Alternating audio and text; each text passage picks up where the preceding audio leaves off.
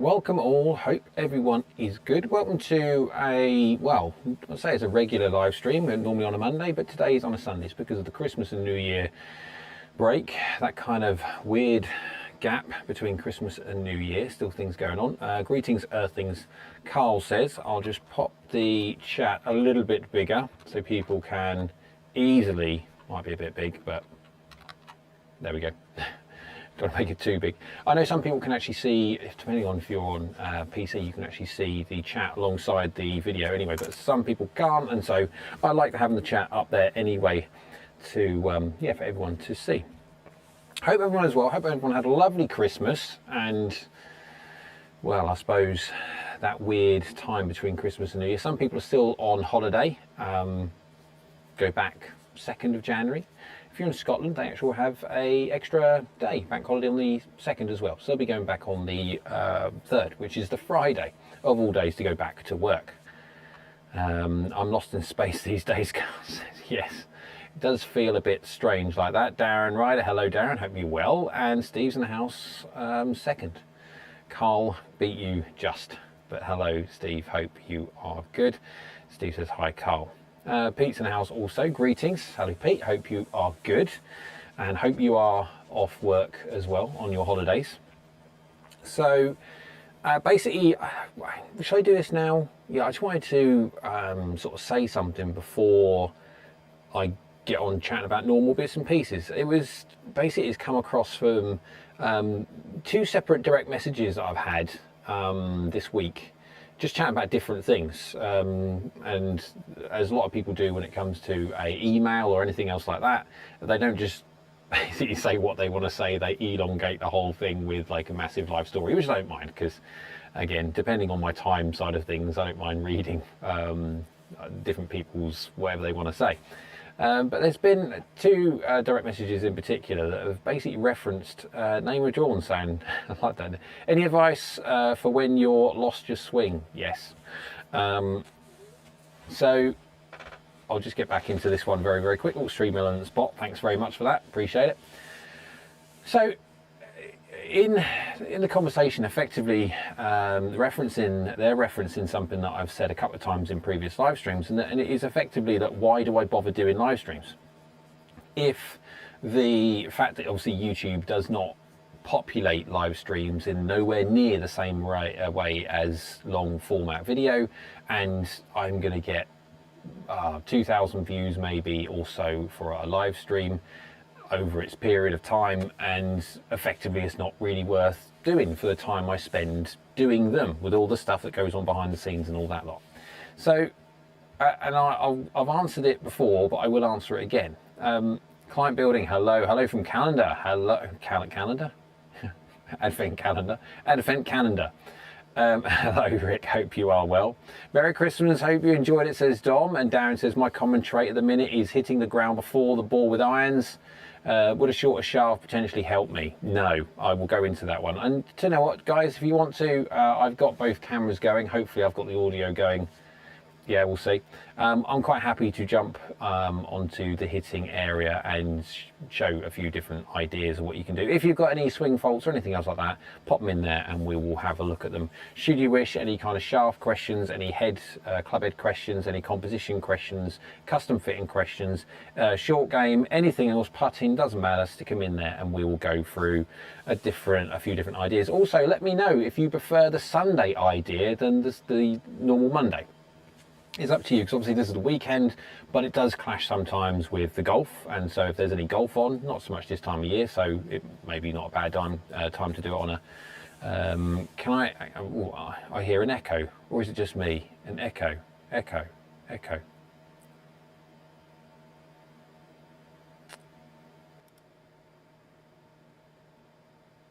Is that any better, or is it actually worse? Because I'm just trying to, well, okay. So, yeah, getting back to the whole idea effectively is, the problem with live streams is obviously YouTube doesn't populate them to everybody like they do long format video. Don't ask me why, whether it's algorithm based or anything else like that. But my point is this, and I will return to it always. Live streams for me was never a case of trying to get as many views as possible and trying to earn as much money as possible or anything else like that.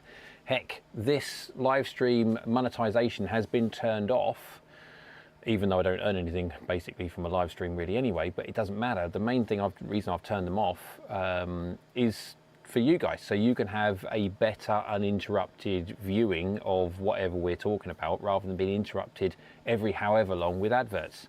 And especially if you don't really, as in me, if I don't receive anything really for that advert, then what's the point?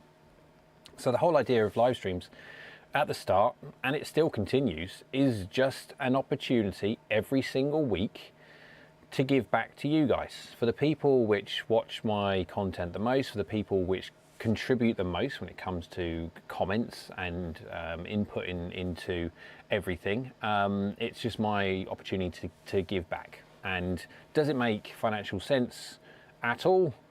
No. But that's not the point, and it will continue to not be the point. So yeah, that's just, there's been a couple of direct messages this week that through the conversation has effectively came out for the question of why, and I just feel that, well, if it was a common thing, I get multiple different ways of obviously communication. YouTube comments is some, but obviously I get direct message through Discord, I get direct message through Instagram, Facebook, emails, all those different things that happen every single week. And yeah, this so seems to be a little bit of a pattern, so I thought I would explain again. So right, let's go quickly over to the comments. Let's see if I tell you what, see if I can do it this way instead. Will it affect you guys? No. Okay, so you can still comment on that one. I have found a way that I can scroll through the comments over here and hopefully it will remain there. We'll see. Keep chatting down there and hopefully it will update, but I'll read through them anyway. So we've got through the echo issues hopefully, and that won't affect if I move cameras, but we'll see. Right, hitting the ground before the ball. Okay, so I tell you what, let's go do that one. Let's go very, very quickly, go through these, and then we will go through that one because it's a multifaceted one that says Darren. So my comment trait at the minute is hitting the ground before the ball with irons. Would a shot shaft potentially help? How important lie angle with regards to strikes? Sorry, I believe my irons are too upright. Interesting one. So we'll go to that one in a second. Don says Merry Christmas. Nick says best irons to transition from game improvement to player's distance. Depends on what game improvement iron you have got and how forgiving it is, will be a massive potential jump to a player's distance, because player's distance aren't as forgiving as a general rule.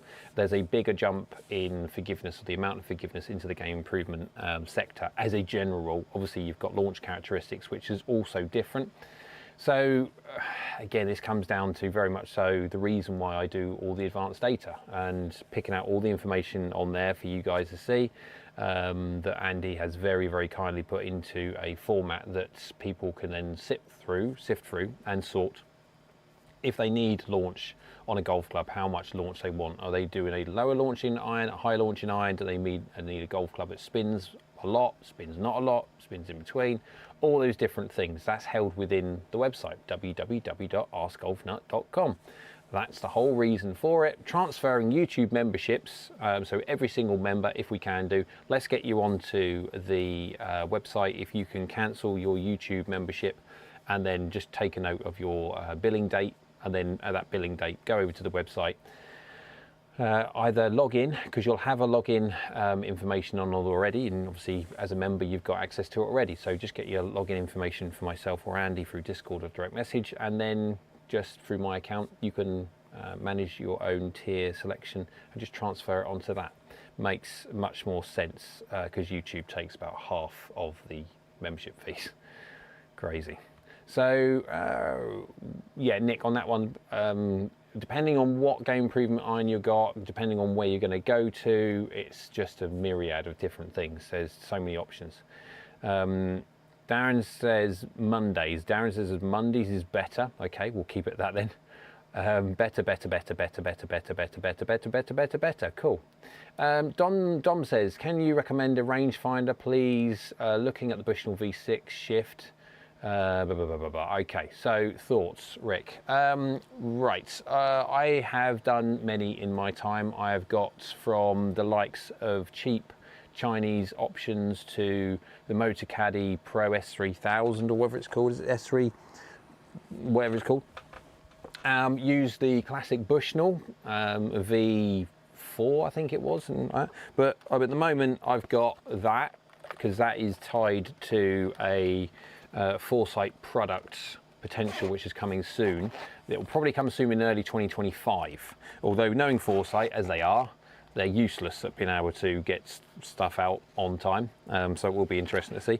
And at the moment I'm using the Bushnell Pro X3 because it's got a lovely little magnet on the side which you can attach to your car, and failing that, if you're not playing very well and your playing partner is playing a lot better than you and you get rather irritated what he's doing, you can always throw this at him because this is like a brick. It is a properly, most of the other things, obviously the Chinese ones are really, really cheap. They are really, really, really not flimsy, but you can tell the build quality is not there. But it doesn't matter, as long as you're not going to throw it around or get it wet and stuff like that, then they will work, and they work, generally speaking, pretty darn decently. You've got the likes of the Motor Caddy Pro S3000, which is a really good option because it does every single thing that a Bushnell does within reason, but it is a much better price point and it's a recognized name. If you go full on to something like this, yeah, you're going to get the benefits of build quality. This thing is built like a brick. It really is. I mean, it is. And the fact that this one in particular is tied to a launch monitor, and all the data that you collect from that launch monitor is on the cloud as such, and obviously this can talk to the cloud. And basically when you're, I won't go into too much detail because I'm embargoed and stuff, I'm not allowed to necessarily say, but there you go. So anything and all, as long as it works, I like to obviously to know to the half a yard, world's loudest zip. I like to know the half a yard, 1 yard's good enough. Yeah, it's fine. Right, client bill and say, you mentioned many times the shaft doesn't have an impact on my swing. No, it doesn't. How important is getting fitted for a shaft other than possibly swing weights? For me or for everyone else? Because for me, not at all. For everyone else, massively. Andy says it's super critical for a lot of people. Absolutely right, it is. Kev, hello Kev, hope you're well. Evening, any news in Shrixon 2025 irons release? So they're coming very, very soon, in January, I think it is. But I won't get my samples, I think, until the end of, because of, I won't go into the, there's tier 1, tier 2, a lot of companies do different tiers now. So you have the likes of Golf Monthly and all this, all the publications, they will be absolutely in tier 1. Say for Cobra is a really good example of such. They have, I think they have Rick, they have Pete, and they have Mark all in. So Rick Shields, Peter Fincher, Mark Crossfield, they will be in tier 1. And everyone else, even the likes of James Robinson, will be in tier 2. And so that's the whole idea of that. And so sometimes people even quite high up, normally you would think, don't get the samples as early as the other ones, and so they have to wait. But that's how companies work. The reason why they do that is not just to have a flood of everything on one day. They try and do it from a marketing point of view to try and keep the story alive, trying to keep the videos coming from different YouTube creators, and so it just keeps that product more relevant for longer. Yeah. What do we got? Anthony, hope you're well. Best overall forgiving hybrid, in your opinion? I haven't hit them all. I've hit less hybrids than I have irons. Generally speaking, irons are the mainstay of any channel, review channels, products, no different to the drivers as well. But then when you're looking at the likes of putters, wedges, hybrids, fairway woods and stuff, that's the view count goes down massively. So people don't want to consume as much information on about that. So the hybrid side of things, because no one really wants to see it, again, samples are much less of those on the basis of such, and so again, I haven't hit nowhere near as many hybrids. I've only got, well, I'll say I've only got, some people haven't got any, but I've got 2 in my bag, and so, and within reason, they stay in there for a long time. And as they're adjustable, because of the fact that you obviously, if you change your irons, you can move your hybrids because they're adjustable to change sometimes with a small amount of gapping difference, but yeah. So we've got Dom says, for the good of the game, Rick, that's good of you. What was, yep, don't want that one. Love your live streams, Jay. Such pure intentions and love it. Thank you very much, Darren. I appreciate that one very much. Andy says, don't tell me how to participate. I'm not quite sure what the problem is, because I'm catching up on the, I've said something and I can't remember what I've said.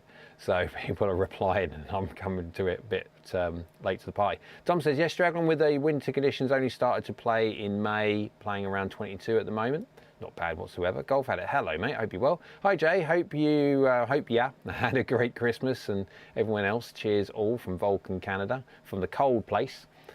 Dom says, love the channel, Jay, helped a lot. I thank you very much for that, I appreciate that one. Dom says, got a full bag of PXG fitted recently. Wow, yeah, that was a expensive thing, but I'm glad you are happy with that one. Name and Jordan saying, I like Sigmund rangefinders. Again, there are so many good ones out there, and they don't necessarily cost a fortune, and they are accurate enough. You don't have to know to half a yard. It's always nice to know that from accuracy point of view, but yeah, don't really know. Is that the X3 Plus? World's loudest zip again. I don't know. I'll be honest, I'm not entirely certain.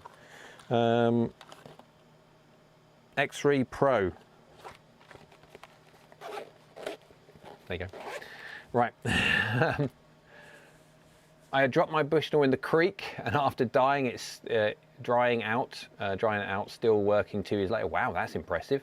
I know that the motor caddies don't necessarily like water in that sense. Golf Addict says, at Dom, I just ordered some PXG irons, can't wait till they get here. Which clubs did you end up going with? Gen 7s. Best overall hybrid for me is a 7-wood, Carl says. Yes, it depends on what you need it for, obviously. I mean, the 7-wood will always win from a like-for-like lofted hybrid, absolutely, because of, well, many different reasons, but yeah. I was going to do the Gen 7s about Hero discount. Yes, that is one really good thing with PXG. They do some amazing discounts for certain people. There's not much in it, so hybrids are critical for us slower swing speed golfers. Absolutely they are. Direct line iron replacements, hybrids, long fairway woods with plenty of loft, all those things. Lost my swing, any advice? Cool, right, let's go back. If iron angle was out by a few degrees, would it contribute to hitting the ground before the golf ball? Right, let's do that. Ryan says, I've heard the new Bushnell is a GPS laser hybrid similar to Garmin's Elite. Can't possibly comment. Certain things I can, certain things I can't. Unfortunately, I can't say that. Right, so let's go over to this one here.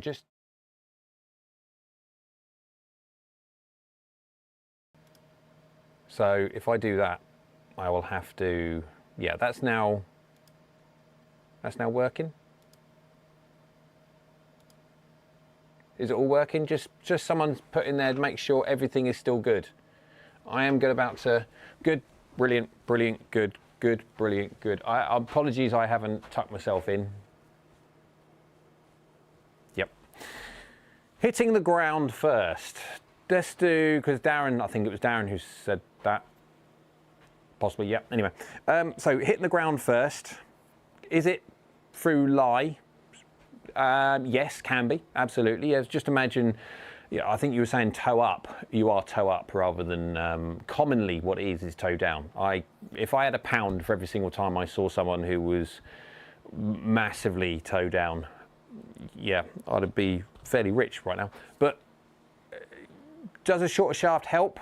No. Generally speaking, you're talking about 3 different ways that you can hit the ground. One, because you've got a poor understanding of how much you shift this way. And so if you imagine your swing as effectively like a hula hoop, the old thing, you remember those things you used to do that with when you were younger? Yep, well, depends how old you are.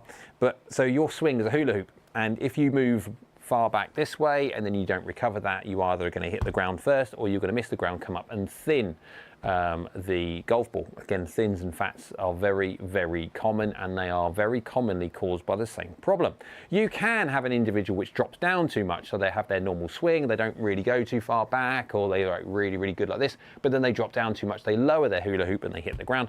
Again, that is not very common at all, mainly when we're talking about elongation of the arc.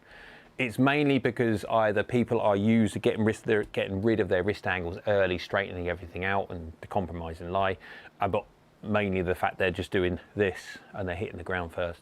Now, lie, can it cause? Yes, let's just imagine you've got a perfect swing and you have a lie angle, toe down, or no, toe down mainly. If you're talking about heel down, toe up, that is not effectively changing the length of the golf club at all. If you get that angle there and then bend this golf club down, you effectively increase the length of the golf club. I won't bore you with why, but effectively you do. And so if you are someone who raises your handle, does this, and effectively puts that toe into the ground, you could be hitting a really good normal shot, but because of the fact that you are now effectively toe down, that toe is going to be interacting with the ground before the golf ball, and depending on the conditions of the floor, whether it be say winter time, it's really soft, you're going to start ploughing, so you're going to start taking a certain amount of matter, we'll call it, mud, first, and then you'll get a cushioned effect. Now in the summertime, when the ground is really, really firm, you don't necessarily get that. You've got a lot more resistance from the ground, and it will want to twist the golf club. That's when you'll find people have two-way misses because they're fighting the ground, and sometimes the ground wins and sometimes they release really hard and they can get it going left. So poor lie angle was always, say, when it comes to say the dropping down too flat, that always says goes out to the right hand side. That's not always the case. You can have someone hit it right and also hit it left with a lie angle which is out. When you're looking at the lie angle going the other way, so the toe up, and you're hitting heel interactions with the ground, primarily, yes, you are talking about shots which go left. You can have shots that go right, but that's because, generally speaking, as soon as someone has a tendency to deliver that kind of an angle, so they're coming into the ground like this way, you will see them start striking out of the heel, because that's the only part the golf club is hitting the ground. And of course, where that heel is, you have got a hosel, and that hosel, bad idea, and so it can go to the right. So lie angle is incredibly important. I don't use lie boards where you hit off a lie board with some tape on the bottom. They're called lie boards for a reason, and it's not because it's checking your lie, it's because they lie in itself. Now, I've done many different things in the past in live streams explaining exactly how it lies. Won't bore you now. So never get fit. If the custom fit guy comes out and says, right, we're just going to check your lie, generally speaking, I'm checking people's lie, or I was checking people's lie when I used to do it full time. I used to be checking people's lie for the first shot they were hitting. Just keep measuring it. And then quad's sitting there measuring, so why not measure it from day one or the first shot as such. You then pick up a picture of exactly what it is as the session goes on, rather than saying, okay, we've got this, we've got this, we've got this. Okay, now we're just going to check your lie. Because the lie boards lie. If you have that experience, run for the hills, or at least the exit, at least. So generally speaking, when people are hitting the ground, through experience of just dealing with people, primarily it's people that don't use or understand where their low point is. Again, you have people which go too far this way and stay that way, or a lot of people, they'll swing okay, they won't sort of hog their right hand side or their trail leg, but they'll get rid of the angles too early and they'll kind of hit grounds like this. There's that old classic flippy delivery where we want to try and lead into impact with the shaft effectively being, I don't know, what was that? Oh, got to have a little look at that one. Something's yellow. Can't really see it on there, but anyway, because I'm now going by the OBS window, which is tiny compared to the comment window or chat window, which I normally have up. But yeah, anyway, when you're working on your low point control, we want to make sure that if you look at your shadow, I've got my shadow on the ground here, you can't you can kind of see it, but it's not the greatest. There you go. When you're turning, I'll move my foot out because I'm still protected from the knee. When you want to turn, you want to get to a point of when you're turning, your head is not moving. Yeah, you can do a properly good turn. There's nothing wrong with turning, but what you need to do is not do this, because as soon as you go back, say 6 inches, however long, your backswing is X amount speed, your downswing is a heck of a lot faster. And so if you move however many moves, inches, 6 inches, whatever, you've got to move 6 inches or more to get past that, and you're not going to do it. You haven't got time, so you're going to be unfortunately hitting the ground first or thinning it. So keep your mass over the golf ball, because if you keep your mass over the golf ball, you've then got an ability to push onto it and get onto your left hand side or get onto the lead side on the way down. But absolutely right, let's go. I do want to show you before I want to show you, it's a secret weapon. I'm not allowed to show you because this is embargoed, possibly not even allowed to show you the head cover, but I don't care. It's all a bit of fun. It's a secret weapon. It says it there. It's a secret weapon. But no, you can chat about it if you want to in the chat. Just not allowed to. Yokibar 1962, thank you very, very kindly for that. Where's my little love song? Where's my little thing?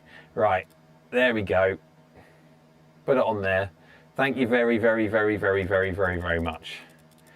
It's very, very much appreciated. Anytime anyone donates, it means an awful lot. It really does.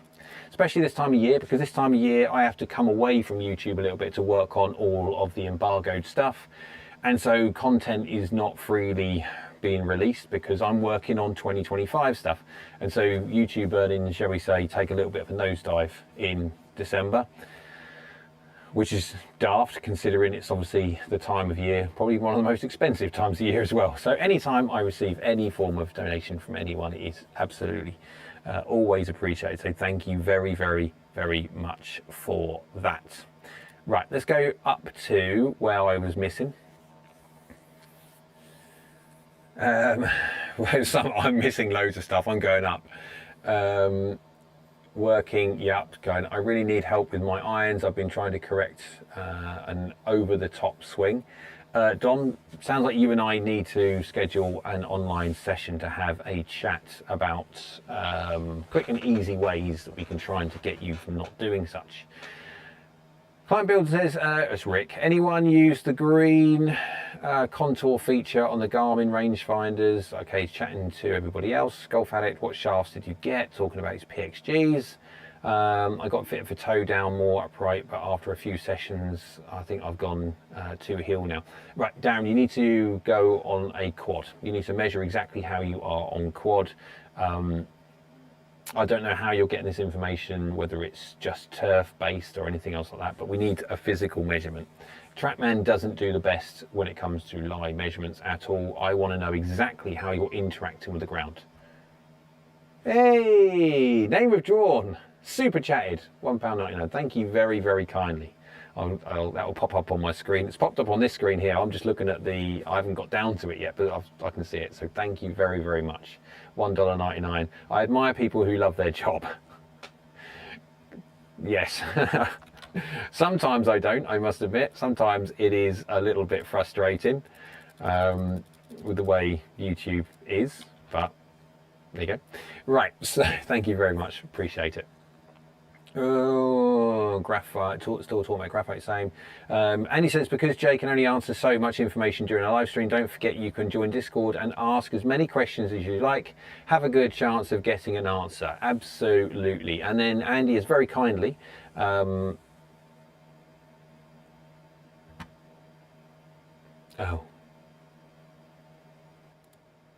better. Andy is then very kindly, because I'm getting through, put the link up there for you to see. You can scroll up. Dom says 80s. They were talking between themselves. We went 5-iron gap. Beaver pelt. All right. 6-iron gap. Right. They're chatting between themselves, which is lovely to see. Dom says no full bag. Black Ops driver. Oh. Golf Alex super chat at $3.51. Thank you very, very, very much. Does that do the conversion? That does it in the conversion, because I'm seeing, as you are, California, I think it's, no, not CA. It's Canadian dollars or whatever it is. Yeah, Canadian dollars. It does the, yeah, doesn't matter. Why there needs to be so many, I don't know. But thank you very, very much. I appreciate that a lot. Get yourself a beverage. Not normally time for a YTD, but it's not the same. It's not the same. Right. Where am I going to go to? We're talking about a secret weapon yet. The Sugar Daddy 3. Wow. Dan Ryder's got some love faces. I'm going to order the driver and a 3-wood and a 7-wood, sorry, in the new year. That is really cool. The driver, really.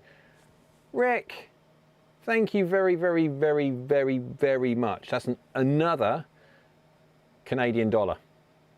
And where's my little? Oh, I'll have to flick over because I can't do everything just by the window. I have to interact. Let's interact with that. What do we do? Oh, no, let me touching that. Wow. Careful. There we go. Thank you very much, Rick. Really appreciate it. Very, very much is. Thank you very, very, very kindly for that. I appreciate it. Thank you to everyone who very kindly super chats and stuff like that. Brilliant. Right, let's go back over to the window because I can move this around and it doesn't move your one around because that would be quite frustrating. How much is that secret weapon? Well, I don't know. Must admit, I'm not quite sure yet. I do like the funky head cover. Very good quality head cover there from PXG. I'm obviously not going to show you it or what's inside the head. Technically, I'm not even allowed to show you the head cover. But I mean, come on, how much trouble can I get from showing the head cover? We'll see.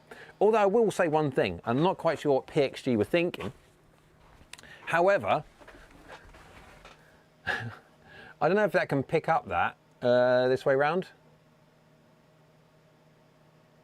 That says oversize. This thing is the same size as a cricket bat. This thing is massive, this grip. They've got the right shaft. When I say the right shaft, it was just the same shaft that they've done the driver in. But I'm not quite certain at what point. Yeah, he wants oversized. No, that's massive. Won't make a difference, guys, but I just thought, quite funny. I picked it out of the box and I thought, that's a cricket bat. No, it's a golf club. That hand was rather large. Right, so, and it says kill Mike 2. I did kill Mike 2, sorry. Yeah, I'll have to remember to, I've got to work out why it won't do what it, yeah, anyway. Right, Pete says, had dodgy left knee and now have to force myself to commit to weight transfer. Oh, right, yes. Now, I can quite absolutely say this for Pete. Now, when you've got a dodgy left knee and my knee is still not right, that's why I'm thinking it was something to do with the meniscus or something like that, because it is taking quite a long time to heal. I have been able to do certain things with my left leg splayed out quite a lot. Now, does it potentially curtail your turn? May do, yes. But it gives you the freedom to be able to swing through. And my big issue is when I'm swinging through, doing that, pushing in, like the ground force, pushing against the ground whilst I'm twisting. And that's what's causing problems with my knee.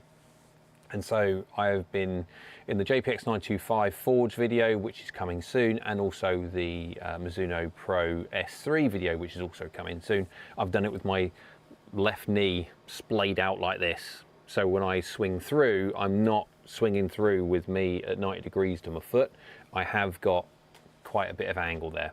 That has made a massive difference. And again, with your left foot this way, it does allow myself, again, I'm not necessarily finding, initially anything, it was thins. I was still good angle attack down, it was just I was vertically too high. So, and again, I can read that on quad, I can read my angle attack and obviously just look at where my strike point is. I'm exactly the same within reason. I was just vertically, so it just took a little time to get used to the fact that my foot is splayed out and it will have different effects. So this is no different to anyone has a swing change. What would it be? Doesn't matter if a coach says to do this, or someone reads something on a publication, or just watch something on the internet and thinks, I'll try that.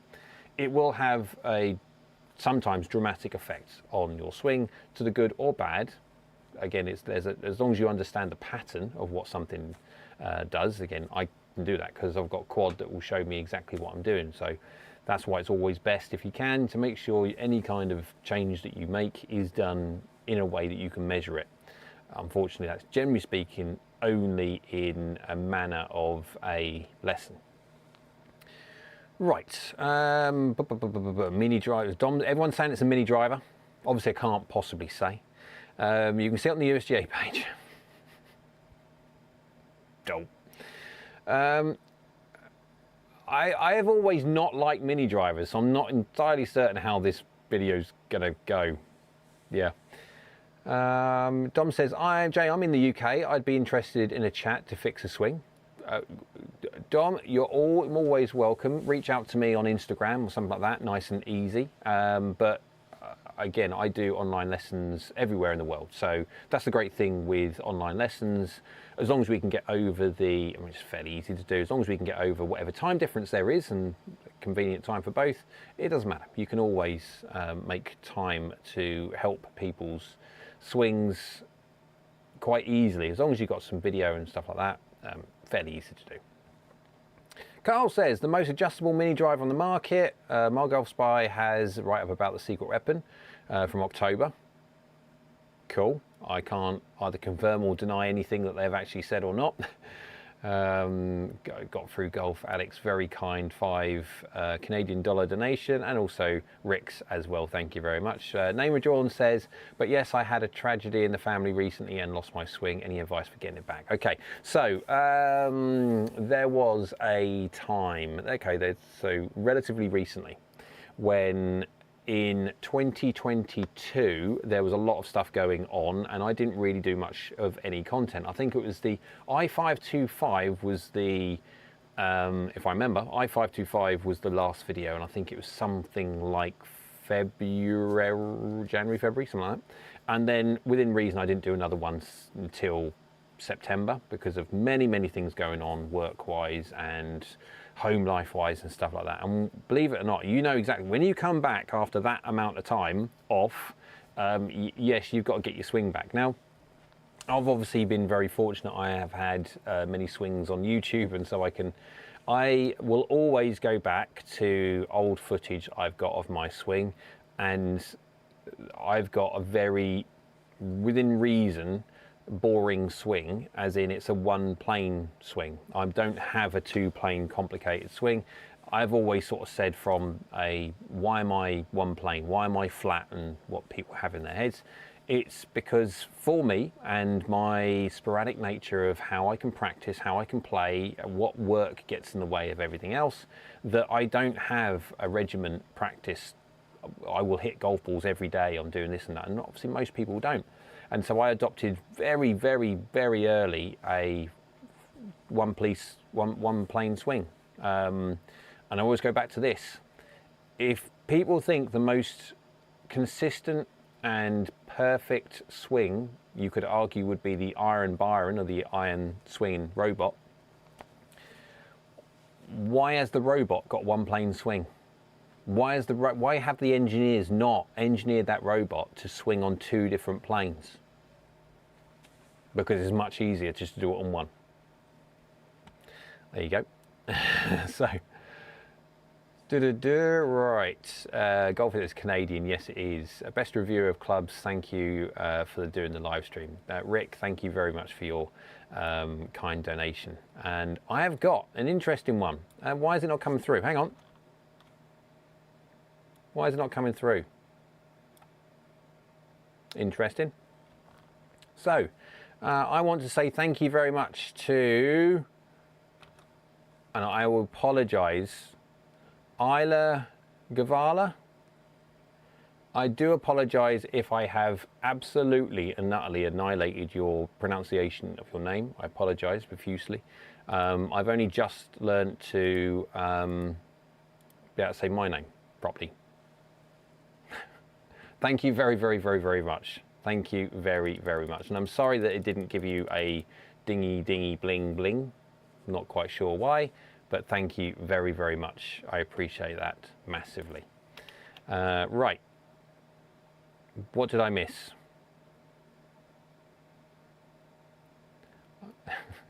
I like that. Nice little animation. Right, so Dom says USGA equipment database shows you it. Love your channel, mate. Happy holidays from Sweden. Isla, thank you very, very much for that kind donation. It is very much appreciated. And I hope it's not too cold in Sweden. Darren says, when I hit the ground first, ball goes left, left and left, which I believe I'm heeled down. I had a wood fitting and hit a few irons, and he suggested I was heeled down, and the rest is assumption. So when you hit the ground anyway, generally speaking, you will always get a closing of the face. Anyway, there's a lot of rotation going on through impact area with your hands naturally transferring around. And of course, any time you have interaction with the ground, your club head will stop, your hands won't, and it will have a tendency to want to really flip over the club face. If you add that to a toe up delivery as well, against, we don't know. On a woods, generally speaking, guys, if you're getting measured on your woods through lie angle, which I would never do, they are designed to sit slightly toe up. I think on average, if I remember correctly, on the PGA Tour, their driver, slightly different, but effectively is a wood, so it has the same effect. It's the most, but yes. 14 degrees was the amount of toe up that the drivers sat at address and delivered at something like 9.5 degrees toe up, 10 degrees toe up. So that obviously takes into account some people have their handle slightly higher at impact, and also shaft droop that would impact on that lie angle. But they are still nearly double digits toe up at impact, and 14 degrees. And so if people have a look at that one and then look at your live, your hybrids even, and then your fairy woods, which will be less of a degree than the driver, but still the same premise, that your irons, if you hit the ground first, generally speaking, a lot of the time they'll go left anyway. So rather than the assumption, Darren, I would absolutely go somewhere where you can measure. Go somewhere where they've got a quad and they've got 4-dot data. Even if it's a paid for 15-minute session, just letting you hit and getting you that information. Make sure they export that information, then send you that information. That information is worth its weight in gold. Gold Fanatic, do you have a channel? Says Dom. No, I don't. I don't do Instagram. Okay, I don't do Instagram. That's no problem. You can just email me. If you email me at askgolfnut.com, no, askgolfnut@gmail.com or j@askgolfnut.com. There you go. Too many emails in my head. Either or, I don't mind. Then we can have a chat about making time. Client Bill says, I find I hit differently indoors versus on turf. Everyone wants to fit indoors. Any suggestions? So have you got any measured differences between? If you know what your measured differences are, then you can effectively account for it, whether it's just swing speed or whether it's delivery based completely. If you change your path, your face to path, your strike location, all these dynamic lies. So if you're changing different wrist angles, it would be an interesting thing to measure. So you need to measure your first outside, what you're like on the golf course, and then measure what you're like inside. If there's a pattern of such, then of course you can make an adjustment for that. Although in those situations, I would just take someone outside and fit them outside, and then take the quad outside and do the exact same thing, but just tell them, ignore flight, because I cannot change the wind, I cannot change the balls you're hitting because they're outside onto a range or whatever it be. I don't fancy the fact you've got to go walk out, I don't know how far afterwards, and pick up the 100 golf balls that you've hit. That's not going to happen. And so that's, yeah, but right. Direct flights are always best, one plane. That's why robots do that. Ryan says, Jay, what clubs are you most looking forward to for 2025? It's an interesting one. I think reviewing for the amount of years that I have is very difficult to get excited about new equipment on the basis of just what the marketing says. And so I get more excited when I'm testing something and I find the results myself and they are like pretty darn decent. That's what I get excited about, and I get excited on the basis of what potentially that's going to mean for you guys. There's even the worst golf club on the database that I've got. It's obviously on the www.askgolfnut.com. There's always going to be even the worst one for forgiveness, let's say. There's always going to be someone who fits that, absolutely, depending on what miss they have, etc. No different to all the other data that's on there for the launch factor, seeing how high or low a golf club will launch a golf ball with its loft, and then the spin rates, etc. That's the whole idea of it on there. So I get more excited when, say, like the Cobra Limit 3D, a true player's distance iron, a hollow-bodied player's distance iron. So it looks like a blade, slightly bigger, but it looks like a blade, but it is obviously hollow-bodied and stuff like that. I get excited when you get technology differences which really make a difference. That 3D printing idea is just groundbreaking. I love it. That's what I get excited over. I get excited over doing a test like I did with the JPX 925 Hot Metal Pro and hitting all the forgiveness shots off of camera, because you don't want to be seeing all that stuff, and then pumping that information into the heat map calculator and knowing straight away that I'm hitting shots and it's just ridiculously good. I'm thinking this heat map's going to be mental. And looking at all the shots I've hit over the face, all the dots on the impact area, and they're everywhere. And then looking at the software and seeing the group of where all the balls are finished and they're really tight, and I'm thinking this golf club's mental. That's what I get excited about. I don't necessarily get excited about something which as yet I haven't tested, and yeah, don't know if it's going to be any good or not. Right, so let's scroll down. I am trying to keep that screen from not scrolling. I want it to keep on updating, and I'll scroll on this one here. King Tour 2025s. Yes, I think Andy's definitely looking forward to that one. Definitely. Client Builder says, do expect much of a change? Do expect much of a change with the, with the ZXIs as such? Should I wait for a fitting? Do I expect? No. But then other manufacturers have not really expected anything really that much different, and the results have been very, very different. Whether it's good or bad, this is the thing. I mean, a golf manufacturer can tart something up aesthetically, but in the way of tarting something up aesthetically, change the center of gravity of the head or anything else like that, and it does change the characteristics of the golf club. That's sometimes good and sometimes bad, depending on obviously what you need. Adam Wagstaff, hello Adam sir. I don't know if you've actually logged into the website yet. Any of the members, any YouTube members, make sure you log into the website if you can. Spend the time, just go on www.askgolfnut.com and log in. If you haven't got your login, email me, and then I'll quite easily, happily send over your username and password, because you don't want to miss out on all of the heat maps that are coming. Obviously, we've got all the new product coming. I've got all the JPX 925 Forge and S3 Pro S3 done already.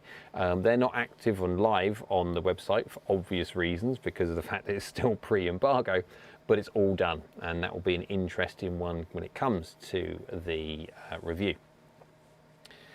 Andy's given out the emails. Thank you very much, Andy, for doing that one. Mostly swing speed and distance. Any preference to which one? I can't remember what I've said. Adam says, big question. So I'm still, well done. Yesterday shot my lowest round. I have been considering getting fitted. Should I bother? You think you've answered your own question on that one. I'm like, more importantly, how's the bad leg? It's all right. It's all right. I would much rather it would be better than it is. I'm managing the issue, we'll call it. That's what you have to do when you get older, I think. Name John say, can't wait to get my Mizuno 925 Hot Metal Pro set, and I can understand why, because they are the best, the most forgiving iron on the list.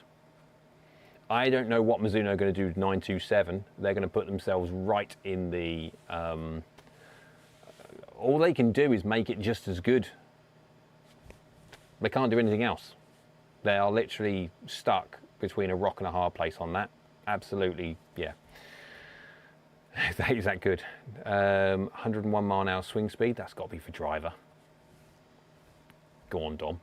The ball is the last thing you fit for. Mostly you really.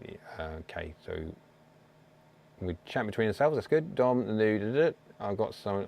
Still chatting. Oh, William. Hope you are well. William, I don't think you've logged on to the website. You need to log on to the website, William. If you haven't got your username and password, reach out to me. We'll get you that username and password. With the heat map making it easier to test and compare clubs, any plans on adding budget clubs like the multi-ram, Pine Meadow, Power Built, etc.? Well, William, I have already reached out to the likes of, say, Ram, I have done, and also, what was the other one? I can't remember. And they basically said, the interesting thing is that company has put all their eggs in one basket on one particular YouTuber, and I don't necessarily understand why they would do that. And if a company has got that little budget in the marketing side that they can't afford to send a 7-iron out for reviewing, then but yeah. So fair enough on that one. They did say, oh yeah, but if we change our minds or whatever, well, yeah, whatever. It would be. I think every club on the planet would be tested if we get hold of it an unlimited time. I don't know if we're chatting between. It could be. I've said something before. Poor Jay, he's getting old. I am. Not that old. But when you're swinging the amount of times and blah, blah, blah, then yeah, things happen. And this is the thing. I mean, someone said about Tiger when he had his knees and stuff like that, he obviously had knee surgery and he was out of the game for months and months and months and months and months and months and months and months and months, years if you add everything together. In the YouTube world, I can't afford to do that. If I don't make content for people to physically see and watch and listen to and all that lot, then, well, I haven't got millions and millions and millions and millions and millions of dollars in the bank account to fall back on. So, GolfNut says, Dom, yeah, I like the old ball. Okay, well, they're still chatting between themselves. Cool. And off topic, I built a 10 by 10 by 5 hitting net cage in my backyard and got a Garmin R50. Finished it yesterday, and of course, it rained today. Anyone have 1.7 million so I can afford a house in San Jose? No, but well done for doing the, it won't be long. It won't rain forever and you'll be out there. Be interesting to see, William. Let us know how you get on with Garmin R50. Thanks, Jay. As no worries, that's for something else I've said. Andy says, do you know the way to San Jose? It's got to be a music thing. Got to be a song in it. Oh, I was saying 101 miles an hour swing speed, referring to the ball fitting and how important it is. Yeah, I run ball from putting backwards. Literally, the driver is the last thing I even ever concern myself with. But yes, the faster you swing, the more important it is to get the ball fitting right. From a distance point of view of driver, absolutely. I would always, absolutely, just fit from the green backwards, and then out of the choices that you do have when it comes to driver, make the choice on the one that best suits average overall everything. But very much so, put a lot more emphasis and weight on the short game and putting and all that lot to never do driver.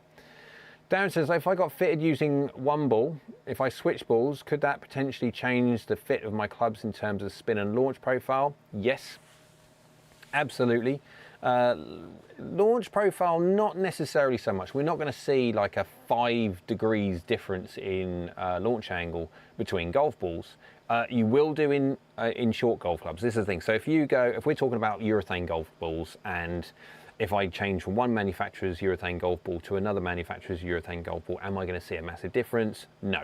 You are going to see a slight difference in flight, absolutely. One will spin a bit more, one will launch fractionally differently, but then they'll have dimples, differences in the amount of dimples and how the aerodynamics affects the ball, so you might see a trajectory change as well.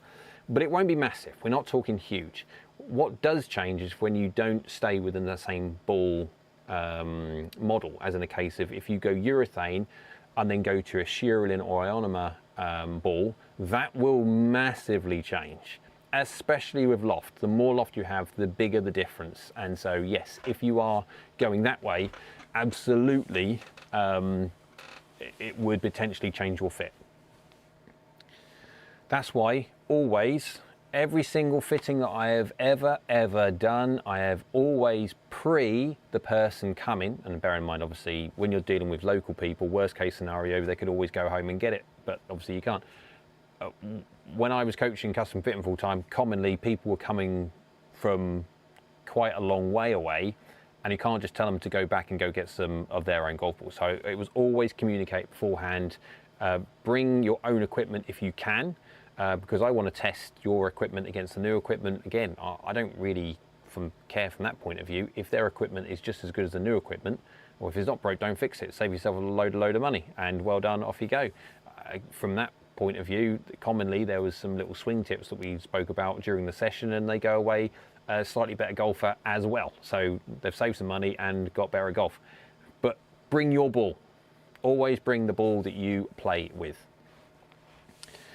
Right.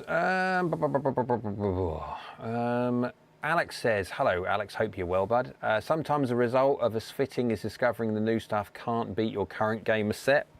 One of those sets. Exactly what I've just said. Absolutely agree, 100%. Isla says, I got fitted for Cobra Dark Speed irons, being quite new to golf, and it was horrible few months.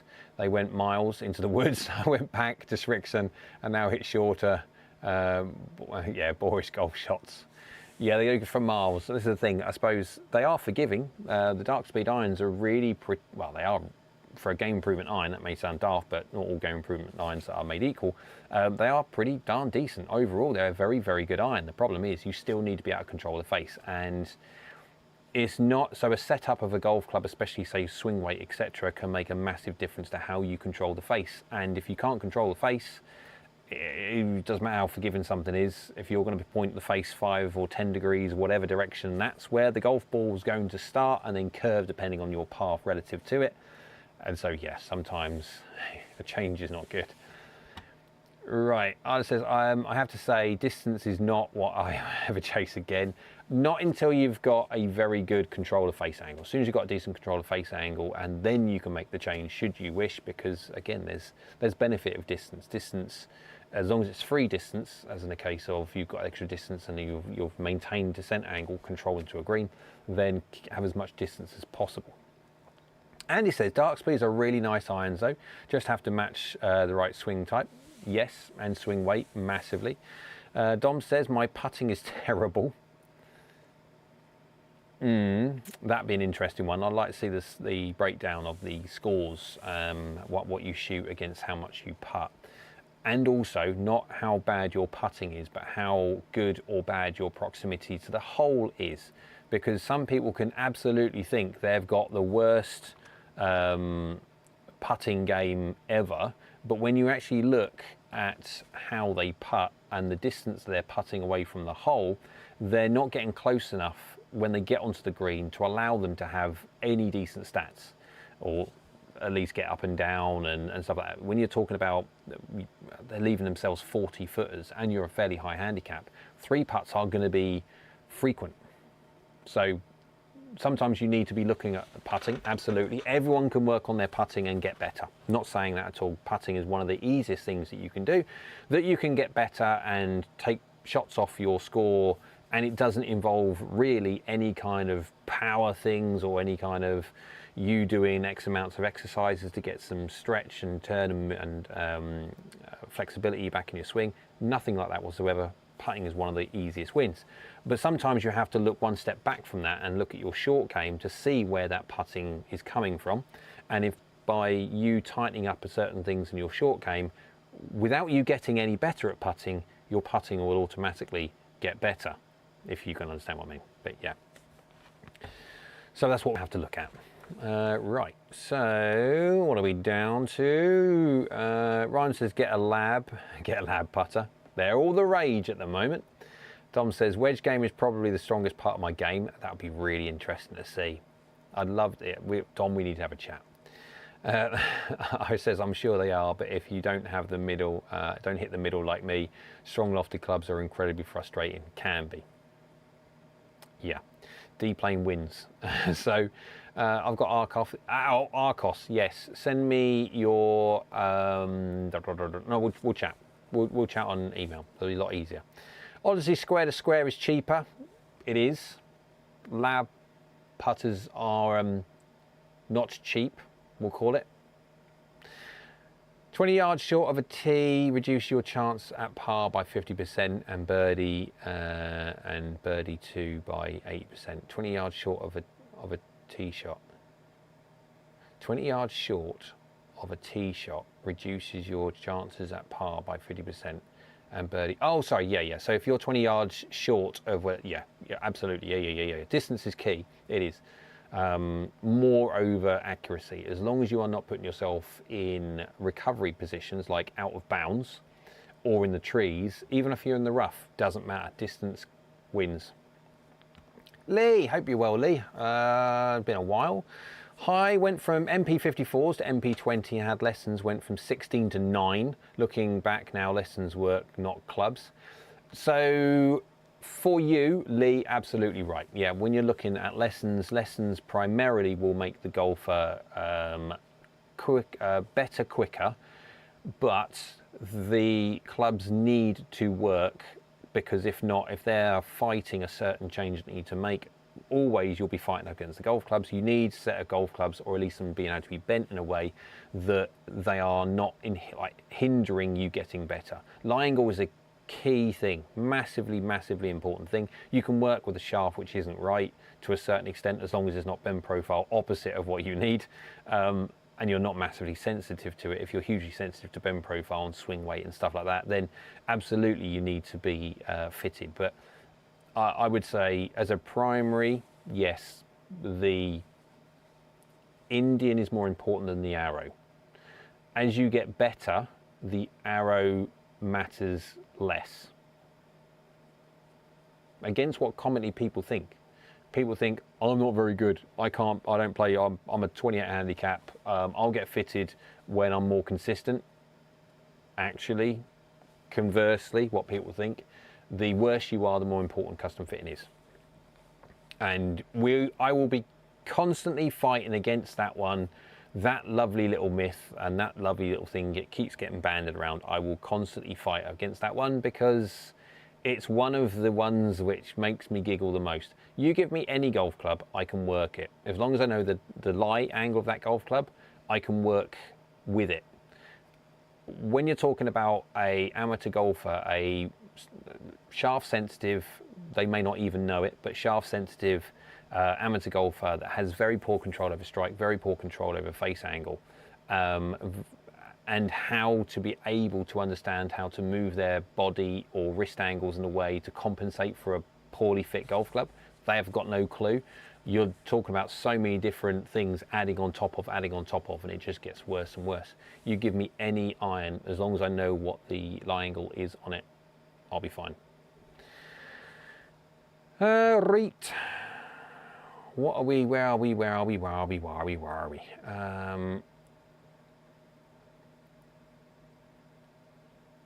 Any gadgets to help reading greens, Rick? Yes. Really expensive, so no. So aim point works mostly, depending on how good you are at actually feeling the green. If you can't feel, I do a 360 every single time I play properly. If I'm not playing properly and I'm just messing around, I don't really care. I'll just put up and whether it be. But if I'm playing properly, I will always do a 360 degree, because I will always opt to take the pin out. Always opt. So effectively, when on the green, I'll always take the pin out. I won't leave the pin in, and generally speaking, unless my playing partner's got an objection to me taking the pin out, I'll always go to take the pin out. Why? Because I am walking and I'm reading the surface as I'm walking, and I want to get to the pin and I want to take the opportunity to get to the pin because someone's got to do it. I'm not wasting time, so I'm going to be the one who's doing it. I'll get to the pin, I'll take it out, and then I'll walk back again. I'll walk out, and I'm working out what the ground is doing, uphill, down dale, whatever it be, and whatever slope you get from both sides. So by the time I come to line or putt up, I've already got an understanding. If you let your playing partner do the pin or anything, I'm still going to have to do that walk. Doesn't make sense. It's that ready golf idea. But yeah. You need to learn how to read the green for your feet. You can't use your eyes. Eyes are a very deceiving thing because the lay of the land could be in a certain way. You could see the thing pitching one way, but if the lay of the land goes the other, it actually could be completely and utterly flat. And so you have to feel it. Right, you can use obviously the plumb bob and yeah, well, different people have different ideas, but there's many different ways to do it. Absolutely on that one when it comes to our costs. The PXG Allen putter is nice, especially with Heroes pricing. I like it. Golf Addict, what you should do, you should be ordering 20 of these on Heroes pricing, and then I was joking. You're not allowed to do that. So I'm no hero, I'm a warrior. Dom says the bat attack putter worked best for me in the fitting. It's like a tiny little fly. Go away. Andy says clubs matter to beginners. Lessons get you down from 20 to 10. Clubs matter from 10 to 0 because the margin of error in dropping those last shots are very small. They are. Anyone going from a 28 to an 18, so 10 shot drop, my God, maths, is far, far, far, far easier than going from a 5 to a 0. I would even say going from a 3 to a 0 would probably be as hard than it is for someone to get from a 28 to a 15. It is that daft. It is crazy. Right, where are we now? Where are we now? Have I zoomed through? Arm lock putters should be banned. Any other rules you would like to see changed? That's a really good question on that one. Yes, everything has, all golf clubs have to be chromed and all golf clubs have to be set at 34 degrees. No, no, but I would like the chrome bit. I'll definitely like the chrome bit. Evan says, hope you're well, Evan. Why do pro tours let pros anchor putters? Let's be a little bit confrontational on that one, but you have a point to a certain extent. I understand because there are pros out there that do certain questionable things, and yeah. Ryan says the square-to-square putters are a great off-the-shelf offering, but the fitting options do not even come close with a lab. Yeah, putters are very unique and individual to the individual. So what works for one won't work for another. But yeah, Don says I'm emailing now. I'm going to email now. Well, cool. Something hopefully should pop up whenever that happens. Wrong phone. Yes, I've got too many phones going on at mine. Yeah. So, GolfNut says custom lab putter here in Canada is around 1,100 Canadian dollars. Wow, too steep for me. You can get the PXG Allen putter for 460. That's a lot of money. 1,100, and I don't know what that is when it comes to a conversion between Canadian dollars and then American dollars, and American dollars is about 0.8 or so.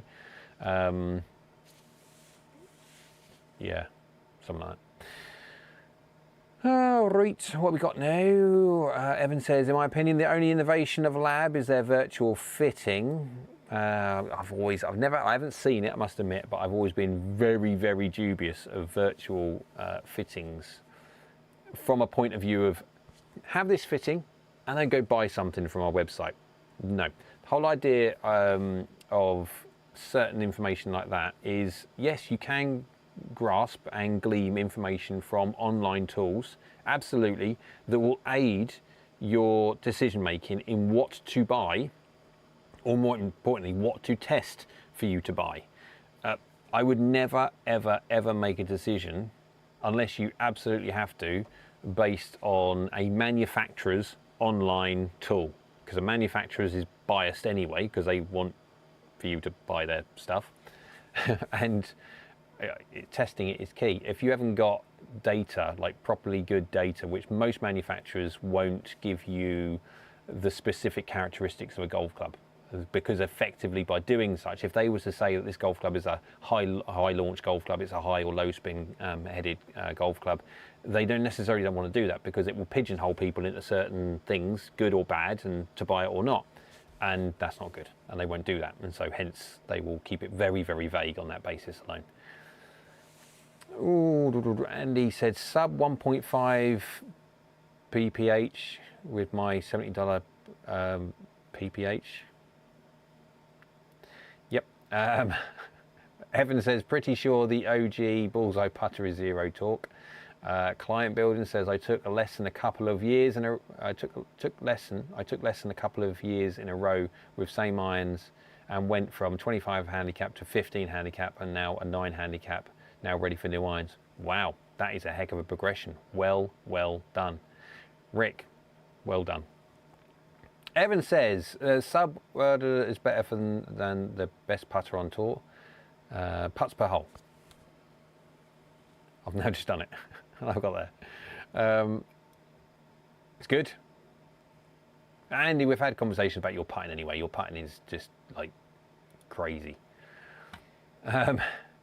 Pretty sure the no, I've gone through that one. Golf Addict, well done for client building. Eric says, can you explain why a low handicap player shouldn't get 925 hot metal pro irons? Everyone misses shots, so why not max out forgiveness? Are HMP really less workable than non-game improvement irons? So the workability thing, the whole idea of workability, absolute, complete and utter tosh. It makes no difference whatsoever. I've done a video in the past where I have physically, and do you know what, Andy or Niels, if you are watching, well, I know Andy is, but if Niels, if you're watching, whoever can get there fastest, I've got a video on my channel about, I think it was a blue thumbnail or something about game improvement and blade and stuff, and talk about workability, the myth of workability, and it is a joke. There is no difference. I spent ages basically hitting loads of shots with the blade, hitting loads of shots with the game improvement iron, and delivering exactly the same, striking exactly the same as best as I possibly could as a human being, and delivering the face open to a path to create curvature. And there's, to see what tilt axis, we're talking about tilt axis, does a blade with a more workable, thank you very much Andy, well done, that's blooming quick, does a blade that is more workable tilt the golf ball more? If you leave your face 2 degrees open to a path to try and give it a cut, does the blade cut it more than the straighter game improvement iron? No. No, it doesn't. The only difference you could ever say would be if you're wondering about these super massive hybrid heads with huge massive soles. Yes, it is progressively more difficult to open them up because of how the sole interacts with the ground. The sole will want to keep the face straighter. In that sense, yes, but that is going straight from the difference between a blade to a super massive hybrid head. If you're looking for an everyday run-of-the-mill game improvement head with even a large sole on it, it's still not big enough to make the difference that people think. And so effectively, no. Measured, you leave a face open 2 degrees, close 2 degrees, whatever it would be, like for like, loft adjusted, all that idea, there is no difference in workability between a blade and a game improvement iron. It is a myth. I'm pretty sure people are not going to be very happy by what I've just said there, but it's true. And so if anyone goes on a fitting and the fitter turns around and say, oh yeah, you need these ones at your level, you need something that's a bit more workable. All right, explain that one. They always talk about workability left and right. I always talk about workability up and down. Now that is a difference, not left and right. Right, so where have we got? They are likely too strong lofted for a low handicap player. That's a good point. The distance caps will be too big for a HMP, but yeah. William says, Eric, I had 923 Hot Metal Pro and they were too strong lofted and the shop wasn't able to bend them more than 1 degree. No, not on a cast head. Not unless you want the head in one hand and the shaft in the other. Dink. I've seen that done many a time. That's why I would never, even when I was doing it all the time, I would never bend an iron. Even if it was forged, never bend an iron. Always send them back to the manufacturer for the manufacturers to do them properly in a measured environment, and they take the risk. If they break it, they replace it. If you break it, when I say you, I mean the shop. If the shops break it, they have this, oh, well, it was a manufacturing defect, and the manufacturer's going, oh, no, it wasn't. Prove it. Well, I've got to, well, yeah, don't get into that. Always send it back to the manufacturer. For the little bit of our sake when it comes to you being able to not have your golf clubs for 2 weeks because they're doing through the process, just, yeah, please. Ryan says, hopefully the JPX 925 Forge can offer similar HMP levels of forgiveness and weaker lofts. They are weaker lofts, they're 30 degree, there's no change in lofts. There is a slight change in bounce, there is slightly more bounce, but they have got a different cut sole this year over last. So it's all turf interaction. I don't really care about turf interaction. I hit the golf ball first. That's what I want to do. I don't want to worry about the turf interaction beforehand. I want to hit the golf ball first and worry about, I don't really care afterwards. Golf ball's gone. So turf interaction for me, not really, it doesn't bother me much in the size. Some people love it, and of course if you love turf interaction, then of course you'll absorb all that lovely tech. It's got a triple cut sole, but I can't obviously say too much because not even, yeah. 6th of January is the 925 Forge. Works very well. We'll all say that is after measuring it and popping it into the, I won't go, it does all right. Hence 925 hot metal high launch. I think Anthony there, Tony's referencing something I've already said in the past, but I can't remember. But yeah, Eric, why not bend them then? And what's too strong loft? Even okay, so so Eric, the big issue that you have with super strong lofted irons is because they're still trying to get down to a semi presentable pitching wedge, and so effectively what you end up is having bigger loft gaps between the irons. Absolutely fine for a slower swing speed golfer because their swing speed would dictate that the fact that those gaps would then translate into smaller distances anyway. If you get a hyper fast person in there, those 5 degree, 6 degree gaps sometimes that you get between golf clubs can then massively change how much distance is between one golf club and the next, and now you've got like no man's land in the middle. The slower you swing, the gaps get smaller. That's the reason why. So that's why super strong lofted irons necessarily, even though they are just a number, it's just how those numbers are separated to get down to, say, the pitching wedge, for example. Isla says, my buddy, 6 handicap, good golfer, claims 923 hot metal bells and games the 923 hot metal pros and hits them miles. The issue is he can't hold the green, often longer than short. He won't switch though, and I get it, as they are amazing. 923 hot metal pro look really nice, looks very, very nice, better than 925 hot metal pro. My own personal view on that. Yeah, he's already doing all right if he's 6 handicap and he's making that many mistakes. I would absolutely urge, if he can, to not, just to go get fitted and just entertain a different idea. I mean, if he can start hitting more greens through having more control, the wins he'll have on his handicap at 6 already is huge. Andy says, I have all the links memorized. I don't doubt. Wow, Andy. That was the one for the workability video. I'm getting through them, guys. I am getting through them. Keep chatting. Keep going down there. I'm getting through them. And if you need any help and I need to go back up there, what's time? Doesn't matter. I will. So, Andy deserves a raise.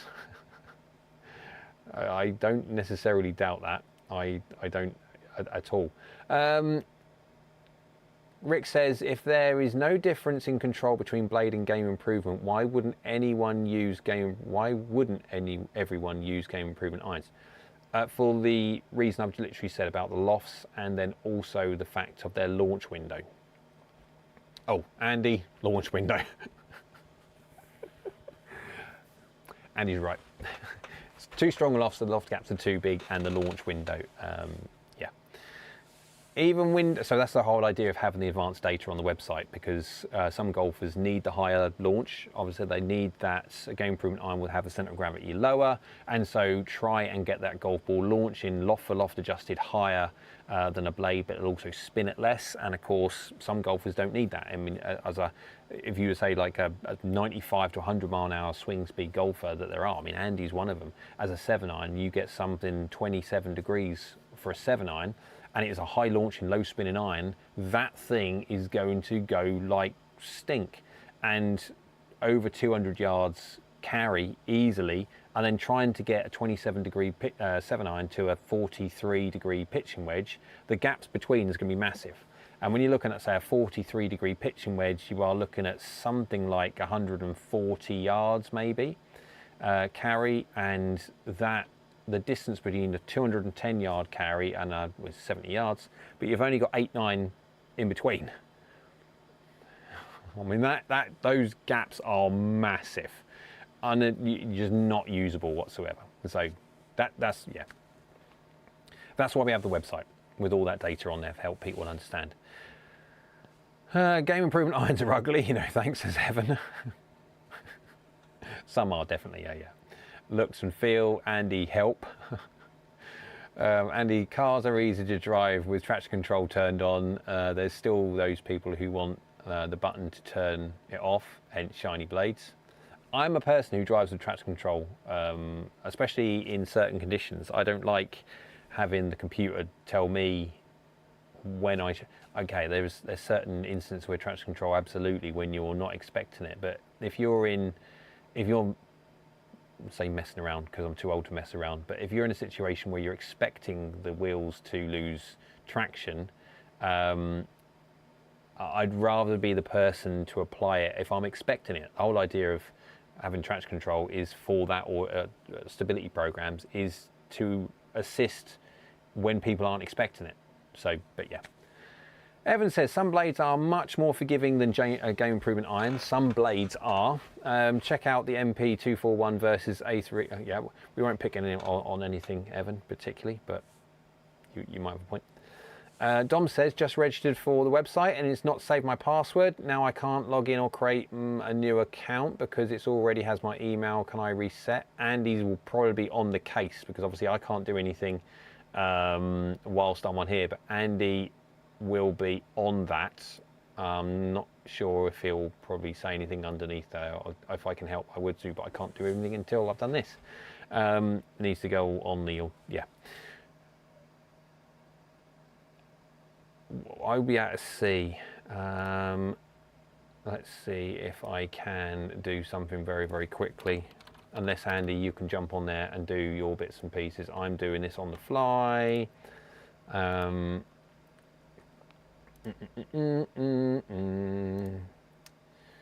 Right, come on.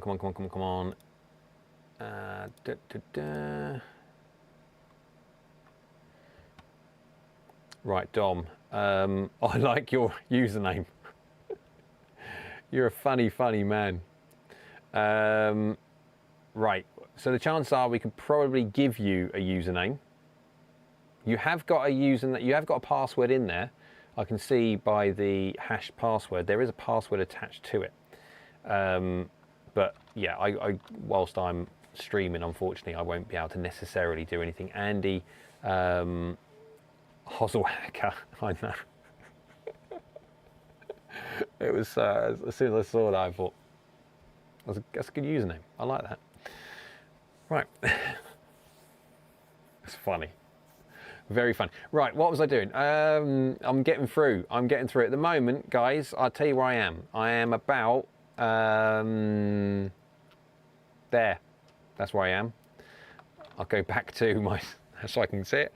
A great example at Andy. I've always drive in sport mode. We're still talking about cars. That's cool. William says, thank you, channel Elite Performance Golf Series did a loft for loft comparison. He found launch and spin was almost identical between the two if they had the same loft. Loft is king.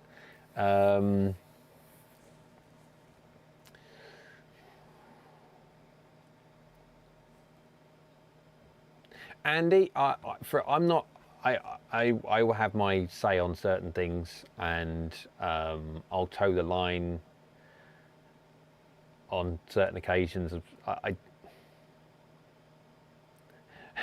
I just saw that Isla says, "Shut up a bit, guys. Just let Jay catch up." No, keep chatting. I will skip over the stuff that people are chatting between themselves. I don't mind whatsoever. I'd much rather you guys chat between. I like it. Evan's gone, no. That's fine. Yeah,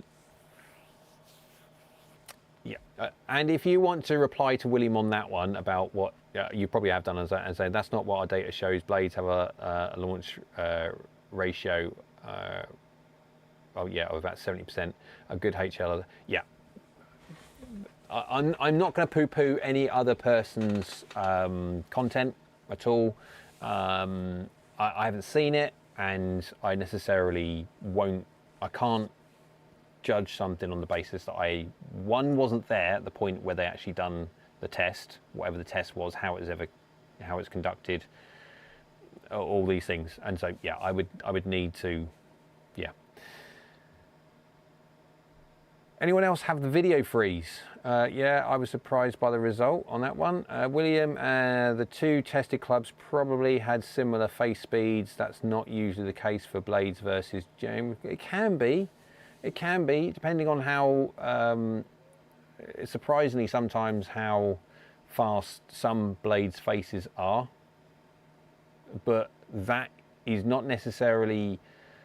So the difference between it, so where people think, this is where people, okay, very, very quickly, the reason why sometimes there is a distinct increase in ball speed far greater than such that we would expect from a blade, and a game improvement iron has that very, very thin face designed to fire and all that lot, yeah. But their center of gravity is much lower, so the ball is not being hit in line with the center of gravity. The center of gravity of the golf club is always lower than the golf ball.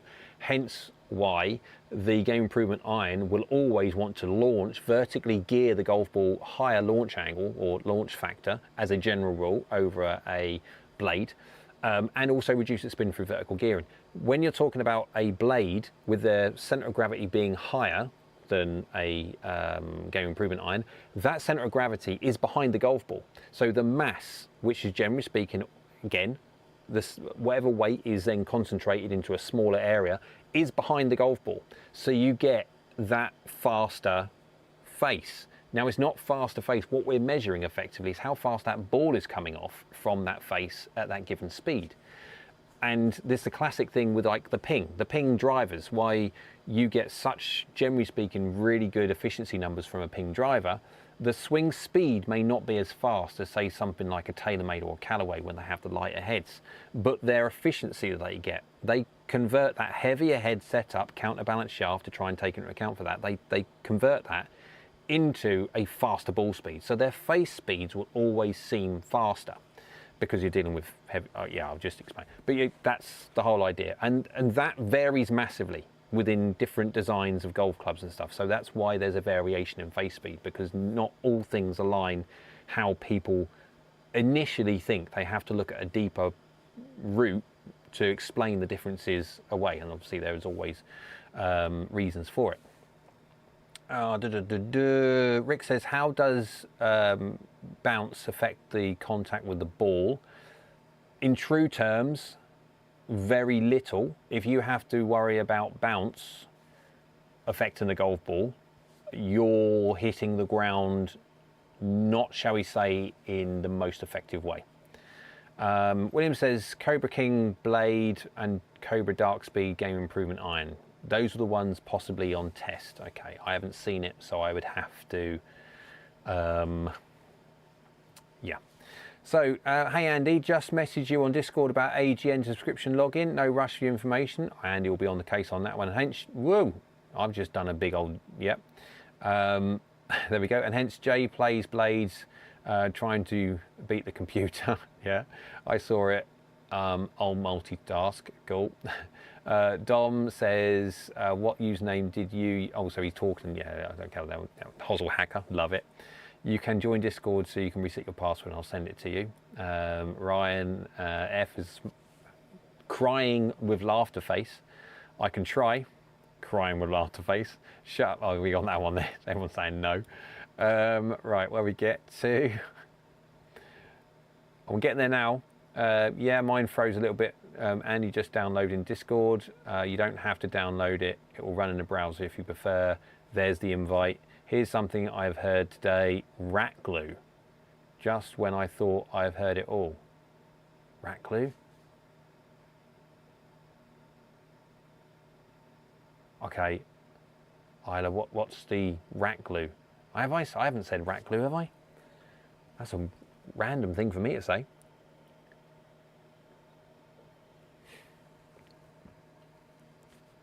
And have I caught up? Hot melt? Don't know. Oh, right. What on earth? Why can't people just say hot melt? It literally has the same amount of letters. Like literally. There is no... Commonly things are given nicknames to abbreviate and to shorten the process of describing that word. Not commonly do we give...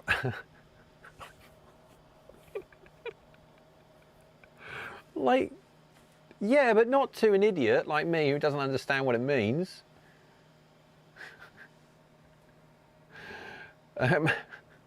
Like it. So, where are we up to? So, Name of Drawn says picked up the Cleveland Smart Sole wedges recently. Oh, did you? Yes, I've got a load. I mean, I did a video. There you go. It's on the channel. Apparently pros fill their woods with some glue instead of weights.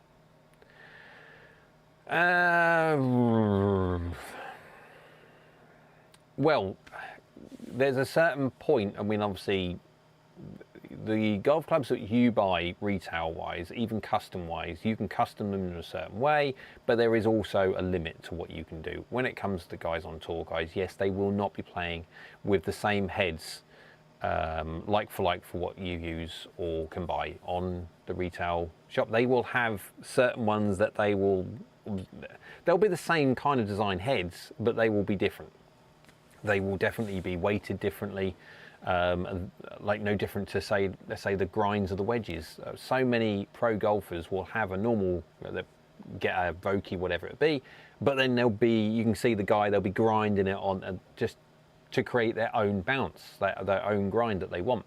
So again, that is a custom grind, and that means it's not available at retail. And irons are similar. They'll have prototype irons that is not available for retail, still within the confines of golf rules, yes, but they just won't be available for retail. So Cleveland C Smart for the win.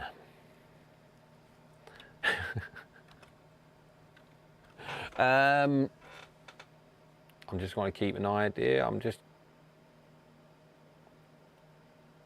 Oh, William, I just noticed, thank you very much for you changing over. There you go. Right. Let's go back on that one. And he says, I may be able to putt, but I can't chip for sugar lumps. Yeah. So for interest, I used to have a short game, I say issue, it's okay. If you were to break people's games up into chunks, as you do, absolutely the chipping side of things and the pitching, the approach play, anything outside of 90 yards, absolutely fine. Anything inside that, chips around the green, all that lot, just a nightmare, because I didn't practice it. And that's what it comes down to, is the fact that I focused, at that time I was so busy doing coaching, custom fitting, hitting 7-irons and stuff like that, hitting drivers and hitting fairways and hybrids, and I wasn't really spending any time on the short game. Now putting has generally speaking always been, I'm an okay putter, I'm fine. It's not a strength, it's not a weakness, it's fine. And that's on the basis of me not doing any of it, it's just fine. My approach play with 7 irons, 9 irons, pitching wedges, all the hybrids, all the full swing stuff has always been the main contributor to me playing decent golf, and not necessarily the short game. Now the short game, I've had time over the last sort of couple of years that I've stepped away from coaching custom fitting full time and concentrate more on YouTube. I have had a little bit more time to spend doing just on chipping, even if it's daft thing like I'm editing, I'm doing all the bits and pieces, I'm making a video, and I'm just gonna, right, okay, I've saved that, let's just pre-render it, get all the previews done.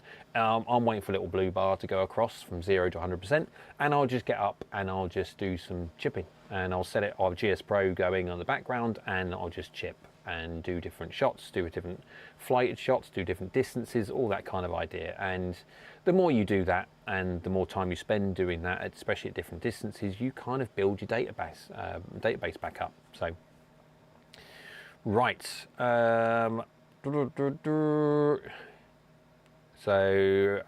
Andy says you have to use the link to join the AGN server.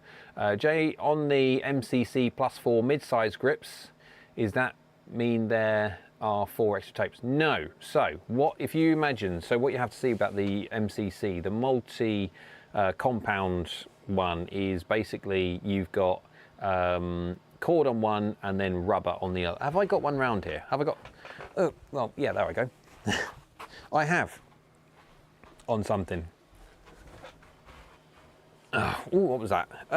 Right, so there's a multi-compound grip. It's a Teams grip, black, as you can see.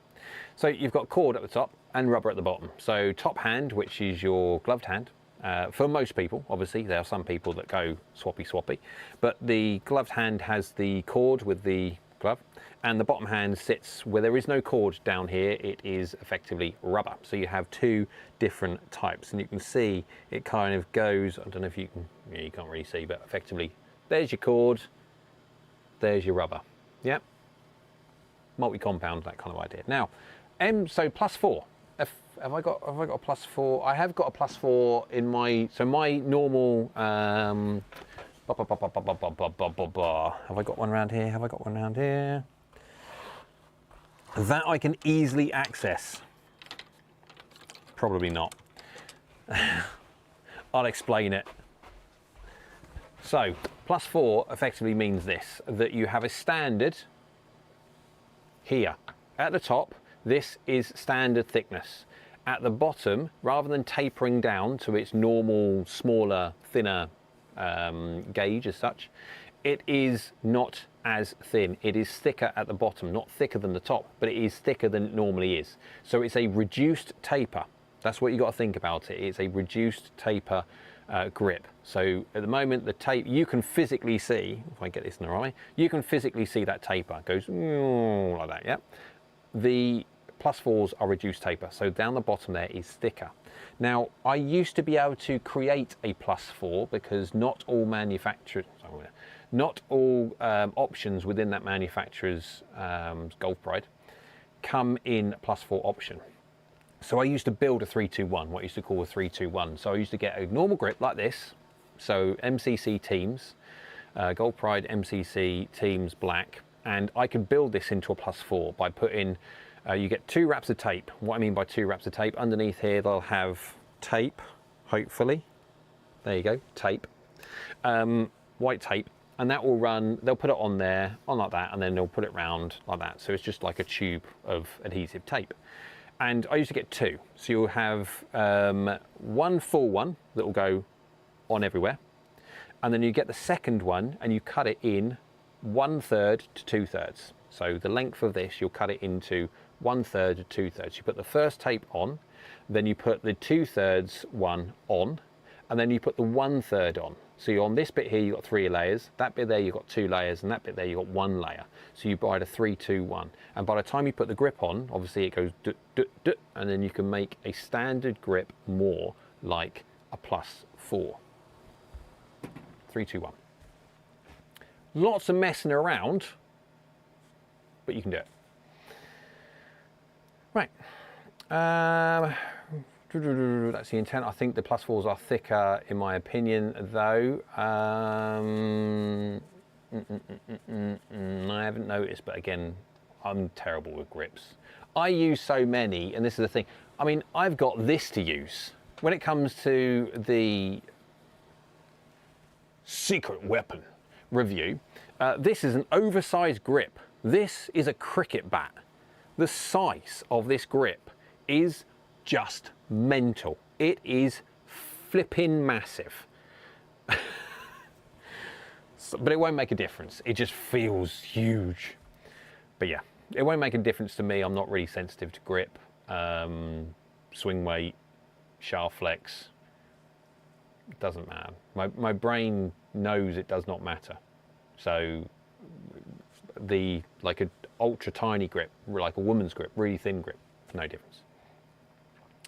That's what she said. So Ida says, do larger grips affect the release of the golf club? I kind of just said that for me, but I will go into that. I was thinking about going jumbo, but if the release thing is true, then it definitely won't work for me. Right, okay, so the myth of if the grip is too fat, then you are not going to be able, your hands are not going to be able to rotate as they need to, and you are going to leave the face open, as opposed to something which is too small and your hands are going to be overactive. Now, the interesting thing is, if you were, and then I can't remember who did this, it was Ping, I'm not quite certain now. They did a massive test anyway, and they were telling the guys, and they had a huge amount of testers. They were telling them that what they were doing, they were changing shaft flex, and they put black tape on shafts. So they're changing the flex, so keeping the same manufacturer, so KBS we'll call it, yep. And they were just putting the tape round so people couldn't see if it was an R, an S, or an X, or anything else like that. And they said, what we're doing these tests, you tell me, because remember, when it comes to shaft flex, the classic left and right, like the myth to a certain extent of the grip, too big right, too small left, they're the same idea. Now, what they were actually doing, they were not changing the shafts at all. They were the same shafts. They changed the grip, and running from different sizes in the grip, slightly bigger, slightly smaller, we're trying to get a pattern. And do you know what they found? There was no pattern. When you took away the golfer's understanding of actually what they were testing something different. They were spending no brain power whatsoever on what they were holding. They were spending any kind of wasted brain power on trying to figure out, trying to feel what was the differences in shaft. And to a point, you got some people saying, oh yeah, this shaft did this and this shaft did that. Right, but if you actually looked at the results, they were completely about face. They weren't like that at all. The ones that you set out to the right must have been the stiff ones. Actually, it was a smaller grip. Made no sense. It's like completely back to front. Some people did have that pattern of going out to the right with this and then going to the left with that. Other people had completely the opposite, and the big block in the middle had no difference whatsoever. And it was hilarious. So basically, if you are someone who absolutely believes the myth and you cannot get out of your head, regardless of how much, and you will always go back to it. If you hit the first shot out to the right with the grip, which is big, and you find yourself going, oh, it could be the grip, then you are someone very much so susceptible and malleable to those myths, that feelings that have been drummed into people. And so for those people, absolutely go with the grip, which is going to suit what your subconscious wants to keep on reiterating to you, because it will make a difference. It doesn't actually make a difference, but it will make a difference to you. There you go. Right, where are we? Oh, GolfNut says, I just ordered irons with mid-sized grips plus one wrap. Will that be thinner or thicker than the MCC plus 4? Okay, so if you're talking about MCC plus 4, you didn't say the mid-size MCC plus 4. So if you just ordered irons with mid-sized grips plus one wrap, that will be absolutely thicker than the MCC plus 4. Possibly the mid-size grip before the one wrap will be the same as a, yeah, so if you had a mid-size standard grip, not +4, that will be the same bottom part of a +4 standard. Or very, very similar. Not quite, but similar. But the fact that you've said, if you'd have said a mid-size MCC, so I know we're dealing with like-for-like sizes, then let's just say you are dealing with mid-size normal grips +1 wrap and MCC +4 medium mid-size as well, then the top part of the grip within 1 wrap of tape, which is tiny, will be exactly the same, but the bottom will taper still more than the MCC. Oh, mid-size. In that case, then yeah. But they'll. I should read below, really, shouldn't I? But effectively, yes. It will be thinner at the bottom. It will be the same at the top. Name and Jordan said, thoughts on the top 100-person PGA Tour limit? I'll be honest, I haven't seen that one. My head has been absolutely either in family Christmas stuff or stuck staring at a screen trying to edit the JPX 925 Forged and the Pro S3 video, so I haven't even been really online hardly at all. And he says, I have small hands, ladies large or cadet gloves and still play reduced taper. Makes no sense. Does make sense. Makes sense to you. That's all it needs to make sense. Francisco, hello Francisco, hope you are well.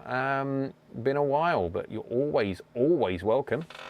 Hi Jay, last week I got fitted for a new driver. I finally got the new GT2 10 degrees. That was an expensive day. I tend to keep my face a bit open and hit low heel, having my missus being the huge slice. Yes, absolutely that one. Dom says, Andy sorted my account, a legend. He is. Andy is a legend. He's a very, very, very kind individual, is Andy. He will help anybody. Where's the F5 button? There's the F5 button. Yep, I can see. Like it. Right. So, Francisco says the fitter got my driver set to B2 instead of A1. Can you explain in detail what this does? Oh my word. Okay, so I have to, unless someone's going to be jumping on that, I'll do it. Cool, no, it's fine. I'm absolutely happy with doing that. It's just that I can't remember off the top of my head what it actually does. Right, so we said, what were you at? B2 instead of A1. So B2, oh dear me. Okay, so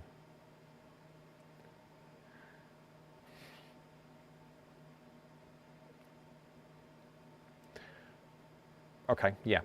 B2 is a Nat's willy width different to the A1. Effectively, it's 0.75 of a degree upright. That's it. 0.75.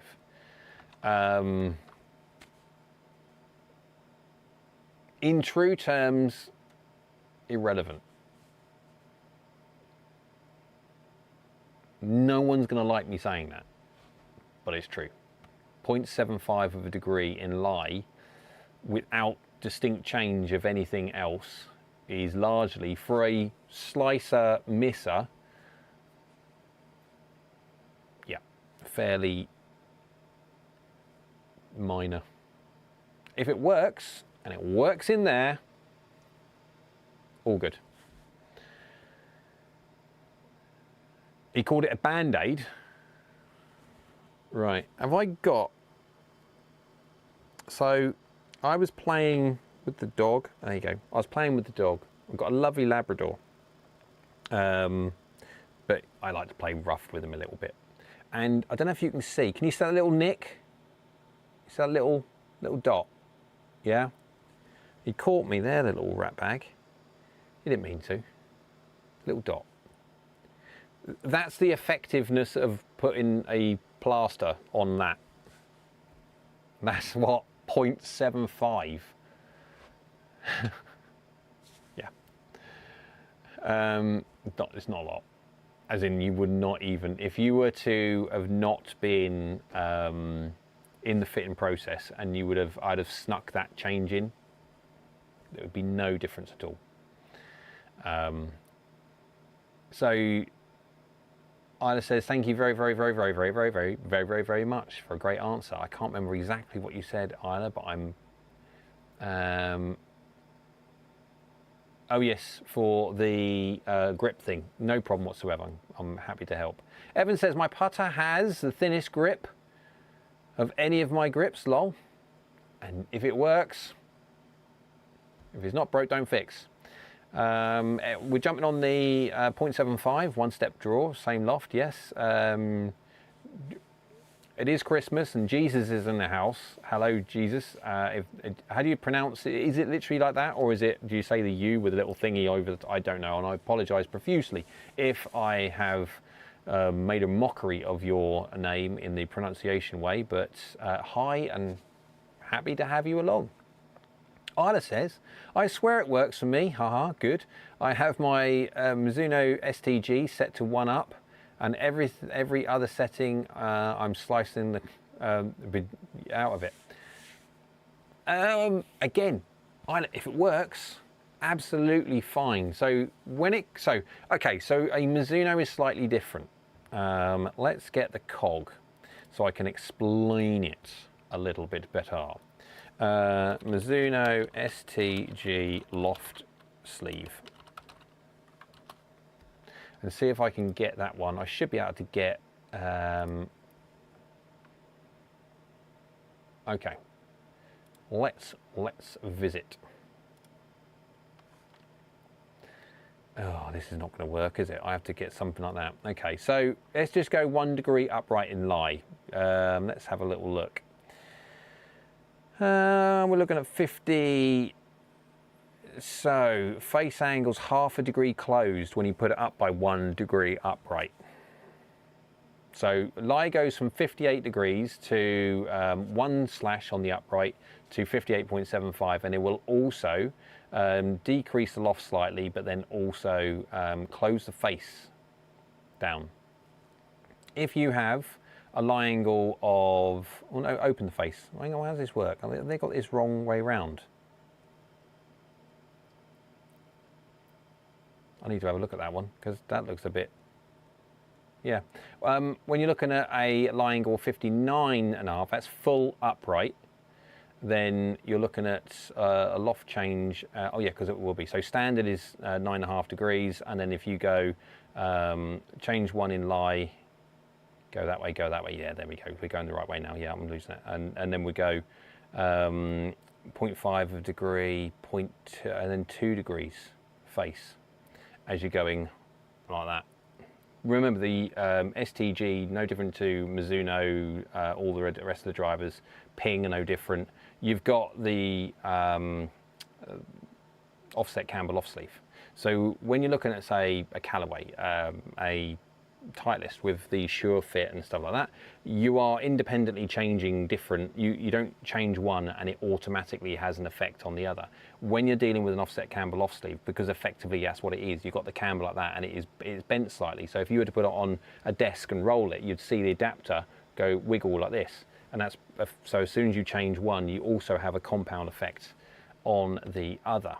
Let's go back on there.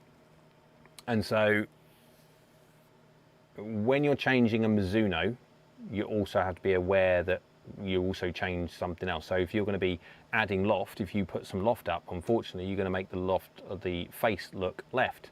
And if you're going to be taking loft away, so like de-loft something, so going from a 10 to a 9, 10 to a 8.5, whatever it be, you are going to make the face look open. And so you have a thing of, when it comes to the other manufacturers with has those like double cogs, or even like with the 11 drive, you've got a triple cog system, you can change things independently. But yeah, right, so Andy's written the thingy chart in there. GolfNut says, oh, got to run Jay and do some errands for the missus, need brownie points, happy wife, happy life, because she doesn't know about the new irons I've ordered. God, yes, Take care. Hey Caesars, is it Zezus? I don't know. I apologise already. Zezus, Jesus, where it is. Thanks to you. I finally changed from my ST180 to G430 Max Driver. Huge gains. Absolutely, there will be. The ST180 was one of the first iterations of Mizuno to say, look, right, let's get onto the wood front. Let's go on this. Let's start the journey of let's make a wood driver that competes. Not beats, but competes with every single other premium driver out there. The ST180 was their first idea. Also, the new shaft is a little lighter and stiffer, but a little softer, and is a game changer. It could be, bend profile will be different, so it can have different feel or effect of. Ida said, yep, makes sense, as I do have some trouble getting the ball up, as with ping, but I enjoy swinging the Mizuno more nonetheless. For me, the Mizuno STG is the longest of all of their drivers. It is the most sensitive though, and so when I am on it, absolutely I'm taking the STG out. The fact that I'm going to be bombing that. When I say bombing it, I'm not talking a huge amount of distance. I'm talking about, okay, it's definitely going to be a club, and having the option of hitting the driver well against hitting the driver well with the other driver, I know that I'll be hitting a 7-iron to the green rather than a 6-iron, and I can guarantee everybody you're always going to be closer to the pin. Increase in greens in regulation and also proximity to the hole, less putts, etc. You are going to do better when you have less club in your hands, and so but when you're not on it, and the G is definitely not a golf club when you are not delivering the best, then yeah, that's when you have the Max in there, because just so much more helpful. Right, caught up on chat just in time to close. Yeah, for Golf Alex, yes. Name is fine, don't worry about it. Cool. I apologise to many people. Francisco says, man, that ping sound is weird, lol. I just did not like it. The 425 was, yeah, that was a very Marmite golf club. Quite loud, quite distinctive tone, and so the G430, they changed the tone and it made a massive difference. It did. Client Bill says, I gotta go, looking forward to the next one. Rick, thanks very much for joining and for inputting and for chatting away. It is very much appreciated, and thanks to everybody so far that has popped in for the chat. Now, again, I'm not quite sure how long we are going to be going on for. This is now 2 hours or so. We will see how things go when it comes to the chat. If the chat calms down and people falling asleep, then we'll stop. I've still got plenty of editing to do. I've done the hitting part of the videos. I've done the data collection for the videos for the JPX 925 Forge and also the Mizuno Pro S3. I've done those. I just haven't done the numbers side of the video, where I basically say how good or bad the golf clubs are and how they work. Haven't done that yet. So what we got?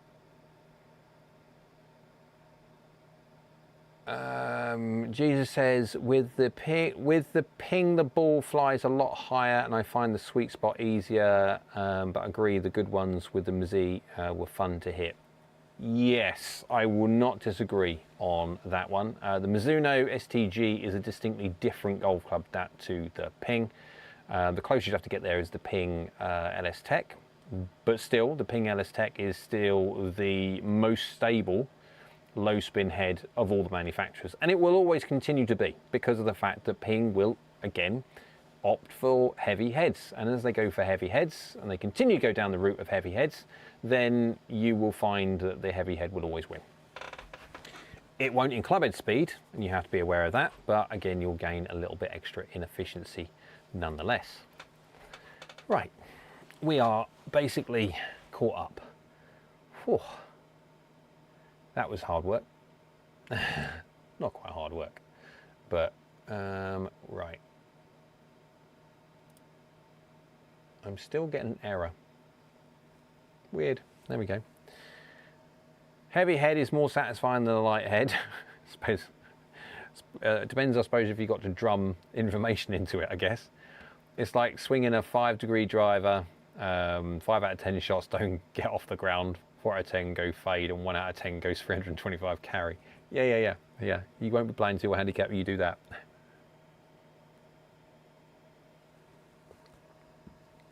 YouTube drink. So, I want to say thank you very much to Rick, who's now, I think, disappeared. He's had to go. Golf Addict has also had to go. Trying to keep the wife happy. Name of Dawn, and also Yorkie Bar 962 for the very, very kind super chat donations. Thank you very much. I didn't do a goal, did I? I should have done a goal. I can actually pop up on there if I want to put a goal. Daft. But yeah, thank you very much for doing that. Appreciate it very much. Darren says, I'm still here. You're more than welcome to be here as long as you want. The whole idea of me doing the live stream and for it to go on for a little bit longer today than normal is to basically catch people at different time zones. Again, unfortunately, 7 o'clock in the UK is, like, say, 2 o'clock in the afternoon on the east side of America, but then it's probably like 11 o'clock or something like that when it comes to the other side of America. And no different when you go the other way. This is the problem about going too late, to try and be a little bit more appreciative of the American side of the world. You then go down the other route, and then people in Europe struggle because it's getting late quite quick. So be right back. Gonna buy a 0-degree driver. Yeah. Hello Harm, hope you're well. Jay, how did you manage technically to protect the heat map data, to project the heat map data onto the club face? Just curious. So basically, without boring you, what you end up, you get image of club and you get the heat map that you've got from the one that you see first with all the gridded data, but you have a blown up one, a bigger one. So the information that is collated for the one that you see on the screen, I put it up big up on the screen, whole screen, is 0 to plus and minus 22 millimeters across the face. No point going any more than one side, because the fact that you've got the heel on side, if you go any more than 20, 21, 22 millimeters heel bias anyway, you're going to start hit the naughty bit, the shank, and so that's why we basically junked that one on. Anyway, then you put the bigger grid that I don't show because it's just a bigger grid of it on top of the golf club, line around the golf club. There you go, and then you invert it so it's selecting everything, not the golf club. Put it on the layer that you've just put across and just delete everything. So effectively you have it then superimposed on the physical club head itself. Save it as a PNG, ready for the video. We are now talking, like, here we go. It's now, the time is 9 o'clock, we are in nerd hour. And so we are going down the route of, Andy says, Isla, it's when I feel like Rory, use the 48-inch shaft to get there though. And it says 200-gram head weight has been found to be optimal for a long time. Yeah, ping run around about 210, I think they run about 208, 210. And other manufacturers can run down as 192, dependent. William says clubhead speed matters more than distance for head weight. When it comes to ball speed, ball velocity equals club head weight. I'll let you and Andy have a chat. I'm like, yep. Darren says, hi, how important is driver loft? Massive, like massive. Did I mention massive? It's one of the most important things. Driver loft, CG of head. Then shaft. If someone had the lowest spinning shaft in a high loft head or a high spin shaft in a low loft head, is it possible the data would be similar? Not even close. There would be masses of difference, huge differences. So let's just do the test in a different way, in a 4-position test. So I have got a driver that I can move. I've got a standard 9.5 degree driver, and I can move up to 11.5 or 7.5 degree that you can do, say, with a Mizuno head. You've got quite a bit of movement, which is brilliant. So I can go from 7.5 to 11.5 degrees. And I've got a shaft, 2 shafts, one super whippy, super high launching, super spinny, apparently, and then the other one being a really stiff version of blah, blah, blah. Right, anyway. Excuse me, YouTube Winnie Pops.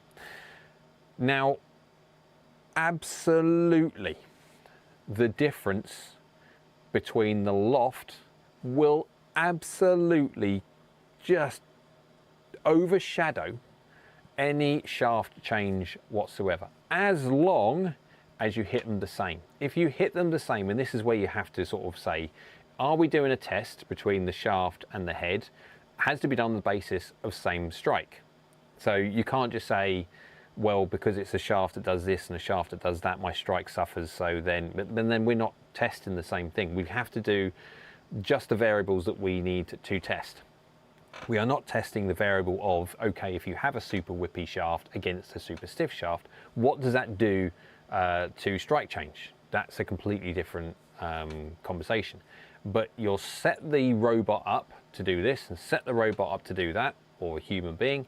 It makes, like, loft just trumps shaft, like, massively, hugely. You have to be ridiculously shaft sensitive to bend the shaft in a way that would overdo the loft change, like, massively. William says, that said, I think every person has an optimal weight that works for them. The only way to know what is best for you is to test with a variety of head weights. Yes, difficult. Obviously, a lot of people can't test that, especially even with a custom fitting, people can't test it. So, but effectively, yeah, you'll always get a person turn around and say, this golf club just feels, I always go back to these golf clubs I had 15 years ago and they just feel really good. They're referencing a lot of times swing weight. Most of us use a nice blur filter when we do the overlay. Some of us like to be a little bit more precise and have the little kind of blocky bits that we have for the millimeter. But I mean, everyone's different.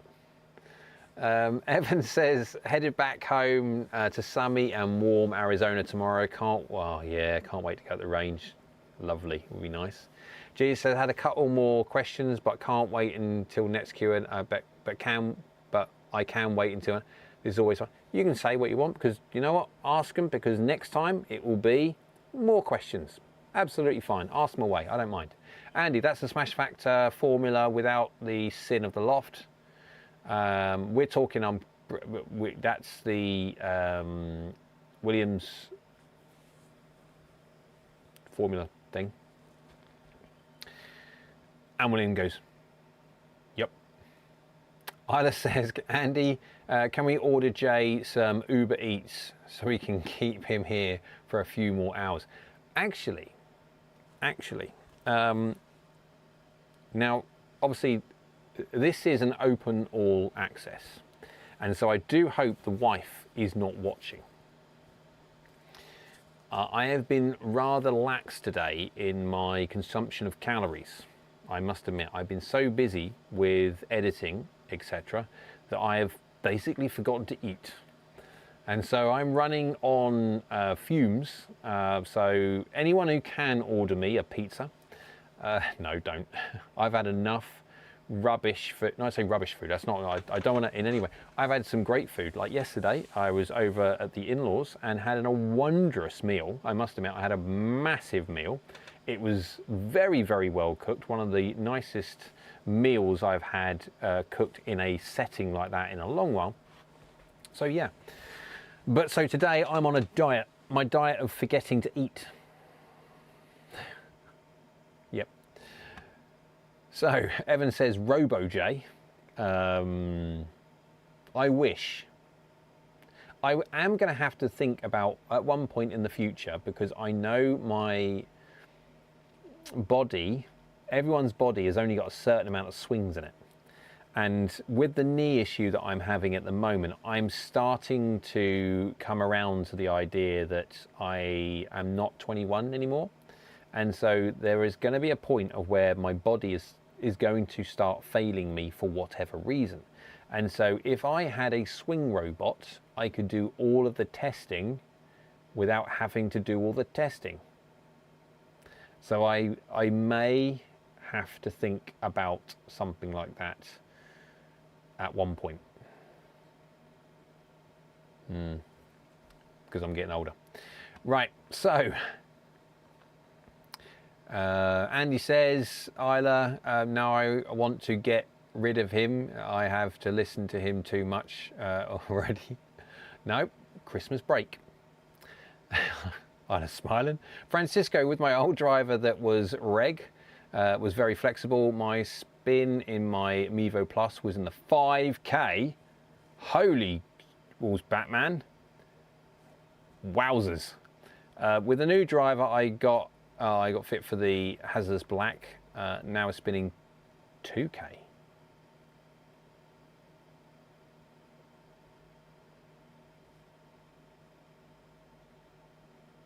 That is a really, really interesting. That is a swing change. That shaft has made you deliver differently. That is not the bend profile of the shaft. You can have a regular, I don't care what shaft, against a Hazardous Black. There is no way that a shaft would make that just in deflection of the shaft. Not taking into account at what point in shaft cycling you are. We don't know because we can't measure it. But there is a swing change involved there. There is a distinct loft and strike difference from that shaft. So we are now talking down the line, like I said beforehand, of the different strike. There's no way that you can quantify the difference when we are looking at strike change and also loft change as well. There is a huge difference there, and far more than deflection could ever play a part. Interesting. And it says 5K is damn a lot. That was some serious shaft deflection. It weren't. There was obviously shaft. There's always shaft deflection, but not that much. I mean, talking 3,000 RPM. 3,000 RPM is like what, 8 degrees of loft? Ish. I already had the plans made. Time for Andy to build an iron pyro machine. Yeah. Jesus says, haha, okay. For me, the next change will be irons. Currently, Mizzy MP63s. Good. I want more forgiveness to help, but I really don't like the massive offset and strong lofts of the current distance players' irons. Interesting. It will be interesting to wait until you see the JPX 925 Forge video. Let me know what you think about those. William says, either build a robot or take some steroids. But taking the steroids will only postpone certain things. Building the robot, why not both, says Evan. Why not? Yeah, why not both idea? Jesus says, considering I'm not bad ball striker, handicap 8 with the blades, will players' irons as P770 or T150 be a bad category for me? Right, so the interesting thing, Jesus, more so is the fact of, if you are a good ball striker, this is the interesting thing, this is the kind of like the problem. You're looking for a little bit more help, a little bit more forgiveness. I want more forgiveness. But if you're a good ball striker, you don't need forgiveness.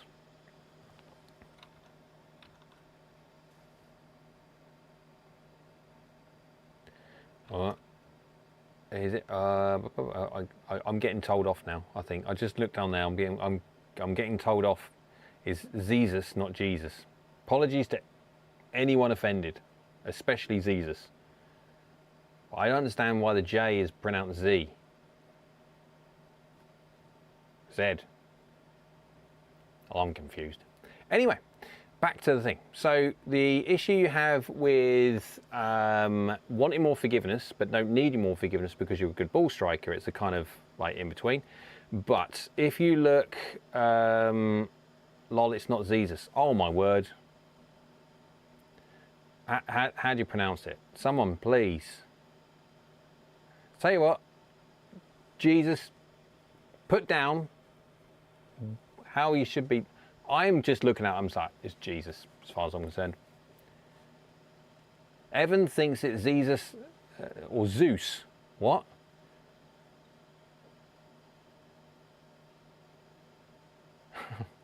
Anyway.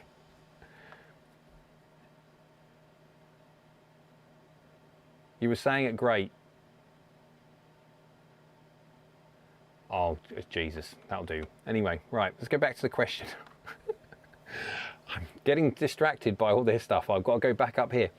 So the problem with something like, if you're looking for more forgiveness and don't need it because you're a good ball striker, the whole idea necessarily then is, if you're saying to me you wanted more distance, I would say, okay, let's just go look at a different option, and you'll probably gain a little bit of extra forgiveness potentially from something like an MP63.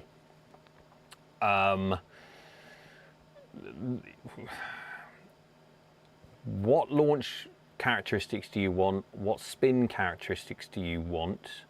What speed are you? What angle attack, and also how much shaft lean do you give? That would make a massive difference as to what kind of trajectories, what kind of representative ball flight you're going to get.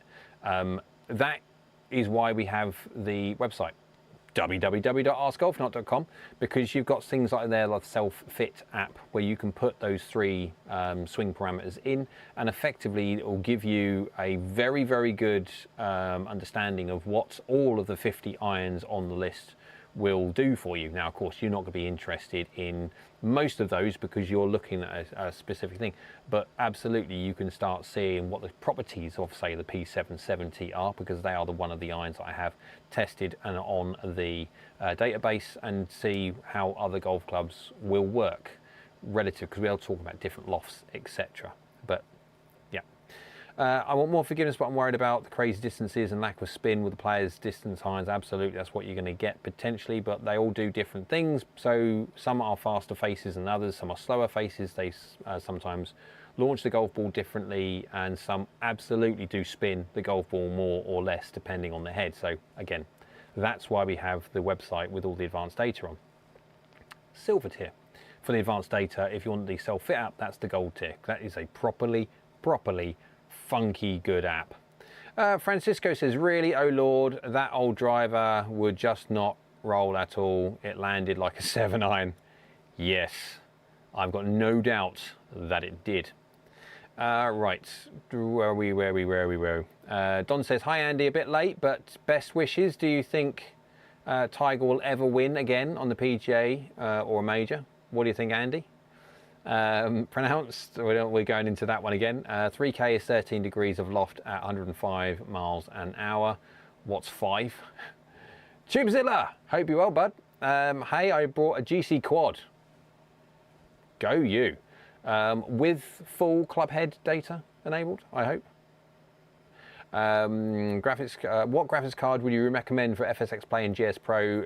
Do you go Intel or AMD CPU, laptop or desktop? Right, okay. Tubezilla, it depends. If you are going to be mobile, then obviously a PC won't be mobile. So you kind of pigeonhole yourself into a laptop. If you are going to go laptop, it has to be the dog's danglies to make sure that you can run FSX Play and also GS Pro. FSX Play, interestingly enough, is far more graphically resource hogging than GS Pro. GS Pro, so if you're looking, what would I say? Desktop. What would I say between Intel and AMD? makes no difference whatsoever. Gone are the days where Intel used to be called the daddies for gaming because of their single core performance over AMD. Nowadays, AMD are just as good. I run an AMD system, absolutely fine. The reason, don't be off-put by Foresight saying do not get an AMD, we don't support an AMD. It's just the reason why that is every single piece of testing that they have done surrounding the Foresight software is done on their computers. Their computers, they have a contract with Intel, or at least the Intel based systems, so all of their testing is done on Intel. In true terms, guys, yes, you can have a difference in graphics cards between Intel and AMD. NVIDIA and AMD, for instance, those two, or Intel do them as well, but yeah, those two main protagonists, you've got the NVIDIA and AMD. They do things differently, so you are not going to get ray tracing on an AMD, etc., but they do things differently anyway. They will say, and I will say this, yes, stick to an NVIDIA graphics card. If you are going to be running 4K, this is the question that I need to know. If you're going to be running 4K, you need at least a 3080, if not preferably a 3090. I have got a 3090, and depending on things, because obviously I'm running two separate simulator at the same time when I'm doing the filming. I'm running GS Pro that you see on the main screen, and I've got FSX 2020, not Play, because 2020 will give all the head data in the way that I want it to be able to display to you guys. FSX Play is predominantly a play, not a fitting or any practice tool. So that's why I don't use Play, and if I did, a 3090 will not output Play on one and GS Pro on the other. It needs to be 4080, preferably a 4090. We are talking about, if you're going to be running both, you need at least a 4080, I would absolutely say, if you're 4K. If you're 1080p, it's much less graphics card dependent, and you can focus more on the CPU as well, because obviously, without boring people, which I probably already am because it's nothing to do with golf, that the higher you go up in the graphics resolution, it is far, far more important with the graphics card is not bottlenecking the system. When it comes down to a lower resolution, the CPU will have, the graphics card's like, yeah, done that, next one. Yeah, done that, I need some more frames, so next one.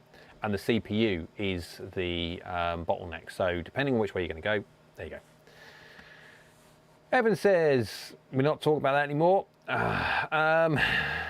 Hyla says, geez, I've read and watched some reviews on the T150 and couldn't make out if they're okay or terrible. Again, mate, if I can review the Titleist irons at one point to absolutely put this to bed of what the Titleist irons are like or not, I will do.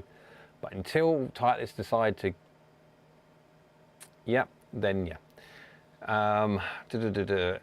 Evan says, and then Dom says, sorry Jay, was trying to get that Discord done. Don't apologise whatsoever.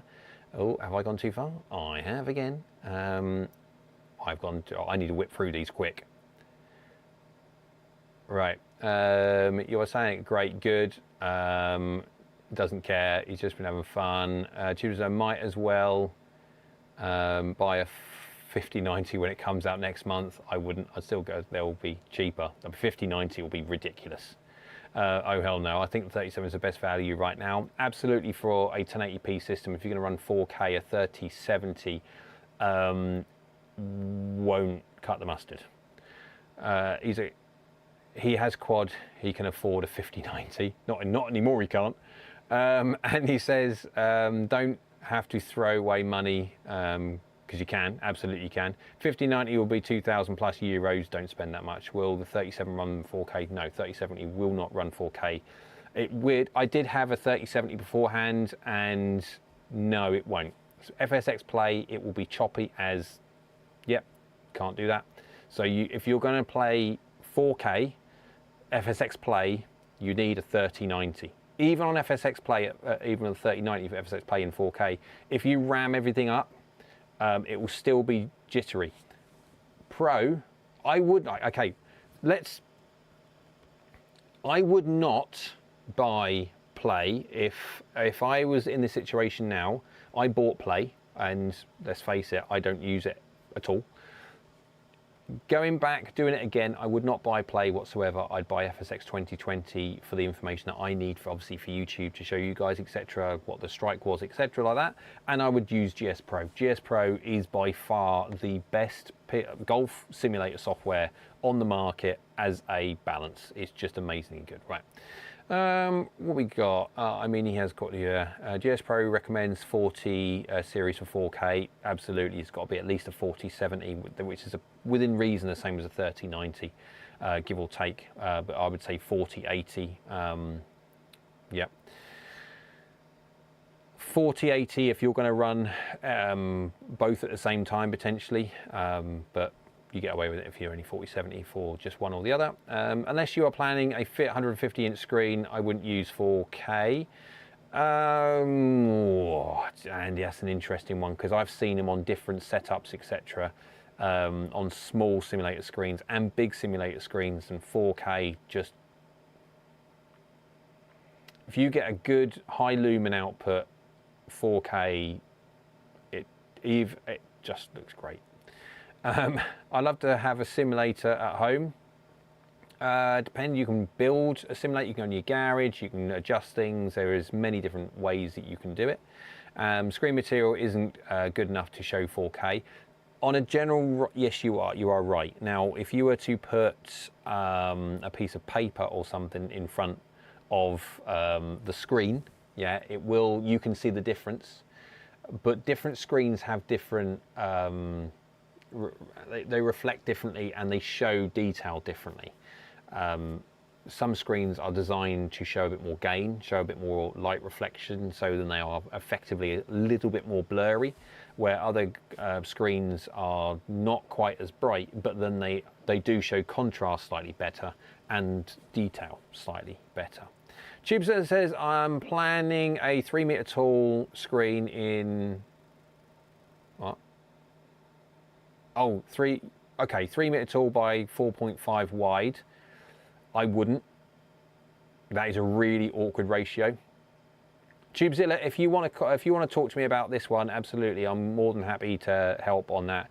3 by 4.5 is just the world's worst ratio you can ever have.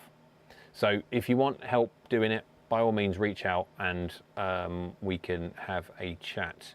One thing I can't stand is when people put a lot of money into something and don't do it right. It's just that once they've done the project, after they've done it, it's a little bit, oh, if I'd have done this, if I'd have only done that. These can be quite expensive, these projects, so yeah. Evan says, if you have a quad, might as well play in 4K. The cost difference is comparatively minimal. Well, the quad itself is literally just the launch monitor. What you end up doing afterwards, yes, I suppose if you're looking at the difference between the software will do either or, so it is just the cost of the PC and the projector. And if you get a good projector, that can be a lot of money. Whereas you get a 1080p projector, so it can not only be computer, but it can also, absolutely, it will be computer and it will be projector. Absolutely. Jesus says, I understand. My point is with MP63s, I have enough distance with high flight and plenty of spin. I just want irons that forgive my score here and there when I make a bad swing, just easier irons to hit. MP243 weakened off. And so I'd rather not stress the PC so it lasts than run it in 4K. My poor PC is stressing a lot. Then I edit with it, and today I was editing and the CPU was maxed out 100% whilst it was doing its rendering, and the GPU was hovering in and around about like the 80-90% a lot of the time. Temperatures were up, but I mean, it's keeping relatively cool considering, but still, it's run heavy. Right, scroll down a bit. We'll scroll down too far.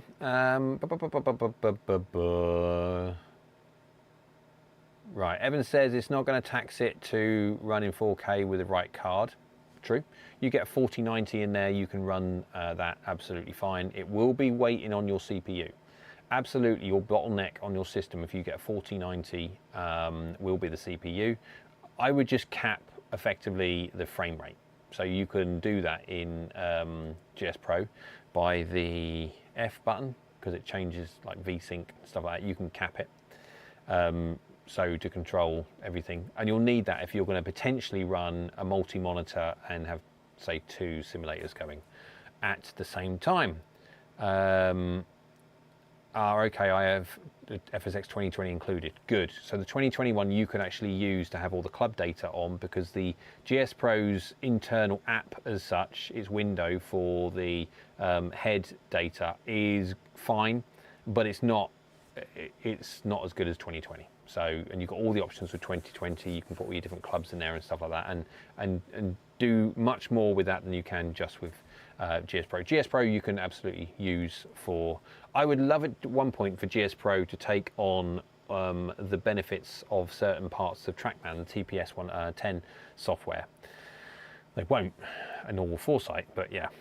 Judah says, ideally I'm looking for, we haven't gone that one. PCs can also run at full stop for years these days. That's how data centers work. Clear, I'm glad to hear it. Ina says, holy something that is demanding. We'll star that one out. Dom says, Andy, do you rate Millsy rangefinders? Andy's probably going to, Google moved their data centers to the Arctic Circle so they don't crash. Evan says they moved a few to the Arctic because cooling is cheaper there. Very much so, just leave the door open. Rest in peace, Jimmy Carter. Spike, hello, bloody, how you doing? It's been a while. Hey, dudes. Andy says, I'm just going to end as a former pro gamer. 4K is the 10K of the PC world. It's true. No one. I don't think really anyone games in 4K today. So, 1440p I think is, or 1080p and 1440p. So, is your projector 4K? What model? Yeah, I've got a 936 ST. And the day, it's one of, if not the best golf simulators, golf projectors out there. There's a reason for that. My screen is 4 meters by 2.5 meters. I run a 16 by 10, and for more of an immersive thing, rather than going 16 by 9, if we were going 4.5 by 3. What is the ratio of 4.5 by 3? Someone who's really quick at Google, just do a 4.5 by 3. What is the ratio on that one? Mine's 4 by 2.5, which is 16 by 10. And of course, thank you, lol, is 4.5 by 3. Yeah, so it's just the world's worst. So I would run yours 4.5 by 3.2 or whatever it would be, the 16 by 10 version of such. But no, less than that, 2.8. No, 4.5 by about 2.7 or whatever it be. So, Andy, just do me a favour if you're on the thing straight away. 4.5 meters, what's that in height? Is it divided by 16 times by 10 or whatever? Yeah, to give me something like 2.7 or something like that. And that will be the best one for you to do, because obviously the LK936 ST is natively, it can do 16 by 10. So it will reformat everything at the 16 by 10. Like you see on there, that is 16 by 10. And it is really very, very good for golf simulator side of things. Right, where are we?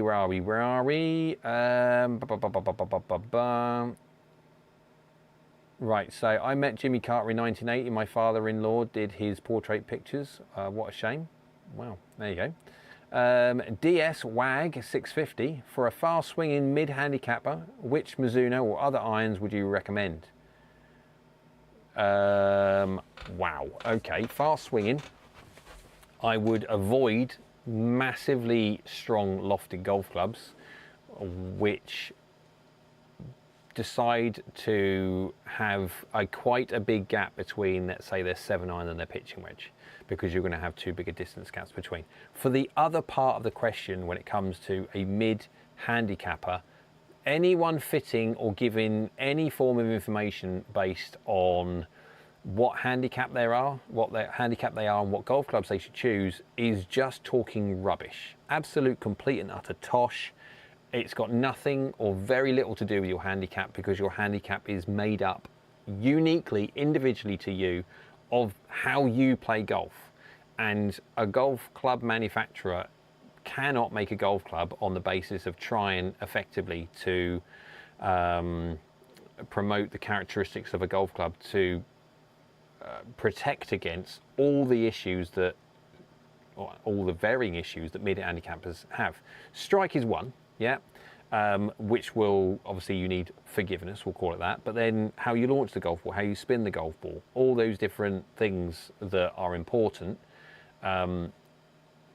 Some irons are slightly draw biased, and some people need that and some people absolutely don't. So when it comes to the mid-handicapper, I know I've done a couple of videos in the past where I've said effectively for thumbnail basis what kind of golf club to choose from, and I've put a handicap in there like 0 to 25, and it gets loads of views. It gets absolutely loads of views, and it is just ridiculous and daft. And in the actual content, I make no representation whatsoever that you as a certain handicap should use it. It's just a thumbnail, because people will click on it. And it was a test, an experiment as such, to see if I'd have put on there something like what golf clubs people should choose regardless of handicap, no one will click on it, because people have this thing in their head that handicap, whatever you are, if you're a 15, you're a 20, 25, 30, whatever it be, you are in a pigeonhole that you need these kind of golf clubs. And if you are getting better than that, then you can move to the next little category, where in actual true terms, you could be a 28 handicapper and use blades.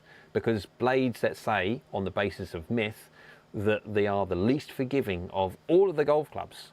Well, the thing is, I've met, and which is also necessarily wrong, but from a kind of like playing devil's advocate, sitting on the fence kind of idea, I have met so many, taught so many, and custom fit so many golfers that are really not very good, but because their hand-eye coordination is amazingly good, they hit the middle ridiculously well, like sometimes better than me. And I'm thinking, wow, they just got no concept whatsoever of face to path. They've got no understanding where that face is, and they hit that golf ball sweetly everywhere. Yep. So they can use blades, or a golf club which is stereotypically not very forgiving, because they don't need the forgiveness. Other people, I have met pros, I have taught pros, custom fit pros, very, very good people, very, very good people.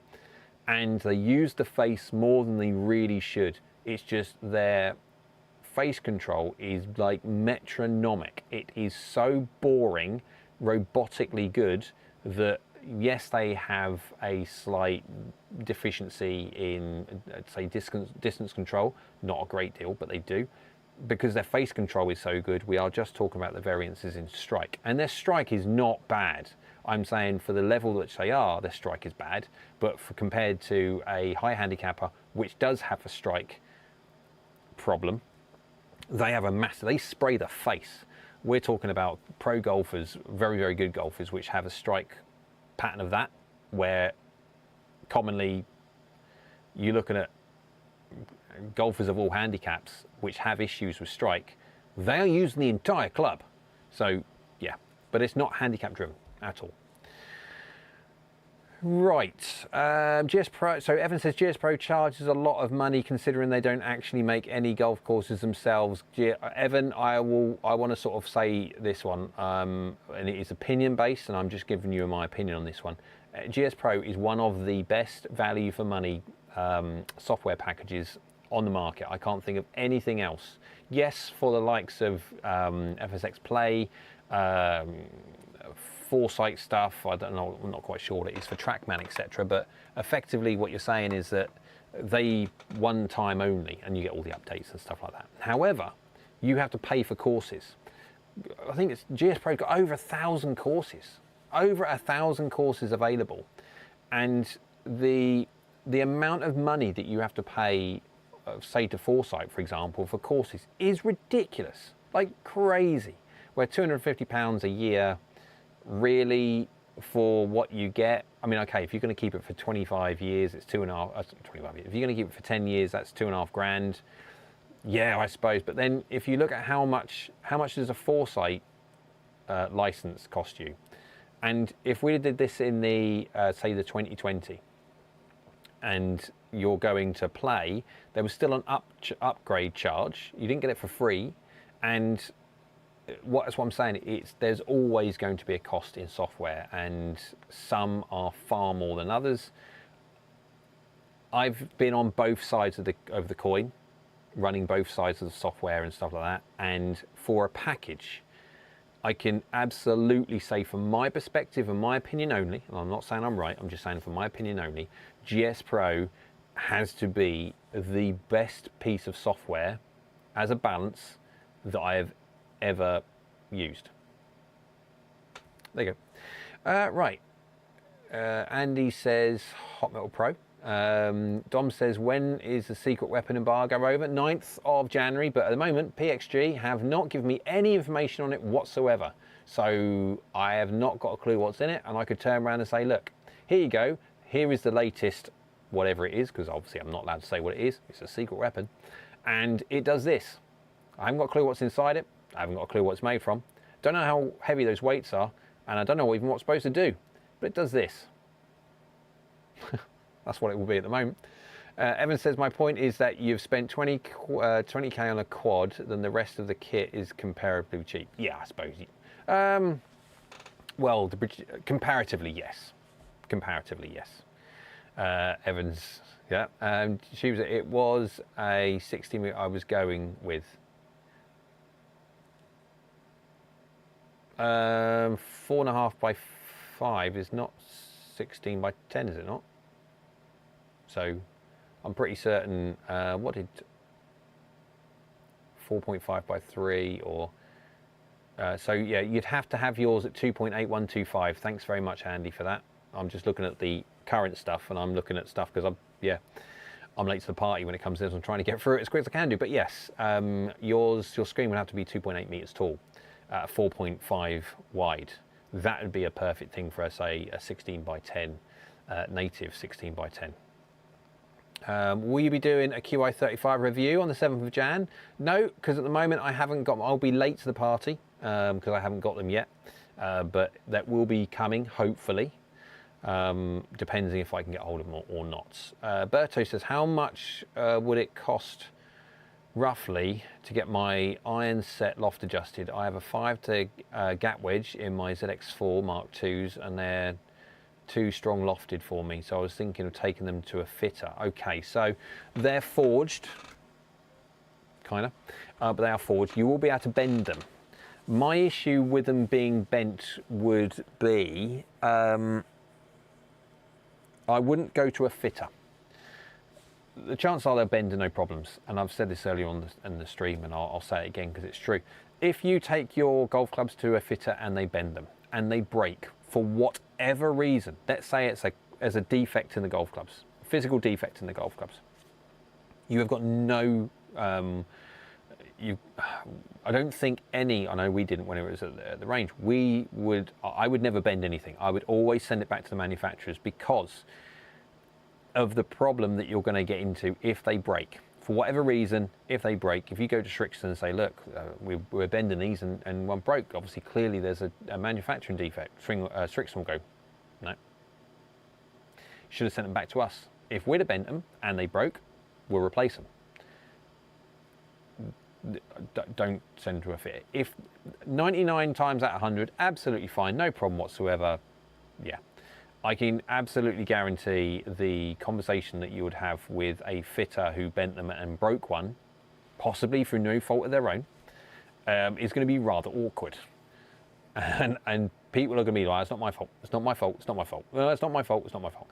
And especially as obviously the ZX4 Mark IIs are becoming very old very soon, there's no guarantee actually that whatever iron that breaks, you will be able to get a replacement.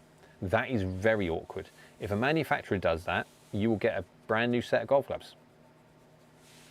It's their responsibility.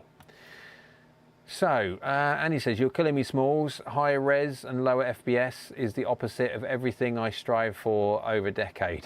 Yeah, I know, but it's all about the visuals, man. And when we're talking about, if it's not like shoot 'ems and all that lot kind of games, then frames per second in a golf simulator environment is not necessarily, there's a point of which if you can get 45 frames a second or 55 frames a second or 65 frames a second within reason, it's kind of like, yeah, it doesn't matter. If you were down at 25 frames a second or 17 frames a second at 4K, absolutely, yeah, it's not playable. It's too, it's no good.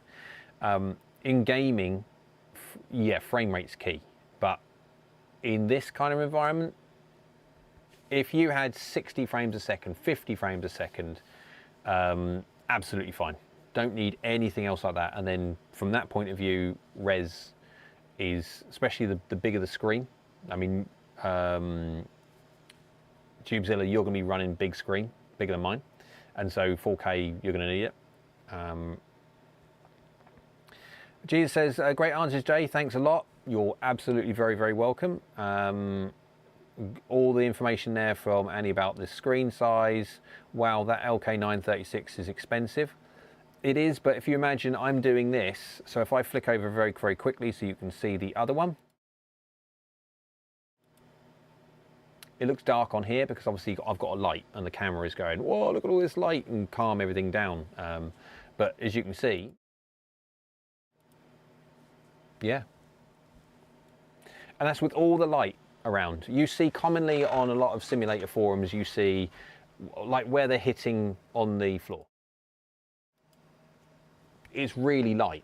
I've got all the lights shining down on it, but obviously keeping the light away from the screen. A lot of simulator forum places have that like spotlight because they have to have their rooms so dark because their projector isn't powerful enough to project an image of that size with enough lumens to see, unless they've got this tiny little spotlight and there's no light bled off anywhere else. Light is the killer of any projector, so try and limit as best you can do. But yeah, going to a 936 ST is not only really good on the lumens, great laser, has golf mode on it, it's 16 by 10, it's just good. Right, so Tube says, thanks. Andy says, I use the entire club because I want the most value of my money. Absolutely do. Yeah, you hit the same spot all the time. I want the cost per millimeter. Isla says, I'm saving the sweet spot for next year. It's very funny. I like that. Evan says, $250 is not reasonable price for a video game. It's a simulator. It's not a video game, but yeah, yeah. If you're looking at it like that, absolutely no. If you're going from a gaming point of view, $250 a year is daft. If you're doing it from a simulator point of view, where if you were to go, I haven't got a clue what's the most modern game, I don't know, whatever the most modern game is. How much it's going to cost is going to be $50. I don't know, $100. I don't know how much a game costs nowadays on Steam or whatever it would be, and the most sort of, I mean, my son's into Fortnite and stuff, but whatever the game is, $50, I don't know, right? It's a completely different situation to a golf simulator. A golf environment, everything is more expensive. Absolutely. If you had PCs that were for the golf only, these things would be 4 times more expensive than what you would normally go buy anything for normal. Like every single thing in golf. A shirt, right? A shirt. It's a shirt, yet it's ridiculously expensive. Why? Because it's golf. Trousers, there you go, perfect. You could go to, well, I don't know, whatever the Walmart or whatever it is in the US. You go to Tesco's, and Tesco's, it's not like they're not ultra cheap. You can go to Primark if you want to go ultra cheap, but you can go to Tesco's and get yourself a nice pair of trousers that's absolutely functional on a golf course. Doesn't necessarily do anything different to I'm wearing golf trousers, but they're trousers. Yet golf trousers are ridiculously expensive. Why? Because they've got golf before them. It's crazy. And so commonly, yes, there's a lot of it's for what it does and how much is like, I think I can't remember how much it was now, but it was a couple of £1,000 for the software for FSX when it was first. It was at least £2,000, if not £2,500 for FSX software. For Foresight software was £2,500. And the software difference between that and GS Pro is huge. Yeah.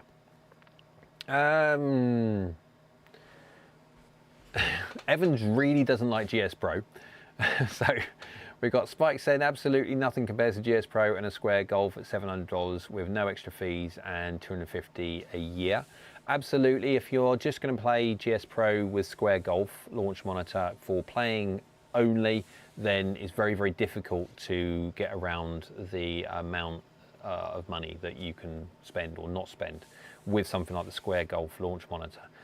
Okay, if you're looking for data, this is where the square golf, and no different to every other, if you're going to look at accurate measured data, you cannot beat quad. For measurement, you cannot beat quad, but that's a lot of money. That's the problem. That is a different environment. You justify that expenditure for a different environment. Evan says, got to go. Later, folks. Bye, Evan. Thank you very much for all of your comments today. Much appreciated. Dom says, dropped you a message so we can follow up about a chat. Thank you very much, Dom. I'll get to that one. No, wrong phone. Hang on, bear with.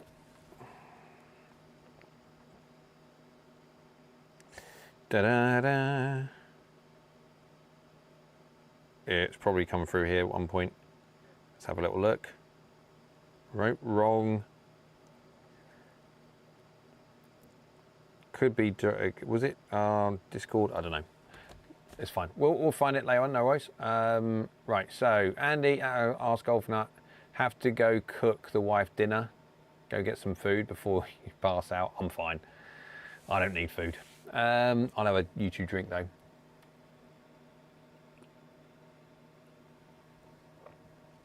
So Andy did say before he jumped off, AAA game.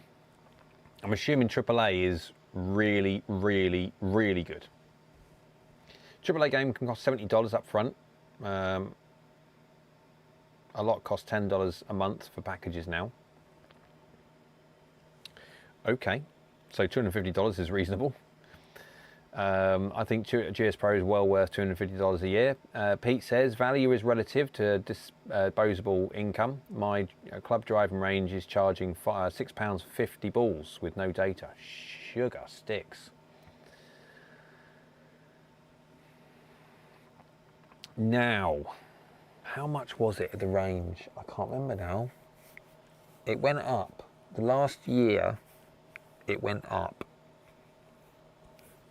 I think, because we don't have any data anyway in the bays, and I'm not a great fan of the data anyway, even like not the TrackMan, the Pro Tracery stuff, or the TrackMan stuff, it's not accurate anyway, because again, you're getting range balls and all, yeah. So it was £3.50 or £4, something like that. I can't remember what it was for 50 balls, and that was expensive enough. So £6 for 50 balls with no data. I don't care about that data thing. I just £6 for 50 balls. Yeah, it was £6 for 100 golf balls. Dom says it's on Discord. Thank you very much. Alex says GC2 plus HMT plus GS Pro is a great combo. Shame GC2 is out of support. It is absolutely. Now, it's technically out of support. Alex, are you in the UK? Dom says £10 for 100 balls with top tracer at my range. Okay, yeah, that's cool. But the problem with top tracer is top tracer isn't necessarily okay. Yeah. So I know for a fact that GC2 is out of service as such, out of support. However, the European side, the Foresight in the UK at least, has got a healthy supply, as best they could do, of all the parts they need, because they understand that just because they're out of support, necessarily people aren't going to go put their GC2s in the bin. They're just still going to continue to use them. And unfortunately, things do wear out and they do have faults, etc. Now, generally speaking, GC2s, as long as they're working, GC2s are like properly good. They are robust, really very, very good, and so rarely go wrong. That's how they still do, and so in that case, oh, the wife apparently is going to bed. Just received a message. She's saying night night. Hope you sleep well. So Tube says that I could waste money on a lot worse stuff than a GC quad. They tend to hold their money. Absolutely they do. Yeah, they do. Yeah. Not like the up in the air things, the Hawks, for example, generally speaking, hold their money worse than that of the quads. The quads are great. I mean, they brought out the GC Quad Max. I really have got no clues why they brought out the GC Quad Max. It doesn't really do anything different. It doesn't measure anything different, anything else like that within reason. It is just bigger screen.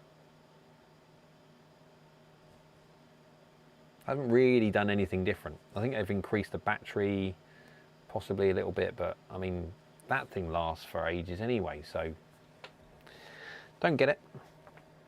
Dom says, there's so many things that I'd like to ask you, haha. I'd love to make a sim at my house, so I've got so much to ask you. Well, Dom, I do operate a consultation side as well. I charge relatively sensible fees, and so there is a lot to take in when it comes to the doing it properly. Doing it is a minefield of making sure that you do everything in the right way. Do everything in the right way to ensure that everything works, and everything works with planning everything. And I am an individual that plans for everything. So it depends on what you're building necessarily. If you're building something or you're converting something. If you're converting something, you've already got the structure. And so you're looking at how can you modify the structure or use the structure to best suit your needs. If you're building something, you're then looking at trying to build something to best suit your requirements, but then also you've got to talk about the materials that it's physically made from. And there's certain dimensions of certain things to make things sensible, certain widths, etc. But anyway, if you ever think about it, then again, I do consultation from the simulator side as well. I can help if you want. So, Joe, hello Joe, hope you're well. I can hit my 3-wood off the ground, no problem, but I struggle to hit it off a tee. I use the same swing, the ball position, not sure how to fix. I would love to use this club off a tee on a narrow par 4. Okay, what happens? What's the difference? When you use the tee, where does the golf ball go? Where do you hit it on the face? Have you measured your delivery to see what the differences are as well? Tubezilla says, when you bring GC Quad to the range, do you bring a tablet or laptop for FSX Pro? As you can't bring your desktop, the Foresight app for Android doesn't show the shot shape. Right, so obviously, where's mine? It's over there. So the iPad, as a general rule, I use the fitting app. It's a worm burner. Okay, cool. We'll get to that one in a sec, Joe. I use the Foresight app. I think I'm talking about a different app. I use the old Foresight fitting app. It does show you curvature, shows you table, ball data, club head data, shows your delivery screen, and then also shows you the range data. So over on the top, so you're looking at the range from like bird's eye view kind of idea, so it will show curvature this way, and of course it will show side on as well. That's what I would use. I used it when I was GC2ing HMT. Yeah, you can still download that old app. I've got the old app still running on the iPad. It is basically the best app to use. You can use the FSX. I think you can get FSX Pro for iPad and stuff. I can't remember now, but effectively, from what I understand anyway, Foresight are having a rejig in their software department, and they are looking to amalgamate all of their software, because at the moment it's a mess. You've got FSX Pro, you've got 2020, you've got FSX Play, you've got the Fairgrounds stuff, you've got all the other mobile apps, and it's just a mess. Where if you look at TrackMan don't have that, just sporadic. Whoa, they just make a piece of software depending what mood they're in. TrackMan does everything very, very good. And the software side of things, TrackMan are just immensely good, like ridiculously good. If Foresight could have the same attention to detail and functionality that the TrackMan software is, then I would absolutely see Foresight overtaking TrackMan as being and monopolize launch monitor and golf launch monitor and software, everything like that. It's just the fact that Foresight have an amazing, just their launch monitors measured, not back calculated or guesstimated or measured, is single-handedly the best of any manufacturer of launch monitor, hands down. What really limits them is their software. I don't even use FSX Play because it doesn't do what I want it to do compared to GS Pro. Now, I've bought FSX Play. I didn't get given it. I bought it with my own money, and even that just sits there, never gets used, because GS Pro is still better. It gives me much more options. I can play any golf course I want, within reason. I can change it. I can do a lot of things different to FSX Play. FSX Play looks really good and stuff like that, but it is still, I'm handcuffed massively by the software and the structure of how they do courses and the payment side of things, and it's just ridiculous. And I love Foresight. Tubezilla says the only one I can see is FSX Pro and Foresight app. I will see if I can find the APK. I don't know if you can do the same thing with, I'll tell you what, let's just, I just don't want to irritate people whilst I do this live. Because obviously this is not exactly what you call enthralling. Well, I watched a live stream. Oh, 3%. Jeez, me's. Jay, you need to put a thingy on that. Dear God. Okay, let's plug that one in. 3%. Are we going?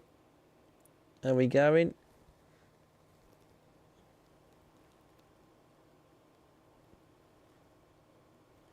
%. Yeah, we are charging. Okay. I've got to keep an eye on that. As you can see, this is enthralling because you can't see me because I am out of shot. Now that's the reason why it was running a little bit, because I had hack motion going on in the background. Oh, 4%. We're good. We are going up. Unfortunately, that means that you can't see me because the power lead's only a certain size. Right. So it's called performance fitting.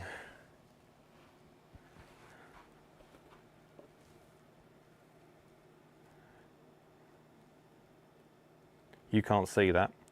I don't know if there's any way that I can. I can't get it to you, can I? I can't even copy link. I don't know. I'm not an Apple person, but it's called performance fitting, and it's got the Foresight logo. There you go. It's on the it's on there anyway. Apologies for the terrible footage there. I'm pretty certain you guys bored looking at my butt cheeks as I bend down to go do that, but trying to help. So Dom says, I am UK based. Happy days. Oh, that was just about a joke. What did the turkey sing whilst he was in the oven? It's all about the beast, about the beast. I've got many. Thanks, I'll have a look, no worries.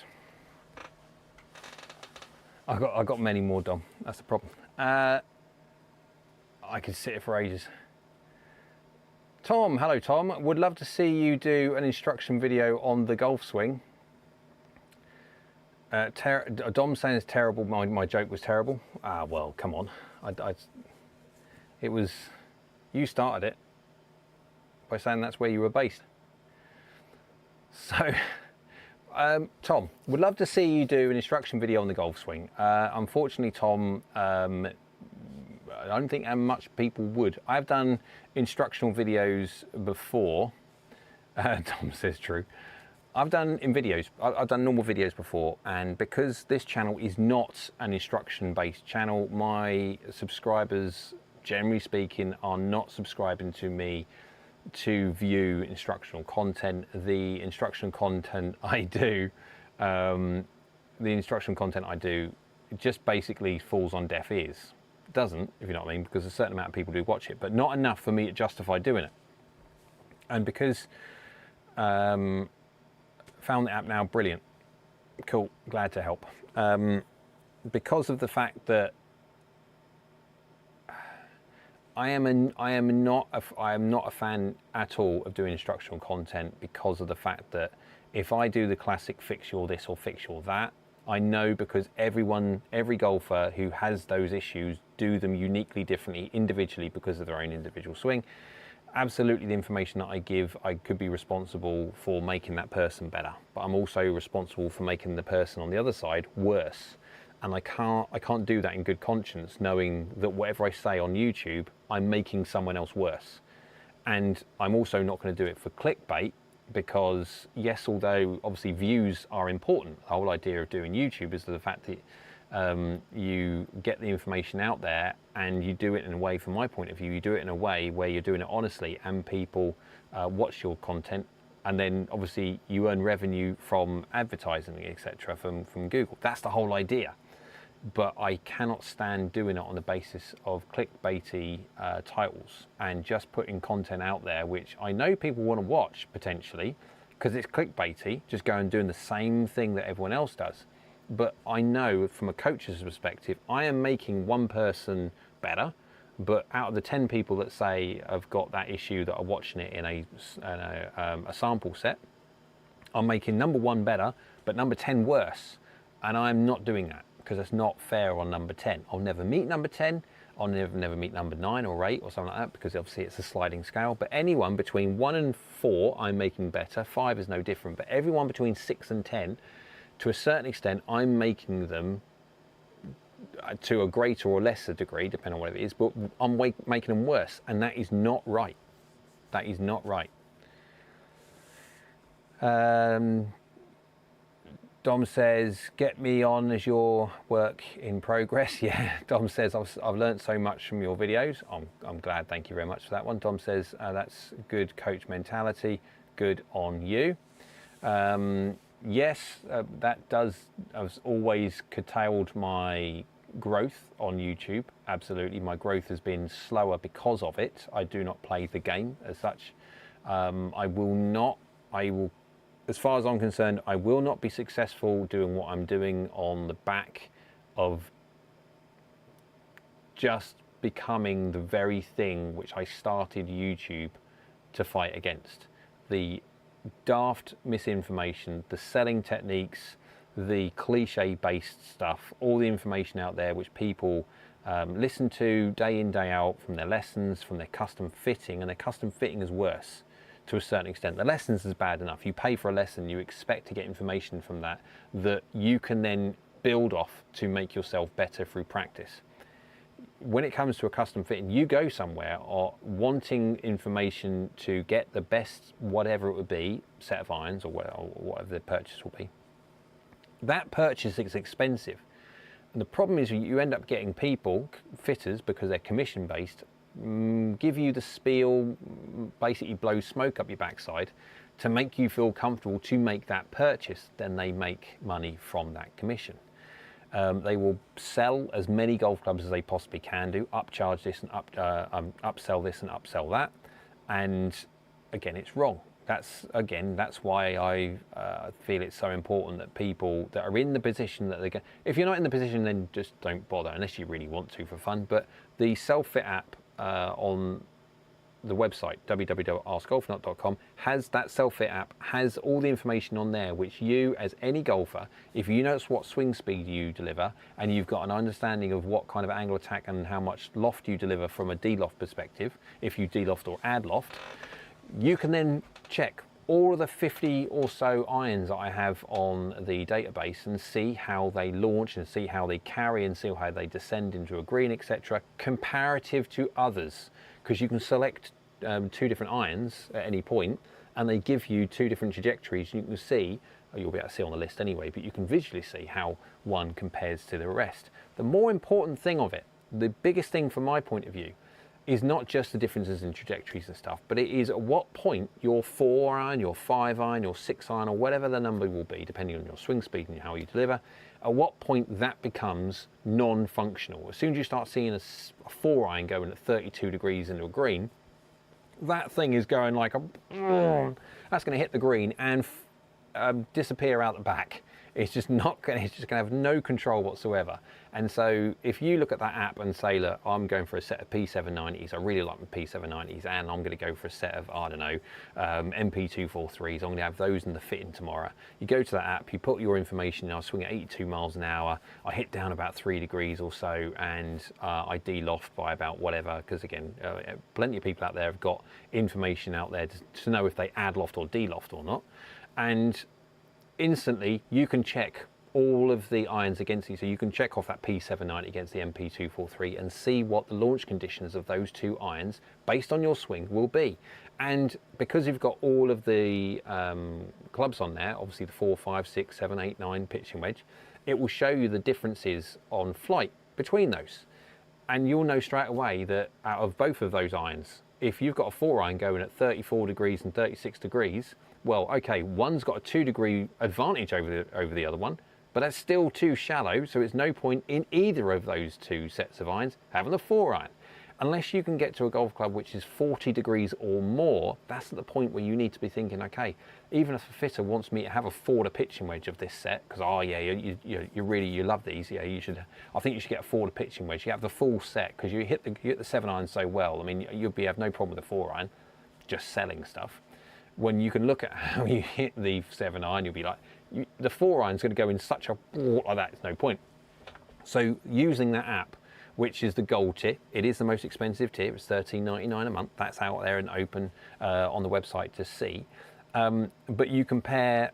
Again, you can use it and then cancel it straight away. So you don't actually, you have to keep subscribing. Always nice if you do, but you don't have to. What I'm saying is, you use that and then straight away save yourself. If you don't need the 4 and 5 iron, you then need to transition into something with a bit more assistance. Maybe that might be going into something along that same range which has a little bit more launch iron wise, or you go direct line iron replacement, hybrid, or a high lofted ferrywood. It's up to you, but at least you then know. You can then save that money, because if not, you'd buy the forwarder pitching wedge. You don't need the 4 and 5 iron. You've bought them anyway. Couple of £100 a golf club, or £180 a golf club, or whatever it be. So £350, £400, or whatever the dollar is equivalent, $500 later, you've bought 2 golf clubs you don't need, because they all basically go the same distance. So you can't control them in the green. You end up having to buy afterwards the hybrids or the direct line iron replacements anyway, and now you've got 2 golf clubs that you've used which aren't worth anything. And so, well, no, they are worth something, but you know what I mean. It's so. This is what that app was designed to do. And if I had that app when I was custom fitting all the time, the amount of discussions I had with clients to try and persuade them they did not need a 4 iron, and just because they say they've needed a 4 iron for the last 15, 20, 30 years or whatever. Yes, you did then, because unfortunately over the years, loss have changed a little bit. Your 4-iron is equivalent to what your 6-iron is now. You don't need a 4-iron. So yeah, whatever, I'm just, you kind of get the idea anyway. Right, so where am I?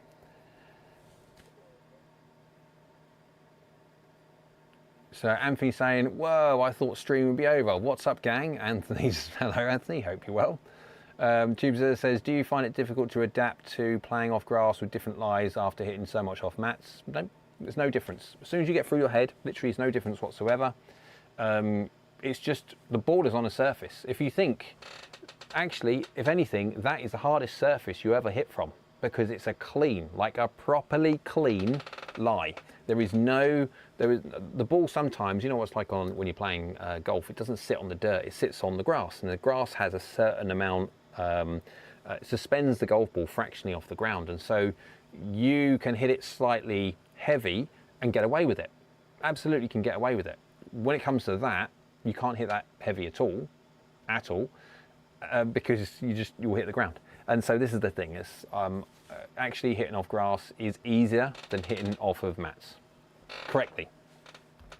If you've got a swing which hits the ground first, as a general rule, then mats, especially driving range mats are designed in a way to, shall we say, massage your misses, not massage your misses, that's different, but massage your miss hits to make your shots better. They're not at all. They're just as bad, but they look better because you're bouncing into the ball with the driving range mats. You get you on grass, and of course it just showcases how bad your strike is relatively.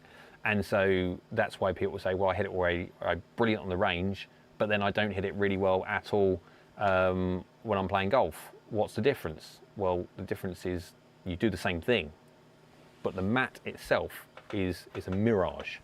It is definitely assisting your the whole idea of driving management is you come back again and hit some more balls and hit some more balls. Every single thing on a driving range is for you to come back again and do the same thing again. That's the reason why. Right.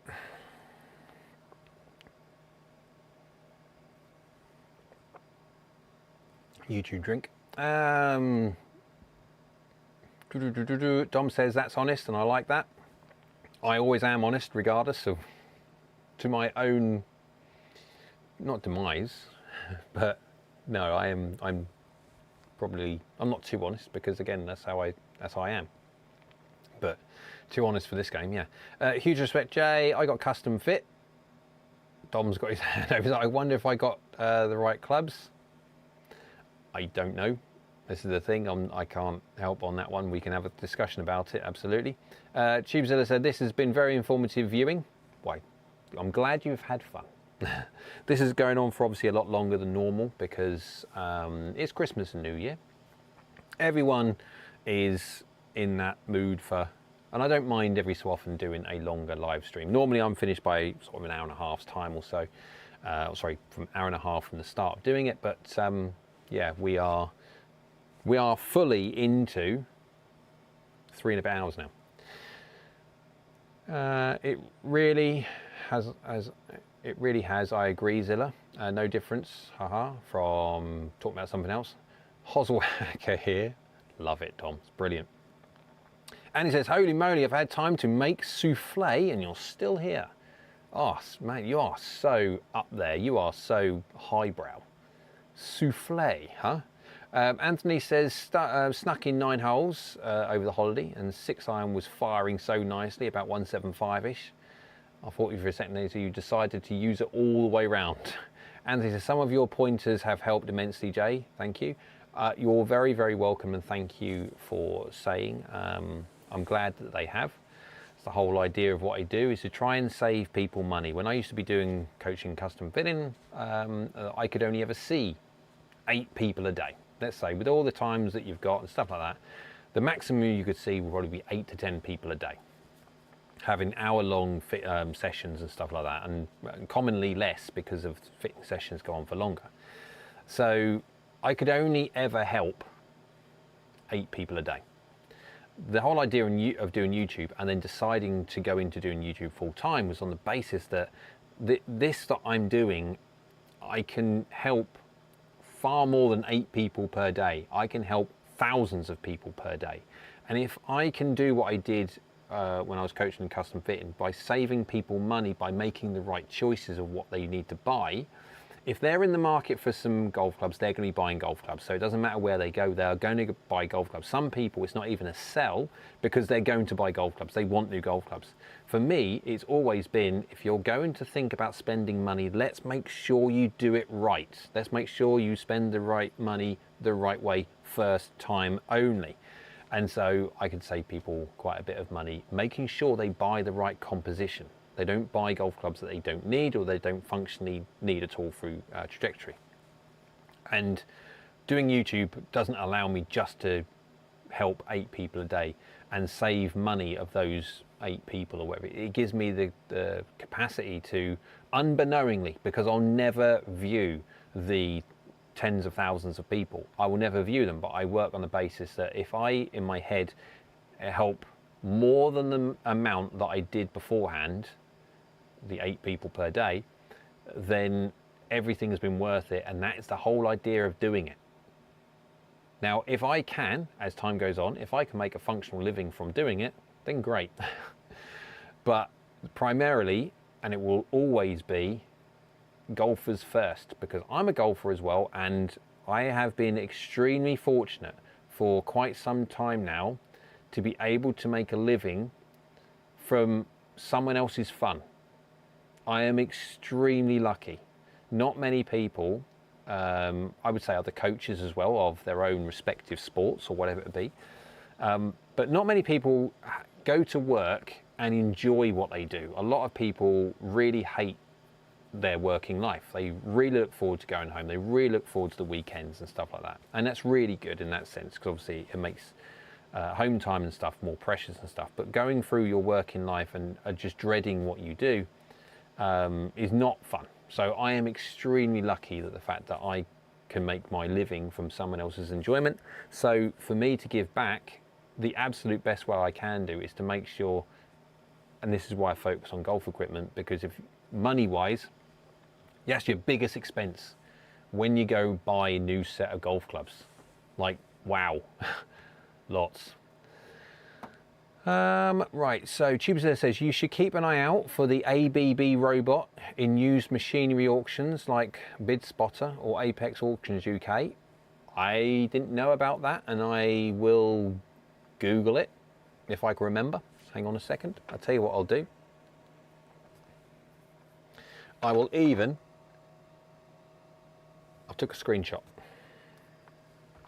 There you go. Right. I've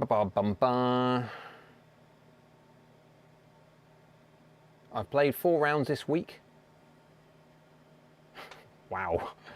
And 1 range session. It's a hard old game, but I love the struggles. 4. Holy balls, Batman. You got your steps up. Absolutely. Wow. Yeah. So from my point of view, coaching wise, if we're looking to try and hone your skills, we need to, I know you seem to be more of a player than you do a practicer. We need to move that around a little bit. So if you were to be undergoing swing changes and the requirement for moving around a little bit, we need to be looking at, so, okay, let's play a little bit of fun. How do you do this? Could you do, no. How do we do this on, oh no, we got to do it on the other one, don't we? Right.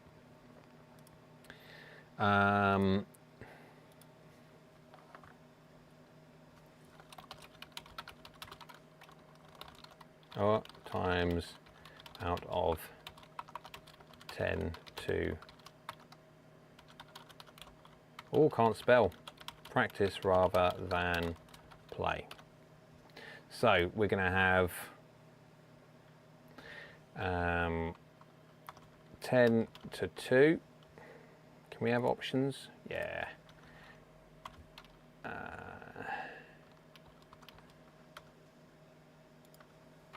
As you can see, I can't even add up. Ooh. I'm now doing this on the fly, people. Right, so here's a poll. How many times out of 10 to practice rather than play? What I mean by that is that if you were thinking about out of 10 times you can play golf or do golf, how many times out of those 10 do you devote to practice rather than play? Yeah. So if you think, let's think you should be practicing no times and playing 10, it would actually effectively be 0-10. I haven't got it on there, so that's not the right answer. If you think you should play once and practice 9, that would be the answer. That also is not on the answers. You can kind of get the idea though. If you think you should practice 9 times and play once, that would be the answer. Again, that is not one of the answers, but the answer is on there as to how many times you think you should.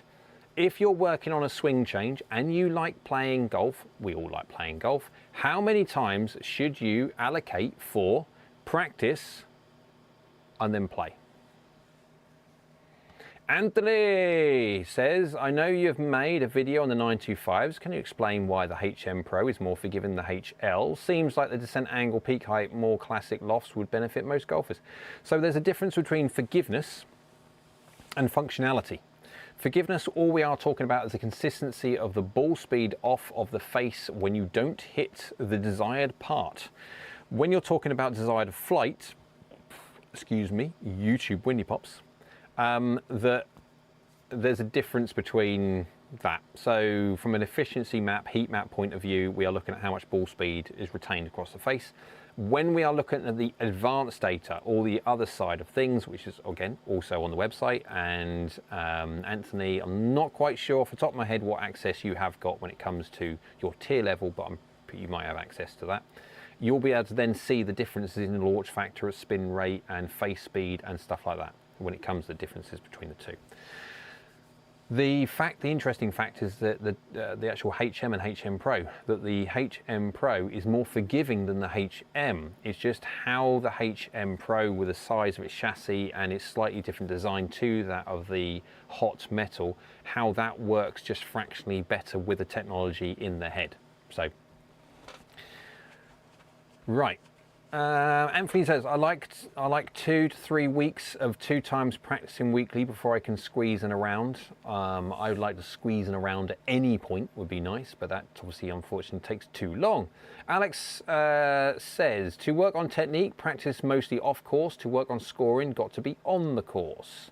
Yeah, so what we're talking about is block practice from a technique point of view, and then when you're working on your physical ability to get round a golf course, whether it be through course management or anything, yeah, absolutely. On course, you can never beat that.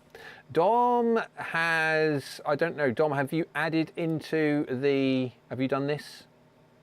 Have you added, are you one of the 6 people? Or did you just write it in the, I definitely don't do that.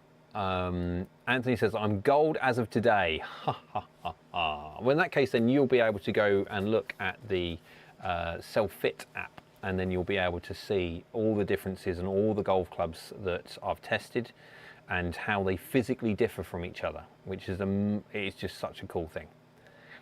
Daniel says, hello Daniel, hope you're well. Mine is closer to 7 to 3, but there's always a ton of short game practice versus the range. Yes, there is. Short game, well, again, it all depends on what kind of golf you are, but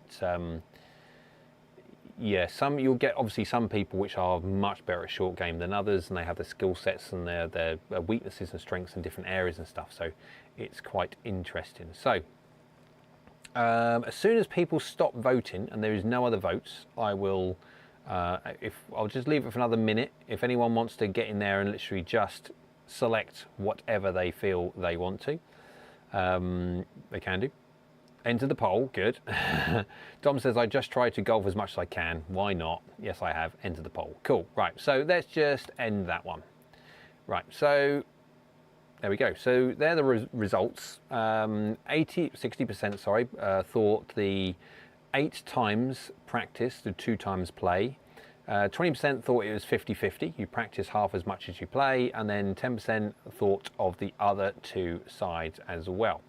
So I can say, so depending on how you understood the question, so you could be, yeah, if you were the one person went 3 to 70, 3 to 70. I don't know why that, but 3 to 7 was the wrongest one, but they could be thinking the other way around. So effectively, anyone who's looking at a block change in or a change in their swing technique, and it is a considerable change in their swing, one that obviously they can't just do with one thought and just do, they have to work on it. It's 8 to 2. So if you had 10 occasions to do golf, this is how many times I'll be playing, and this is how many times I'll be actually practicing to get it in the head. And so it absolutely goes to show, without a shadow of a doubt, practice is the best way that you can get a swing change in your head. Playing, no, because if you're working on a swing change, I don't care what you say, you can't help, the subconscious mind will do every single thing it can do to hit target, and it will always muddy the waters when you're playing golf with a swing thought in your head, and then you have your subconscious mind just trying to hit target. You'll be thinking or feeling a certain thing. In reality, what will actually be happening is your subconscious old swing will really want to rear its head and dilute the feelings that you have or trying to feel when it comes to you changing your golf swing. Name Withdrawn says, I practice most of my chipping and putting in my house. Absolutely. If the missus doesn't mind and the ornaments stay intact, absolutely fine. Pete says, just played first round in 3 months. Work really required to find swing after injury, illness, live in a flat, so need to sequester room in parents' garden for practice net. Range is too expensive. It is. Ranges are quite expensive, especially when you need to do a lot of block practice. So if you can get a net and a hitting mat or anything else like that, again, all you need is a blanket. You don't have to have a net. You could literally just have anything that you can put a blanket up with, which we can obviously stop a golf ball. That's all you need, really. But yeah, it's not nice at all when you are injured. I know what it's like with my knee, and that's been over the last sort of month or so now, which is not good. But hopefully it's going to get better as time goes on. At the very least, at the moment, I still need to do a lot of driver stuff, which is going to be the hard one. I've managed to find a way now where I can use irons and it not hurt my knee, which is good, because the last thing I want to do is actually completely continue to aggravate it every single time I do some swinging, because unfortunately I have to swing a lot, and yeah, I need my knees to work. Dom says, I don't dare use the app to see if my clubs are right for my swing. Yeah.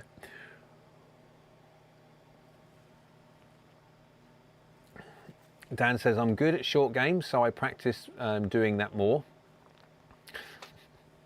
Yeah. Exactly the opposite of what I ought to be doing. I should be working more on driver and mid-irons according to Arcos. You know. You are right. Name Withdrawn says, lol. Peter says, what say Pete says, when you've paid for club membership with limited time playing takes preference. Okay. Yes, you are right. It is frustrating when you pay for a club membership and you don't get to play. It is really frustrating. And it absolutely depends on what you truly perceive as what is the most important thing for you. And if to you the important thing is getting out on the golf course and enjoying the golf course, absolutely, then just play. Who cares about your swing? Just play, get out there and enjoy. If your enjoyment out of golf is score primarily, then you have to take it, then the playing has to take a back seat. If you just have to work out what is the fun part for you. Everyone likes scoring well, of course they do.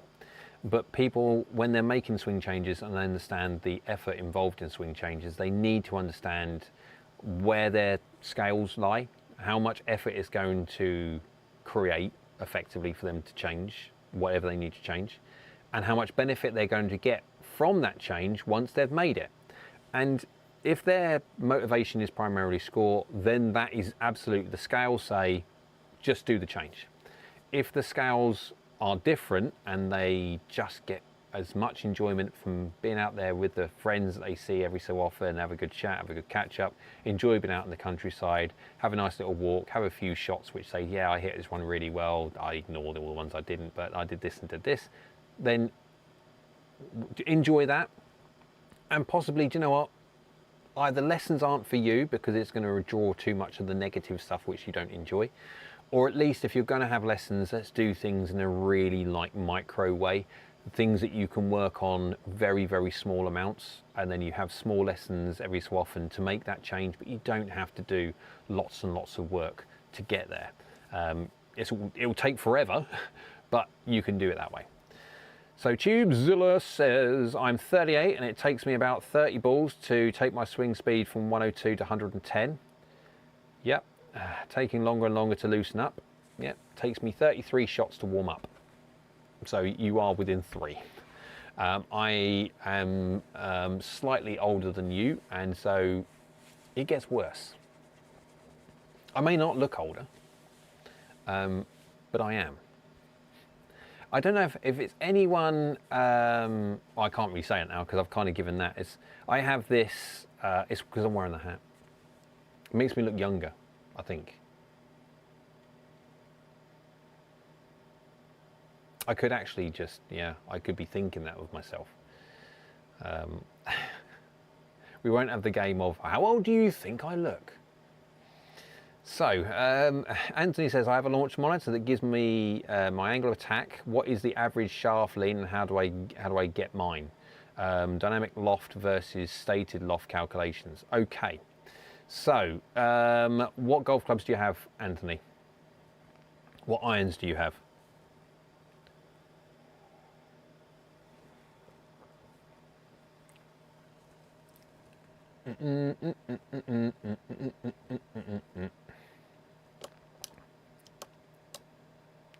Also, Jay, I'm a musculoskeletal radiologist for a living. Easy for you to say. I read about 100 MRIs of joints every day for a living, and also joint injections. If you need a second opinion on imaging or any questions, let me know. Well, if you've got a spare MRI machine I can just jump into, I think is a meniscus thing, because it's taking forever. It's not just like a normal twinge or something like that. It was a twinge. It wasn't a bad, when I hurt it, it wasn't a bad, all I can't move. It was, I did the move as effectively, because obviously the left knee takes all the twist and all the pressing up, and when I did it, it hurt, and I thought, oh yeah, that's a weird feeling. I won't do any more swinging now. Yeah, that hurt. And it's just taken forever. And I can normally walk around within reason, no problem whatsoever. I can do everyday tasks, generally speaking, absolutely fine. If I'm say bending over to do, if I'm standing at the sink washing up, I do occasionally wash up, that I will feel the strain in the back of my knee, and it seems to move all around my knee. So sometimes at the front, sometimes at the back, but generally speaking, only when I'm doing golf related things. And of course, X-ray, you won't see it and stuff like that, but yeah. Pain in the backside. Right, so we have, Dom says, it's horrendous being ill or injured. I've had a rough time lately. I got a bad chest infection. Oh, poor you, bud. And now I'm asthmatic quite badly, so have had to use the cart recently because of carrying cause attacks. Yeah, well, that's what it's there for, mate. And if it needs you to be in a cart or a buggy, whatever you want to call it, absolutely do it. Too right.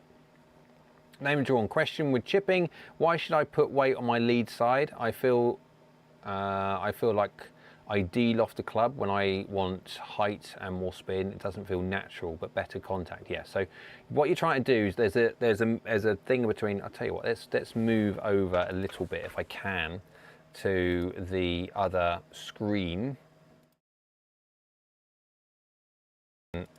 Right. Let's see if I can do that. Hopefully that works. Oh.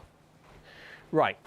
So there's a difference between shaft lean, yeah, and understanding like with weight and stuff like that. So what you're trying to do is when you're playing short game, see that little bit at the bottom? It's called the bounce, the grind.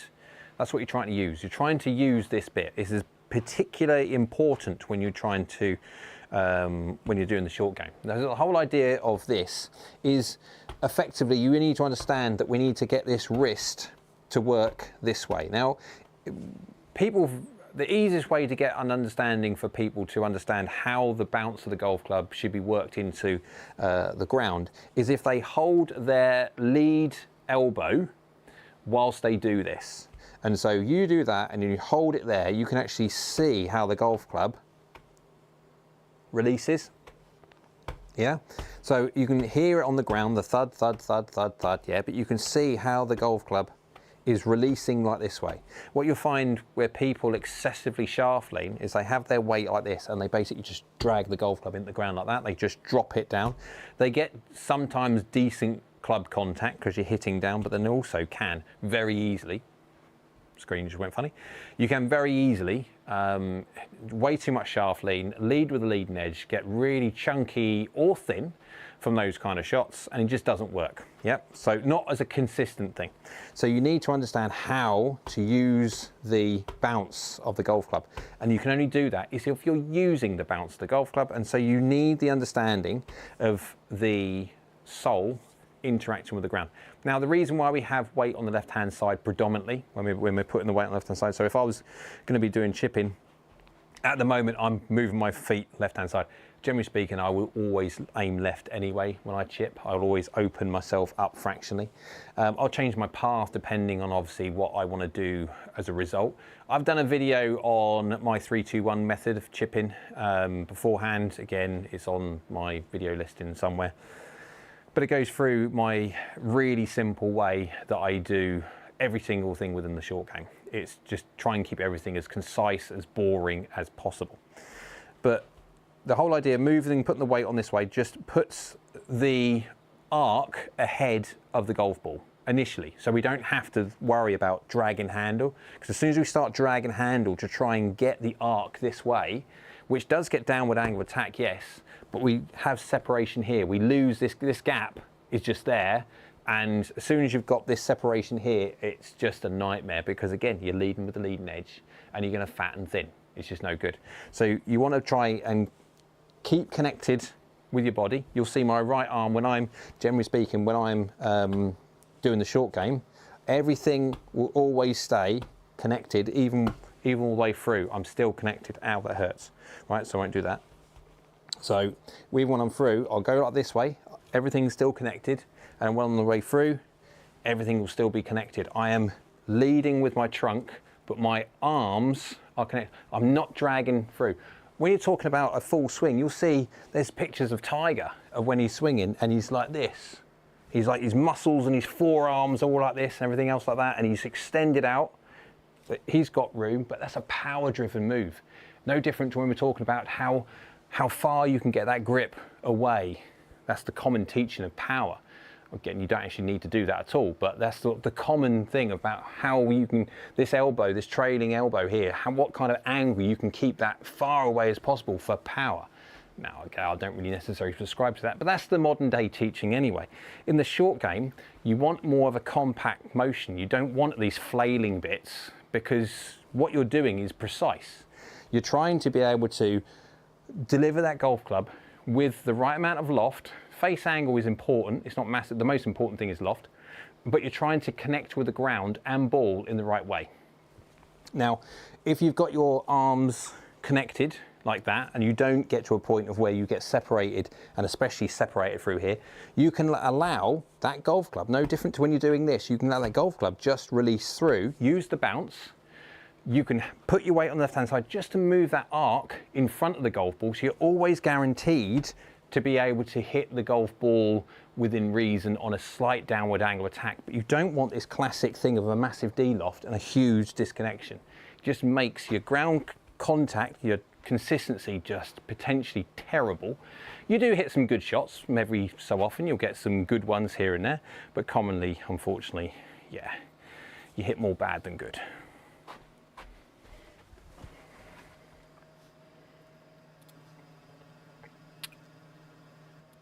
I'm back. Just had to mute the other mic, if not we get a little bit of an echo.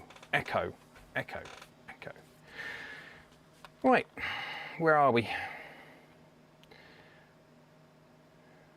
Anthony Lopez says, okay, got to run, gang. Happy New Year, Happy New Year, Happy New Year. And Tubular says, lol, I've said something funny. Pete says, 40 is young. I had 105 miles an hour driver swing speed today. I'm 65 and it's 90. Yeah, I know. Time is a predator which stalks us all. Although at 90, you're at 90 miles an hour and you're at the start. If you work on your health and work on your getting back into it and stuff like that, you can. That's a great base to start from. It could be worse if it was 80 miles an hour. It'd be worse. But no, you're 90 miles an hour, so you've got a really good base to start from. Dom says, sounds rough, Jay. What, my knee? Yeah, but it's fine. It's all right. Anthony says, just bought the 925HL. Sorry for delay on your question. I was 2 minutes delayed from life.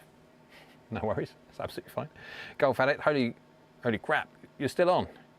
Jay, you're a machine. He's a robot. That was a good little lesson. It's all right. No, it's just my Christmas New Year thing. I'm trying to be as, because generally speaking, I'll go on from 7 o'clock UK time till about 8:30 UK time. Be on for about an hour and a half, hour and 3/4 maybe. But that's my idea.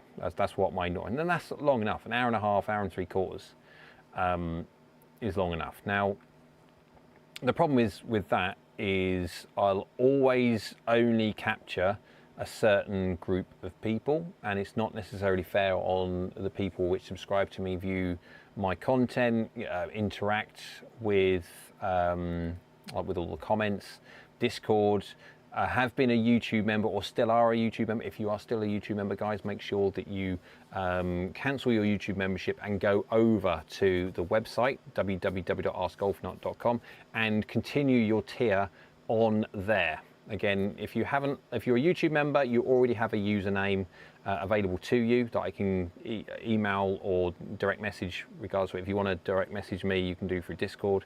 If you want to email me, it's askgolfnut@gmail.com or j@askgolfnut.com. Either or, no problem.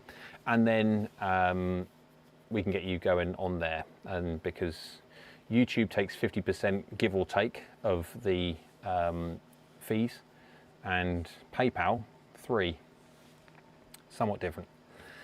Right. Dom says, where are you based? Are we talking turkeys again? So I am in Suffolk. The closest town to me is Bury St Edmunds. This is where Dom is frantically Google mapping to find out where he is in the UK and seeing how far or how long it's going to take for him to drive.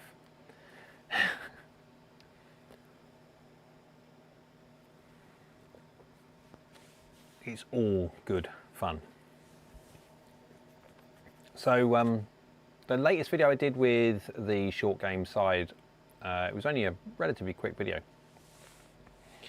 but it showed, I was going through with the fact that you can do short game work at the driving range. You don't need to be on grass. Yes, it's always beneficial to be on grass. If you've got the opportunity to be on grass, absolutely be on grass.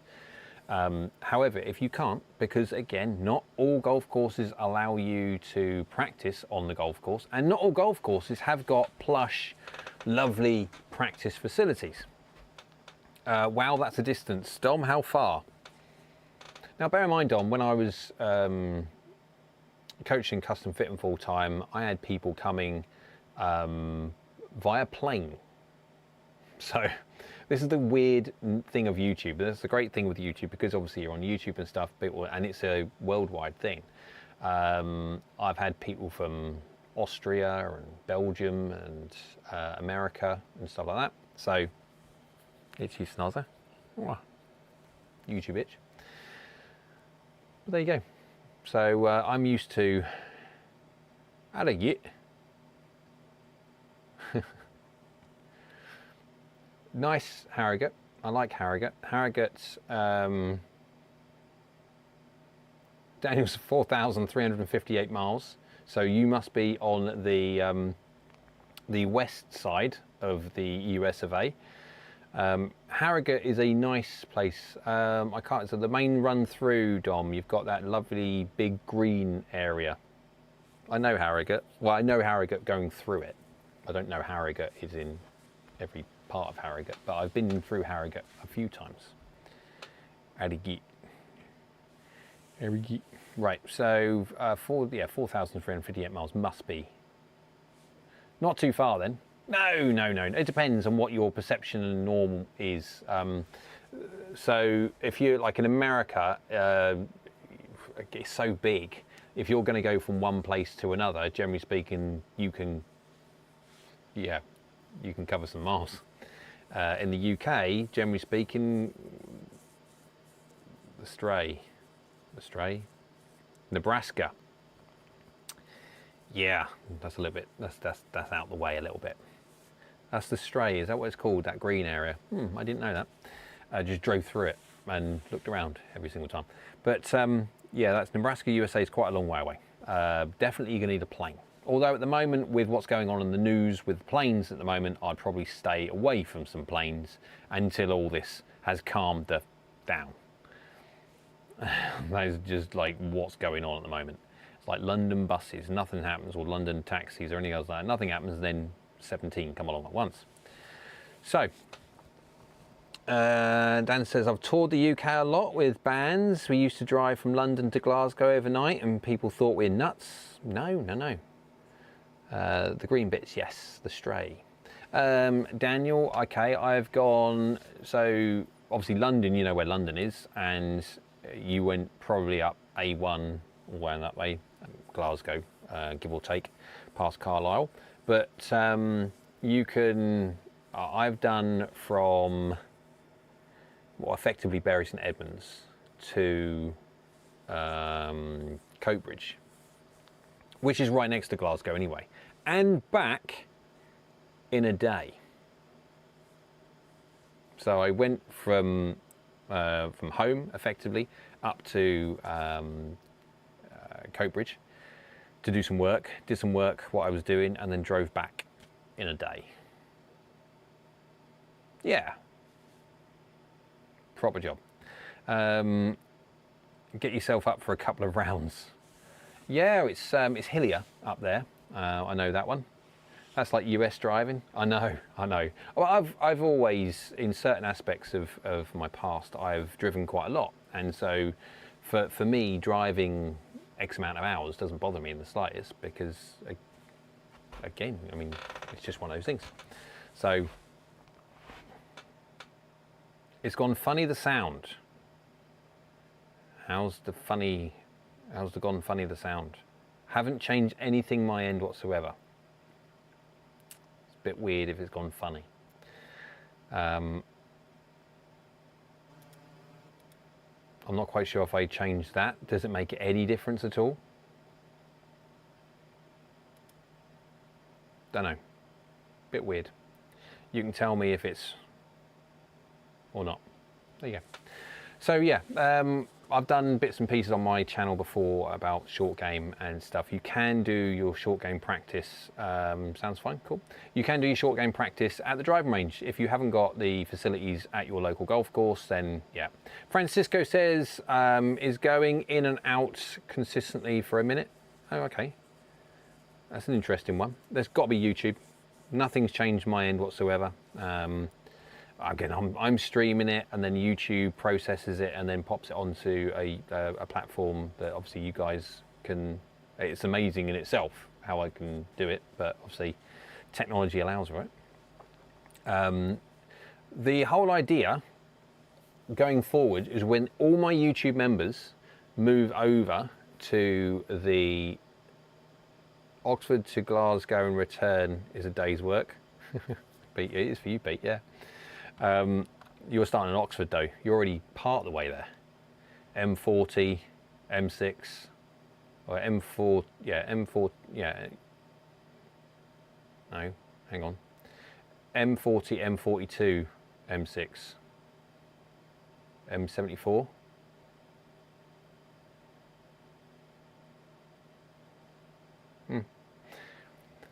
It just restarted and it's fine now.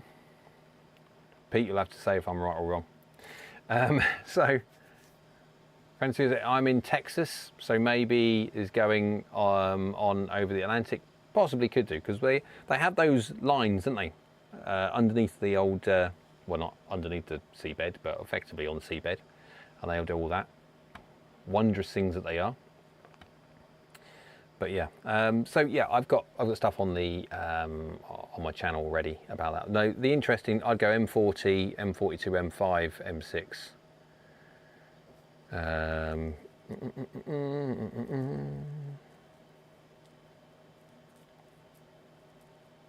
Doesn't the M42 run? I don't know how you'd.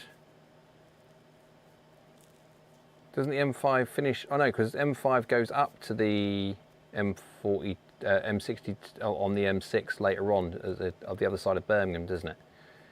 So you're going like that, go down, then up, and then up like that. Where I was going like that around the 42, on the 42 on the M6, and then go round. But yeah, this is exciting stuff, right? So yeah, I'm looking forward to all the new videos that are coming out for the Mizuno stuff. I haven't got my the black stuff, which is really irritating. I really wanted to get hold of the blackheads, but because there was an issue with the blackheads not arriving into the country in time, up to Birmingham, you can go left or right around Birmingham. Yeah, I was thinking going that way, you go that way, no problem whatsoever. But when I do the JPX 923 forged against the 925 forged, now that will be an interesting video. I will introduce the blackheads on that one because currently I still don't have the blackheads here. The JPX 925 Forge video embargo date is the 6th of January at 2 PM. Now, Cumbernauld in Scotland, they're the ones that are sending out the media samples in the blackheads. Don't come back until the 3rd. Reason because Scotland have an extra day after New Year's Day as a bank holiday, as a holiday. To get over the facts of the new year, I guess. And that is the Friday. So even if they were to miraculously on the first day back, get all of these golf clubs out for all the YouTubers, even if it's just for me. The problem is because UPS deliver effectively over one day, Saturday, Sunday, it'll be Monday. And obviously Monday is the day. And there's no chance unless it gets here ridiculously early, which it won't. The earliest it will come is about 9:30. I then won't have time to get that recorded and insert any B-roll whatsoever for that black before that's got to be ready to go. So I will not have the black irons on the actual review. I have got a picture of them and I have popped a picture up on the screen for everybody to see, but of course it just looks so much nicer when they are in the actual flesh as such. So that will be later on, the JPX 923 versus 925. I will start that video as soon as I've got the blackheads. Dom says, if I use this app and my clubs are wrong for me, fancy doing a swap. That's funny. Looking forward to 923 forged versus 925 forged.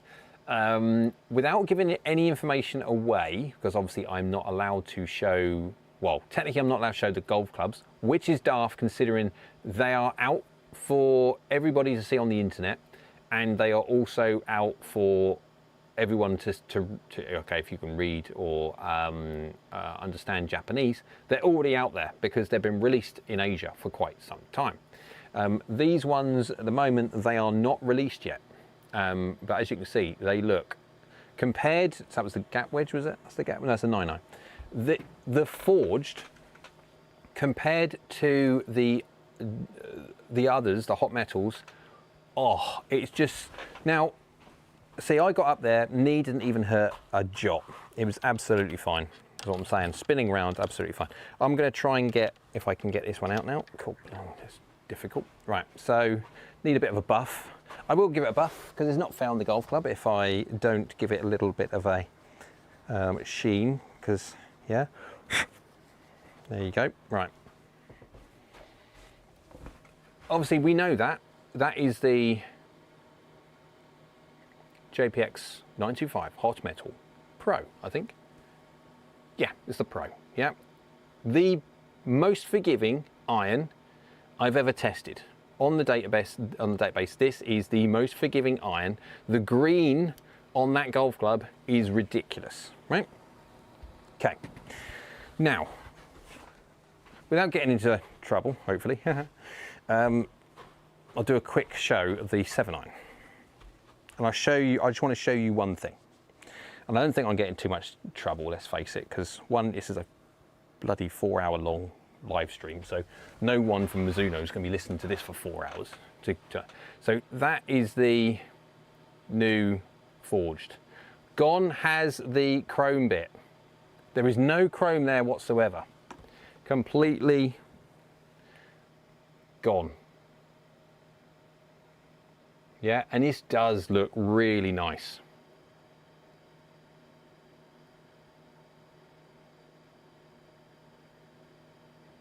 So Mizuno have excelled themselves in how to make a golf club look really bad. Considering, still don't like it, but then produce. Looks really, really nice.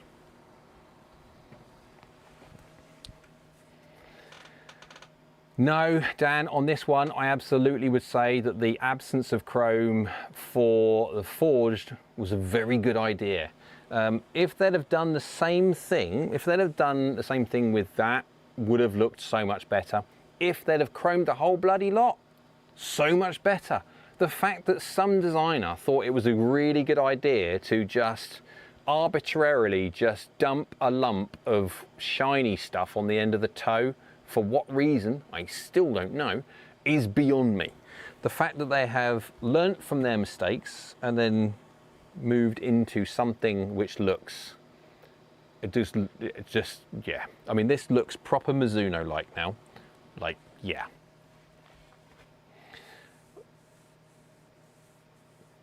It's a great golf club. It works very, very well.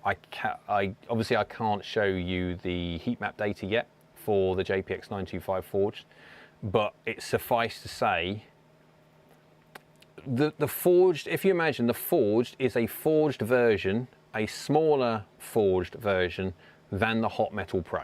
The Hot Metal Pro, I've already said, is singly the most forgiving golf club on the list. There is no golf club that I've ever tested which is more forgiving than this off more of the face. Yeah, it's just ridiculously good. How well this club keeps up ball speed around mishits because of that contour ellipse face. That face is variable thickness and it's not, yeah, it's very thin in certain areas. The new forged has that contour ellipse, but in a smaller chassis. Yeah, and so you'll gain all the benefit from what that contour ellipse does, but in a smaller chassis with a center of gravity slightly different to that of the Hot Metal. So it will launch slightly differently, it will spin slightly differently, and it will also still have all the advantages, forgiveness-wise, that does. I will not say any more through fear of getting into trouble. Price drop coming on those soon, you think? Looks class for the 925 Hot Metal Pro. I mean, no, they will stay exactly the same. So the Hot Metal 925 Hot Metal series is current. They will continue to be the price that they have always been, and until obviously 927 comes out. Have not got a clue what they're going to do with the 927, because the 925 Hot Metal Pro is that blooming good. I honestly do not know what they're going to do with the 927. It is just near enough. They've put themselves into a position where the only thing they could honestly do, I can think of, with the 927 is make it look better. Just say, look guys, we understood, we made a complete balls up of the design of the previous one. We're doing every single thing we can do now to try and make the new 927 palatable. It works exactly the same. There's no difference whatsoever. It's just as forgiving. It's just as this, but it looks nicer. I think that's what's coming, because the 925 forged is just really very, very good. But I can't obviously give you any information on it as yet. It needs to be matte gun metal like the old Dark Speed. Well, the black is coming. Obviously not fast enough for the review, but it is on its way, which will be fun.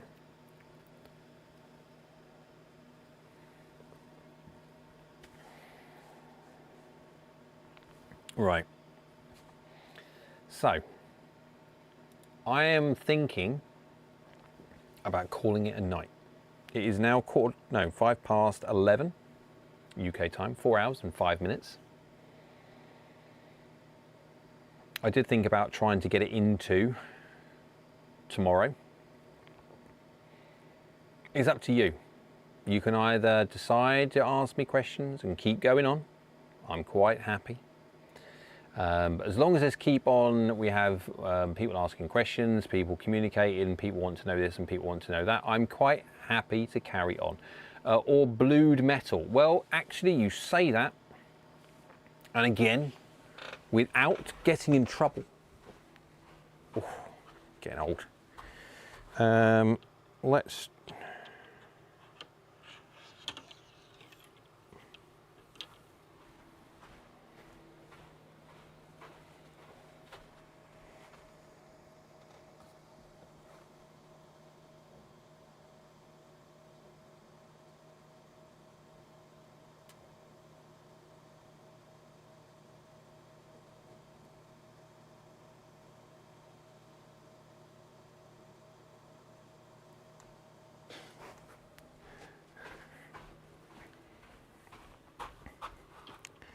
They are rather nice.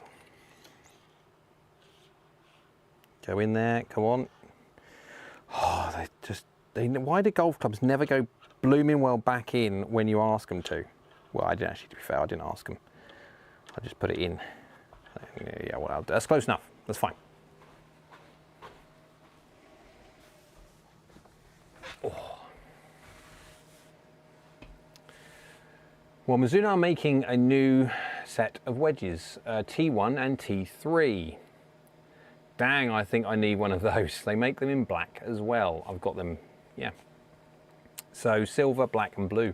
They do look very, very nice. So the T1, T3, T1 is very much so down the pro range, the MP Mizuno Pro 2.4 series. And of course, obviously the S3, which is coming very, very soon as well. That's the T1 size. The T3 is slightly bigger in itself. It's a slightly bigger wedge, within reason. It looks very, very similar to the S3, excuse me, as a fact that it's just slightly bigger, and it's like it's not a cavity back by no stretch, but it's just slightly bigger.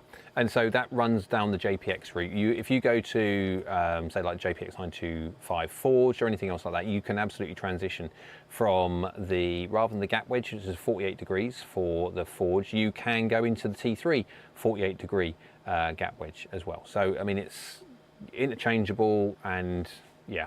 So I haven't done the video for those yet. I will do the video for those after the video and all the editing that I need to do for the Mizuno Pro S3 and also 925 Forge. I'll get them done because that's on the Wednesday.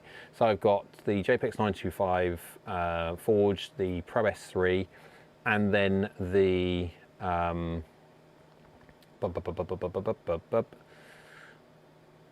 T1, T3 wedges. So, 4 hours, well done, Jay. No problem whatsoever. I'm like a robot. Carry on, there's no worries. What are we going for? What is that? Dang, I think I need one of those. Is Mizuno reviving the MP wedge line with just 1025E steel?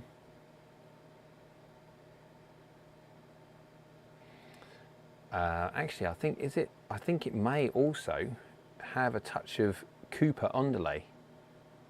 Tell you what, I'll get it through this way. I think it's got a little bit of Cooper underlay. Let me have a quick look.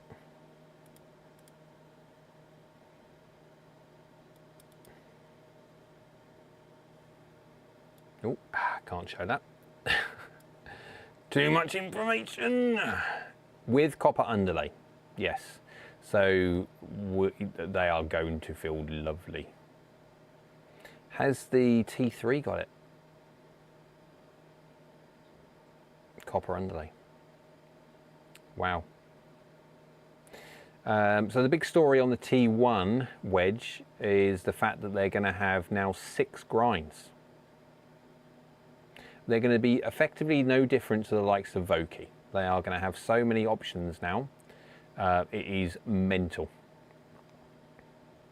Which is good. Obviously, the whole idea of Mizuno irons and stuff like that, or wedges, sorry, was that the difficulty of trying to compete with the likes of Vokey, because they didn't necessarily have the options that Vokey have. Vokey have been in that market as being the best of everybody for quite some time, and so moving into that field, absolutely you are going to need to offer the same amount of options at least than Vokey do. If not, people are not even going to entertain it. And the problem you obviously got with that takes an awful lot of money to start with to be able to justify dumping all of that into try and get market share, especially at that point of where you haven't got that much compared to that of Vokey. So as the time's gone on, they've moved as the years go on and the iterations and the models have changed. They've just slowly added to a point of where they can now justify making the whole bunch there. So now you've got every single option you could ever possibly want. What's the embargo on the putter? Well, the embargo on the putter that's a really interesting one, because the embargo from the putter, I believe, is the 10th. Let's just double check. Have we got the? Oh, we have got the putter. Right. So we know it's what it's called. There you go, M-Craft X. Under embargo until the 10th. There you go. Now, I will not be doing these on the 10th. They will not be released on the 10th. They are going to be released later. The reason being, I'm a very, very charitable individual. Now, I know full well, being honest, that the AskGolfNut community, subscribers, generally speaking, are not they're not wedge based. They are wedge based to a certain extent, but they're not putter based. And so the information that I do on the putter is going to have a certain viewing, but nowhere near as much as the irons. So when Mizuno said that they were going to send me the putters, obviously that's fine, no problem, I'll do them. And there is a really good story with the putters. I cannot express enough just how amazingly cool these new putters potentially are. And I can't go into, they're modular. We'll go into, that's as far as I can say. Yeah, I'm not allowed to say anything else. But I sort of said to Mizuno, because they want to do their, I think it's on January the 15th. I think it's January the 15th. They've got a big launch event in London. But because of the fact I'm just so busy with stuff at the moment, they invited me to go. I'm just too busy to do it. I've got so much to do. I can't justify spending a day and a half or 2 days, what it will be, because it will be effectively overnight, most probably, depending on the time and all that lot. So I know I can't justify doing it. And so I said to offer my putters, no, don't send me the putters. You keep the putters, or keep my putters to take to London, because at least then you'll have a fresh set of putters to be able to show everybody, etc. So that was the whole idea. And I said, look, once you're done with them and stuff like that, you keep them for whatever, and we'll just order me a new set of putters to come to for me to test and everything. So Mine will be late, but it'll be late on the basis of, actually, to be fair, from what I understand, there's 3 models and I received 2 because the middle one, they had a problem with something, so I didn't get them. And I didn't get that one. And I sent the other 2 back to Mizuno to obviously be used. Now, hopefully they'll get another one of the one they couldn't send, but every person didn't get those. So it will be interesting going forward is if anyone releases anything, because if there was a certain model that didn't get sent out, there was very, very few of them. And so in that sense, it'll be interesting to see if the online publications may have done, because I know there was some knocking around samples, but nothing like what you would need for media normally. So a very, very few might have gone out just for B-roll filming, but I don't necessarily think many people, if any, have got anything like enough for testing. So we'll see. Not quite sure yet, but I think my ones will come in afterwards. I'll do some putting most probably. I might even go on course. I don't know necessarily. I mean, my stuff is much more in the way of analytical stuff, but with a putter, I mean, how much analytics can you really do? So any ideas you got would like me to do some putting, then why not? We'll all listen to it. So we've got, I can remember the MP10 wedges. Yeah, I do. Absolutely. Right, we've got Alex saying, never quite got on with the S Series T, always looked right. Completely different. The S Series, so the S23, was very much so an evolved design from the ES21. So the S had that center of gravity much more. It was more toe to center based, where the T had a center to heel. So it was basically just a case of where you collect your strike. If you are slightly toe misser as a rule, then the S series would absolutely work better. If you were a heel to center, then T. Just from a strike point of view, a CG location point of view. Denali blue shafts and driver in woods, if they work, absolutely fine. I think I've got some Denali ones around here somewhere. I can't remember who. Was it Tour Edge had a Denali?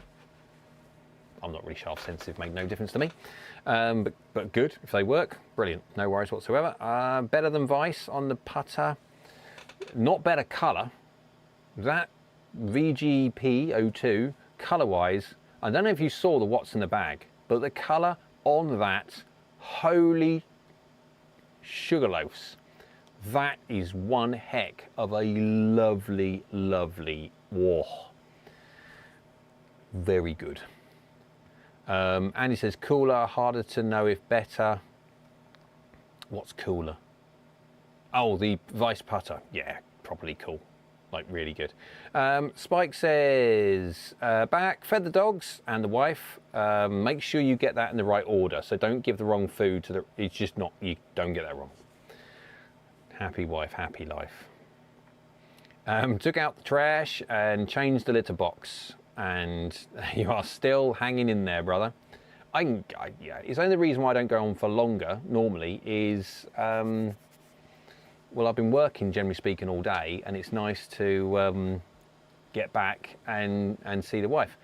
At the moment, the wife is visiting her parents for like certain parts of Christmas. I popped over there yesterday to do the in-laws thing, but I've got so much work to do. I came back, I didn't stay overnight or anything. I came back yesterday, and so back at it. And so now I haven't necessarily, there is no one at home, so there's no necessity for me to get home on time or anything else like that. So there you go. And it says, will this be the first AGN 24-hour live stream? I'm not entirely certain it's going to be 24 hours because obviously there is no toilet breaks and I haven't as yet programmed in a toilet break or anything. But then again, I suppose depends if I'm going to need one or not. Stop thinking about it. That's the first point of view. Right. Spike says, let's play some par 3 soon. We'll play that Devil's Golf, the GS Pro. If my knee can take it, I will not mind, but again, I suppose I have to have time to do that at the moment. I've got no time to do anything. Golf Addict, always good to have a wife that's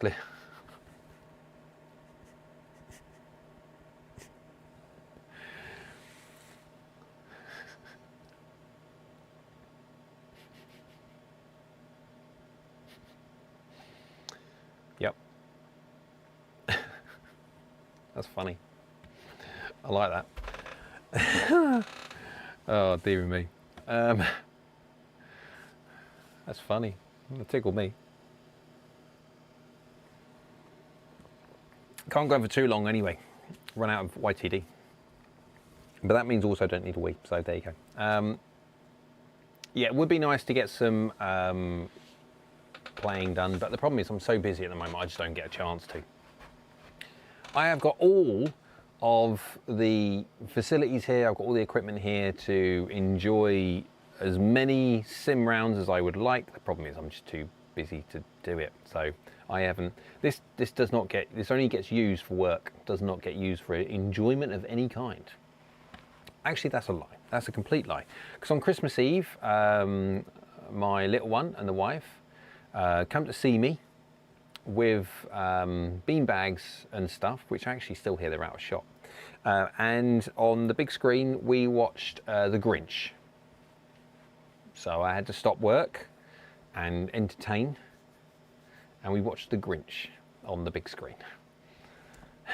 That's about as much recreation as this place finds, because it is work only. Maybe we can play if you are hurt and you won't be charged with elder abuse. Yeah, that's true. Francisco says, how much you play regularly and what is your handicap? So I'll answer the first question first. This year, because of work commitments and being so busy, I've got some house renovations and stuff that I've been working on and will continue to work on, because my house is a little bit of a project, you could say. And obviously with all the work that's going on, I played a grand total of 0 rounds this year. I have not played golf. I have been on the golf course, but not physically to play. So I played last year, again, because of work and all the other things. I played a grand total of 2. So I played 2 rounds of golf in the last 2 years. Last year I played twice. I shot 1 under, 1 over. And the second round when I shot 1 over, I didn't know this. I can still. It's funny how you remember certain things, isn't it? This is obviously not. This is like last year. I was, me and my mate were playing together. We were on the final hole. It was getting late, and so it got, yeah, I know, it got to a point of where it was getting late. So it was the final hole. So it was like, okay, let's go get driver out, and we're just going to basically just hit our golf balls as far as we can, and who cares, because it was getting dark anyway. So, but we would have got around, but we just thought, sod it, let's just mess around. So we just smacked the driver as hard as you can. Now it's a decent par 4 to finish. It's a 464 yard uphill par 4, dogleg to right par 4. So it's a decent final hole. And I ran out of I saw the golf ball, and then obviously it's fairly dark after that. I didn't see it land. I just saw it fly, and then it basically, it just ran out of fairway, but I didn't see it. It went in the rough anyway. So I hit another one anyway, just in case. Nothing so ridiculous, like launched it. I just hit a normal shot, and then effectively parred it with a second ball. The problem is, of course, that's a double, and so I didn't realise that, because I don't score. I let Dave do the scoring. Whenever we play, I let him do all the scoring. I don't really care about it. It's not really something that bothers me anymore. I've done all that side of things. I've tried to get my handicap down to get to scratch and do all that lot. I don't bother about it anymore. I don't have to. It's brilliant. I just play for fun. And so I was 1 under going down the final hole. So if I'd have known that, I possibly wouldn't have been a dick and decided to mess around. I would have actually, because that would have been 2 rounds played in the year and 2 under par, as in the case 2 rounds under par. But you live and learn. It's one of those things. Didn't really bother me. It was a bit of fun more than anything else, and it was fun because I enjoyed myself. But yeah, I played 2 rounds of golf. And so, I mean, it's there, that's the thing.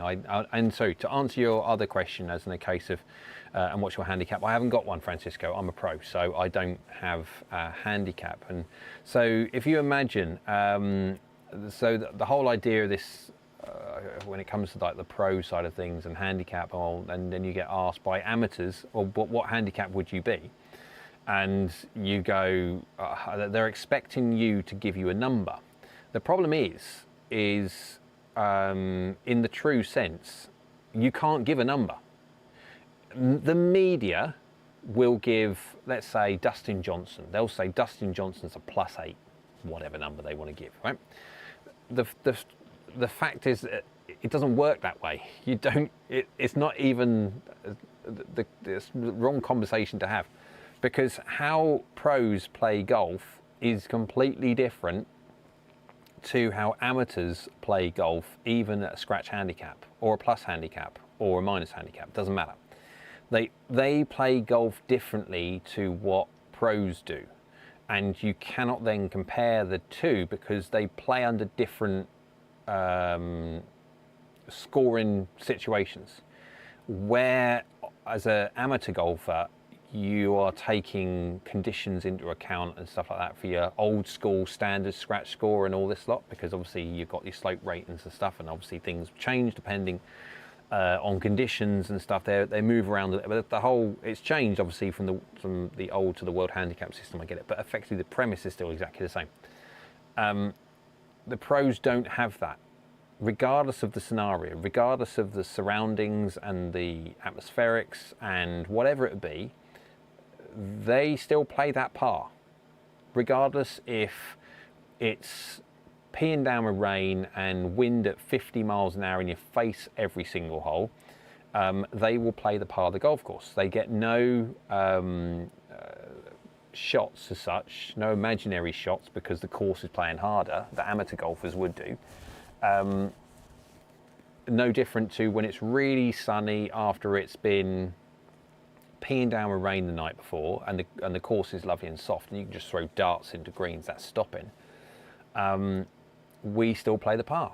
In amateur world, they'd have their handicap taken away to a certain extent, or the par reduced on the base of it's easier. So pros, we do it differently to that of amateur golfers. So in essence, the handicap system just doesn't apply to us in the slightest. So there's no way that you could ever apply us a handicap unless we played handicap golf, of which we don't.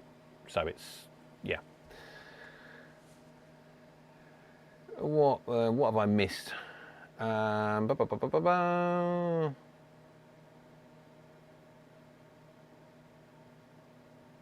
I've got to go scratch. Okay. How much you blow that? What? That's crazy. Yeah. My beanbag is always on the floor. I'm a 60s hippie. The lava light was broken. Golf. I played 155 rounds last season. I wish it was more. Wow. Addict. Wow. Andy says 460 driver, then pitching wedge. Spike says, "What I play 1 round a year just to see where the game is for the last 3 years." Yeah, it's just not easy. Francisco says, "This is my first complete year. I did 24 rounds and went from 33 to a 22.9. Good, well done. That's a really good one. 10 shots. If my knees were better, I would golf 36 holes a day, 7 days a week during the season. That's what I have a cart for." Dom says, "Francisco, that's awesome." Dom says, "I'm with you, addict." Dan says, "Nice work, Francisco." Pete says, "If you play 20 rounds, you could get a WHS rating." Is that me? Because I can't. Even if I played 20 rounds, I couldn't get a WHS ranking rating. If I played 50, I still couldn't. Francisco says, "I am, plus I bought a Mevo Plus, so 3 to 4 rounds of digital golf a day." Well done, Francisco. Dom says, "Ooh, how's the Mevo Plus?" Spike says, "Since I started back after all my back surgery shot 104, 96, 78, 3 years results for improvement every year. Well done. Francisco says, I thought you say I was an addict, lol. Got confused there. Golf addict, lol. Yeah, so even if I was to put cards in, and 20, 25, 30, 40, 50, 60 cards, whatever, doesn't matter, I could not get a WHS rating at all. I couldn't. It's impossible for me. So basically the rules go as such as this. You can, at any point, get your amateur status back. You can, yeah? If you were to renounce everything and become an amateur again, you can, yeah? But you cannot in any way take any financial gain from golf as a professional. So that effectively means if any professional takes any money whatsoever from golf, coaching, custom fitting in a professional means, anything that involves their professional services, and they take financial gain from that, they cannot in any way do it. Just not allowed. You can't do it. Dom says, go on Jay, total honest opinion. What is the best launch one at under £1,000? I haven't tested enough to actually say, mate, to be fair. Obviously, yeah, but I mean, she's not even close. I did have a chat with a company at one point about doing launch monitor testing to see what they were like. Again, busyness, etc. I mean, that the conversation is still there, and I think that is still open as such, but we never had a chance to actually do it. So it would be interesting to see. I just haven't tested enough to give any opinion, really. I'll be honest, I haven't. Spike says, I can't seem to ever shoot that under par round on the course that I can on the sim at times. Must be the lies. Yeah, so sim golf is easier and harder than real golf. So what I mean by that is, as a general rule, anything out of the rough, etc., you'll always get a cleaner hit. Absolutely. You get penalised, yes you do, and you don't know what that penalisation, no, you don't know what that penalty will be, because you cannot predict what the software is going to do, whether it's going to take ball speed off your shot as a penalty and or spin rate off as a penalty. Again, sometimes they can cancel each other out and they go different flight into a green, but they can cancel each other out. But you have that. Now, you never have really in an environment such as this one where you top it or fat it based on the lie, because the lie is constant all the time. So that is easier. Absolutely, you win on that one. Where you lose is the putting and the short game, because of the you use your eyes as a 3D. You've got two eyes and they work 3D out very, very well. So you're feeling distance. I will pace things out, but effectively most people will feel distance. And around the greens, putting, what you see, what you feel in distance goes massively into how hard you feel you need to swing to get or propel that golf ball to target. You can't do that in a 2D environment. And so that side is ultimately massively more difficult than anything to do with the other side. So it does kind of balance itself out to a certain extent. However, on the whole, sim golf is fractionally easier than real golf as a whole. You will always get different scenarios which will push one in one's favour quite considerably, and then other courses, etc., will massively tilt it the other way. So there's always differences, but as a whole, sim golf is fractionally easier as a balance, with all the good and bad bits, over real golf. Right, what we got? Golf Out says, I got down to 7.3 handicap last year, hoping to get it to 4 or 5 this year. Got all new clubs, so it might take a while. Wow. That's a hard thing to get to 4, even from 7.3. That's not easy. The Mevo is amazing. I have to say though that as of today, I am waiting for a battery to see if I need to send it back because it's not working right now after 1.5 years of use. Interesting. And he says every point from 10 down is twice as hard as the last point. And I would even say you get to 5 and it's 3 times. And it's not a linear, it's an exponential. It's not easy, really is not easy. So Dan says, amen, Andy. Dom says, okay, I'll give you £1,000 for it. Cheers. I meant you could calculate a rating. Problem you have is playing 20 rounds. Yeah, I suppose you could calculate it. Yeah, in that sense. I mean, it's just a weird conversation. I've had the same conversation with like how many people over the years, and it's because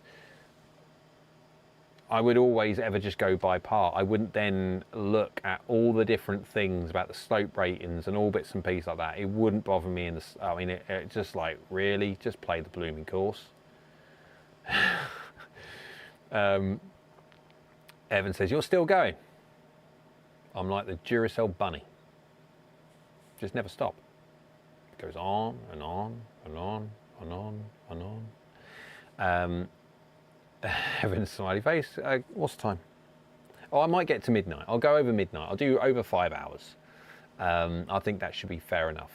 I think if anyone who's watching this, I take obviously PayPal at AskGolfNut@gmail.com. By all means, drop me a. I'm joking. So what we got? Golf. I will be 60 next year, and it's frustrating to lose a tiny bit of swing speed along with it. You have to adjust your game accordingly. Short game is most important, I think. As you get older, it absolutely is. Yeah, you want to work on your speed if you can. Keep it as much as you can, as long as you can. But eventually, you get to a certain point where, as you start getting slower, you can't help it. And yes, you will find absolutely that the biggest savior of your game will be your approach play and your short game and your putting. Absolutely. Okay, I'll shoot for 6 then. No. Spike says if you play in your room enough, it's almost Zen experience for me. I become one with my room and sim set up more every day. The new monitor was like a new wife almost. Lol. Daniel said, I've got down to 10 to 5 in about a year. That's hard work. When I really started playing and practicing with intent, I've gotten from 5 to 3.6 in 3 years. Yeah, hard. Francisco says, for me, I tend to break 80 often in the digital golf. I would say the ball never is lost. The lie is great and no people around distracting.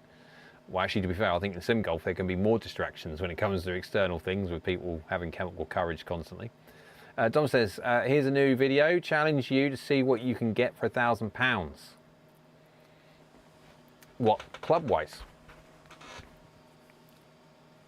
There is something else which I would have to do for that.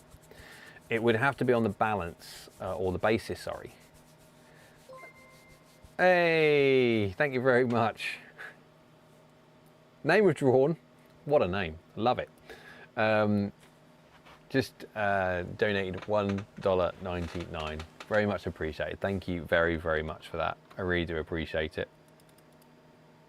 Where's my little?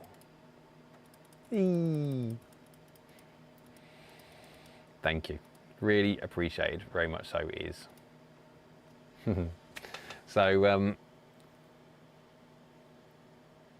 okay. So Dom's saying that here's a new video challenge and stuff. See what you get for £1,000 launch mono. So does that mean I've got to buy them? You know where I'm going with this, don't you? I'm going to have to set up a fund me page just so I can afford to buy all of these to test them. That will be a rather expensive undertaking, people. Would it ever? Right. Have we got a countdown? We got a 22-minute countdown. Can I go for all than 22 minutes?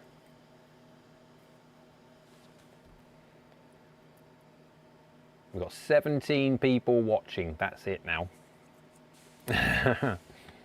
Although it is now nearly, well, it's 20 to midnight at my end. So I'm pretty certain there's going to be no UK and absolutely no European viewers. Or there'll be DOMs in the UK, but I mean, I don't think there's going to be many in the UK that have been watching me prattle on. So it's all now going to be the other side of the pond, more like.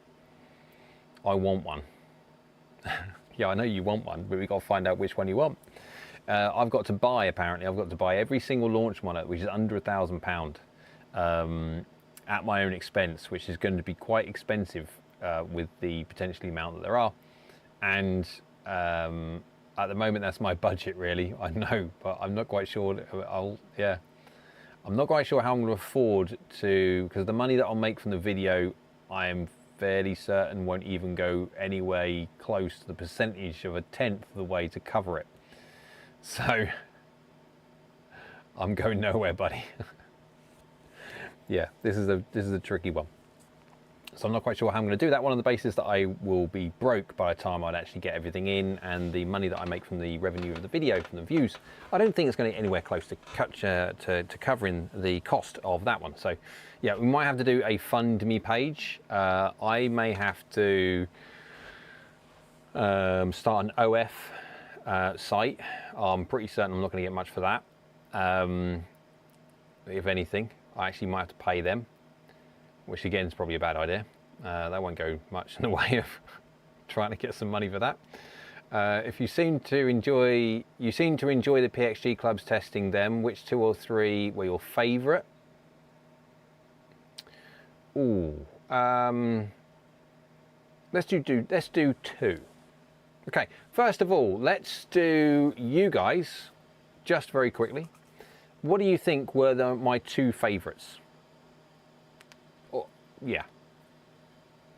What do you think was the 2 favourites? Francisco says, less than the Mevo. I guess that's amazing. I tried the Rapsodo and did not like it. Yeah, I mean, I need to do some research on it. Absolutely, I do. Compare it up against Quad, if I can. Certain things you will, certain things you can't. So it'd be interesting to see if I can get one to compare against the other one, and then just basically see how good it is and how accurate it is. Dom says Gen 7. So 2 irons from the Gen 7, which would effectively be the P and the XP. Dan says you like the Wilsons, I think, but they're not the PXG. So find out what the PXG ones, I think. Name with Hell, so 925 Hot Metal Pro and 3D printed. They are very, very good. You are right from what is the best from both things, from the game improvement iron and the player's distance iron. You're bob on that one. But from within the PXG range, I did the Black Ops, I did the Gen 7 XP and P, I did the 0317T, CB and ST. So I did all those videos. What do you think were the 2 favourites of all of the PXG? And I will go get them and I will show them. Alex says in terms of performance, I believe the CBs are top. I think in terms of performance and forgiveness, absolutely, you are right.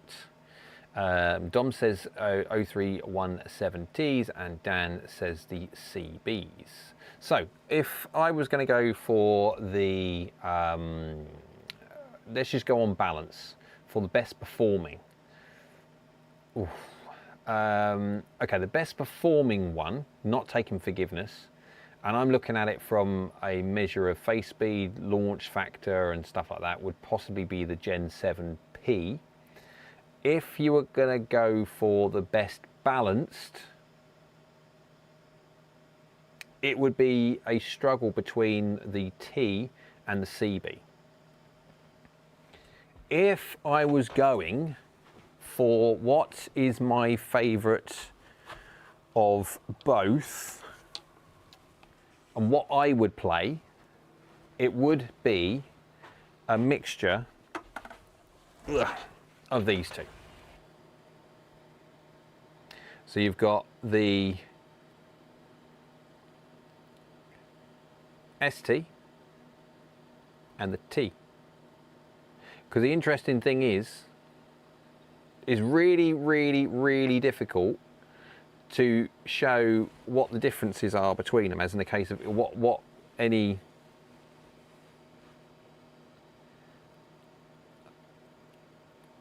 they look so close. Now of course this one here is the blade,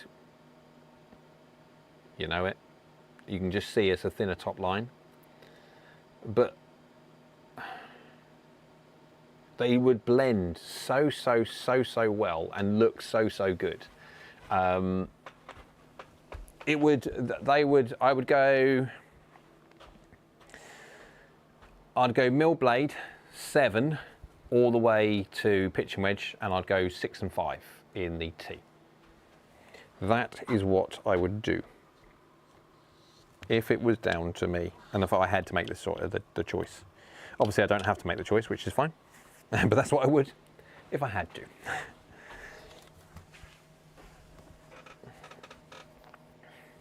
Boo, CB or nothing. If you're going to go on forgiveness balance, so the golf club which feels the best, or feels good, looks good, but weighted absolutely on forgiveness, the CB would win.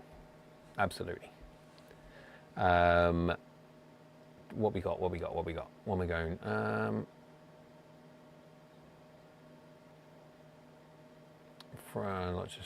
So Francisco says that it takes a lot to start and the lag is big. I'm talking about, that's the MLM2 Pro.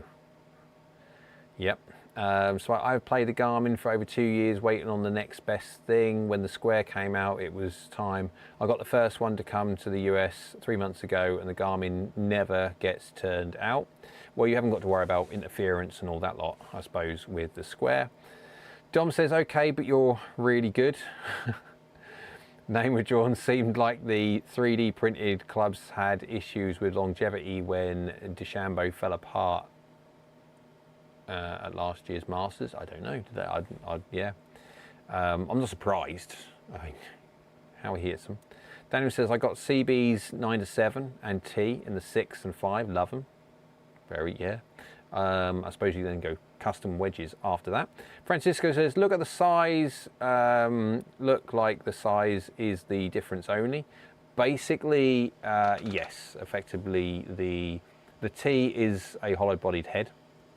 Feels really good for a hollow-bodied head, like really very good. Performs really very well, because I don't need the forgiveness, generally speaking. My strike when I'm not messing around is pretty darn decent, so I don't have to worry about the forgiveness side of things. Absolutely, I'd be looking at the STs and Ts because they would just aesthetically work. The CBs, although more forgiving and stuff like that, but I don't necessarily need it. They don't look the same, so my OCD would not allow me in the bag. I'd have to have a full set of them, but I like the blade. So Dom says, but which would you pick if you were mid-handicapper? Again, it all depends on what I would need launch factor wise and stuff like that. People have got to get away from the whole handicap as a choice of golf clubs. Handicap is just a measure of your score. It makes no difference whatsoever in what equipment choice you need. You've got to completely think handicap is score. How you swing is what you then need equipment wise. But those handicap and how you swing aren't linked. What's the word I'm trying to think? When things are directly proportional to the other. But yeah. Right. Where are we? Like the same size. So, Golfhead says, I love PXG. It attracts my eye big time.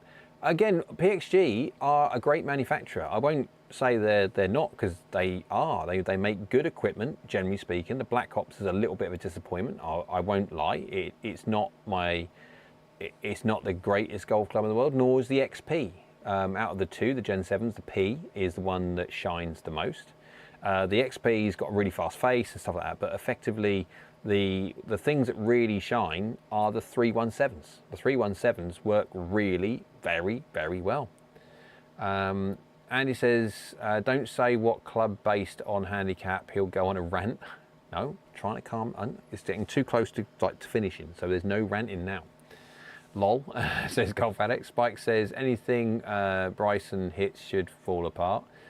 The speed he hits it, yeah. Oops, sorry Andy, says Tom. Lol, Spike's blue collar golf. Dom says, we definitely need to swap some clubs. No. I've got too many golf clubs anyway. I've got, yeah, I've got too many. But and I'll have even more fairly shortly, and yeah. But I've got some more bags, and also I have got a Wilson staff bag coming very, very soon. They're introducing their new range of bags, and of course I've asked for a staff bag, big tour bag, to put loads and loads of equipment in, and they've very kindly said that I could have it embroidered and have a lovely, well, whether I put J Smith on it or whether I put my AskGolfNut logo thing on it, I'm not quite sure, but yeah, I've got to send a high-res picture over to them, and then they will put it on a bag, which I think is very, very kind of them. Pete says, have had to look right in my eyes before they get considered. Have to look right in my eyes before they get considered. Aesthetics of golf clubbers are important, massively important. Feel of a golf club is massively important to me. To some people, it doesn't really matter whatsoever. Absolutely, it's function over form, and I am someone who... Thank you, Richard Schwinn, for subscribing to the channel. There you go. For me, it's absolutely important, the aesthetics and the feel. Other people don't care. They care about the function, absolutely. Don't care what it looks like, don't care what it sounds like. They are worried more so about the score than they are anything to do with the looks. And so I'm not, I'm the other way. I much prefer what it looks like and feels like, because again, I'm quite lucky. I don't necessarily miss the middle much, so I'm not looking at forgiveness as a consideration for the golf clubs. GolfNut says, I ended up ordering the Gen 6 XPs, all in chrome. Like the looks with the screws, personal preference. Absolutely, I know some people that really, really like the engineered look of the like the first modelled PXGs with all grub screws and stuff like that littered everywhere. I know some people like that very, very much. Not everyone's taste, but some people did. Francisco says, I'm more in the Mizunos. The PXG look hard on my eyes. That bolt in the center is a lot. It is, however, that bolt may be aesthetically either pleasing or not for some people, but it's an amazing thing. One thing it manages for the manufacturers to do in custom fitting is to change the swing weight of the head, which is huge, because you can have a fitting for the vast majority of premium grade manufacturers and they cannot change the swing weight during the fitting for you to dial in where you are. It is very much so based on the swing weight will be this when you have the components like this. With PXG, you can dial in the swing weight that you want, and then whatever shaft you need, within reason, they can then swing weight the head to match that. And that's an amazing thing, really, really impressive thing. And you can't do that 99% within the fittings. And that is so, so important. One thing that really peed me off about Mizuno's change for the new DNA, I understand why they've changed the new DNA, because the new DNA, not only you can change, try and reduce the amount of heads that they were producing. At one point they were producing so many heads. It was really expensive, because obviously you've got to do for the DNA, it's the fitting heads, and they run A and B weighted heads. So you had every single model that they did in right and left-handed, whatever they offered in the left-handed. And you had two of them effectively, because you had the A and B weighted heads, different lie angles obviously. So they run 2 degrees upright for the long, for the B weighted heads, so the yellows. And they were also designed to go in the 1/2 inch extra long shafts. And so to keep all the swing weights the same, they were slightly lighter heads to take into account the longer shafts. Now they haven't got that. And so now what you're finding, if you go to a standard shaft into a standard head, swing weight is in and around normal. But then as soon as you go into a long shaft, half-inch long shaft or an inch longer shaft, the head weights that you're putting in are the same. They are not lightened head weights to keep somewhat of swing weight normal. And then you could put an inch longer shaft because you're tall, and absolutely this thing's going to feel like a lead weight on the end of a stick, potentially. And that's one thing I didn't really like. And so they're getting a little bit of, but there will always be a bit of backlash. And let's face it, Mizuno had the 2 different weighted heads, and no other manufacturers really did. And it's not like Mizuno have moved to the model of head availability that 99% of other manufacturers have anyway. So it's not necessarily that Mizuno are doing anything bad. It's just that they're just moving in line with what nearly every single other manufacturer offers. They still offer more shaft choice than any other manufacturer. That is without question. And absolutely, the vast majority of them are still non-upchargeable. So yeah, with one hand giveth, the other one rips away, but on balance, there you go. Right, where am I?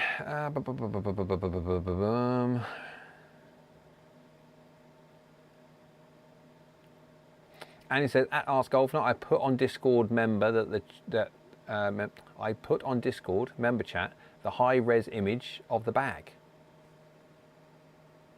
Oh, did you?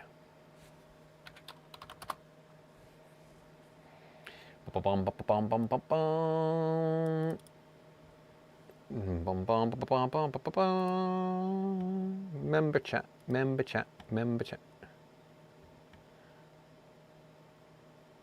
Embroider this on the bag, please. You know. Hang on. Oh, I can't open it up. It's me having a YTD with a very, very kind of dick dastardly look on my face. Right, I got that. I need to do that later. I got a message request.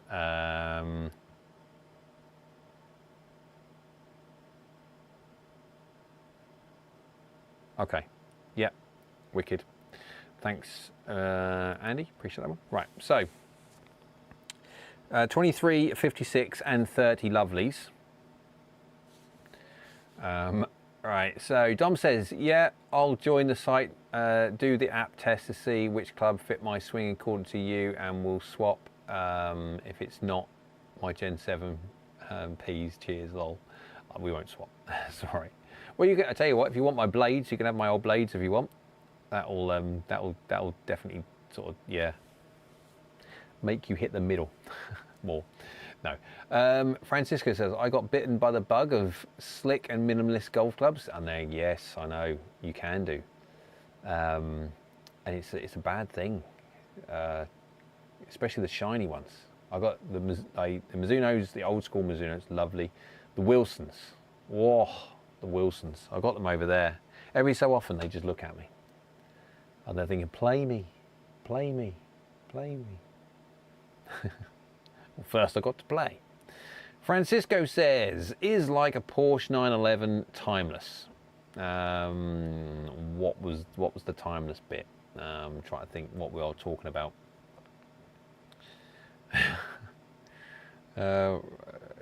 Confidence says, yep, with my PXG, I had then quarter inch shorter.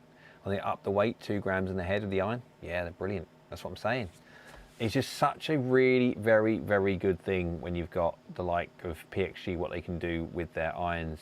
It just takes away any form of, oh, we've got to adjust this, we've got to adjust that, we've got to try and this, we've got that. They can just build the golf club and just whack whatever weight they need to get it to D2 or whatever number you want to, within reason. And it's really very, very good. Alex says, what? You're offering your blades, Jay? I'll take the blue ones. I'll take the blue ones. No. No. Dom says, I'll amaze you. The guy at the call away fitting didn't know what had hit him. Oh, the Callaway fitting, sorry. I'll amaze you. The guy at the Callaway fitting didn't know what had hit him when he saw my swing. It's like an octopus in a telephone box. Have you thought about taking up netball? Andy says, beware, all Jay's irons have extra toe side groove wear. No, they don't. I don't know actually. If I'm not one at all for loving the groove. You know, the wear marks. So effectively, people what they do is they hit balls and they're a good ball striker. That's no surprise whatsoever. But they don't clean their golf clubs between shots, and so you get the grit.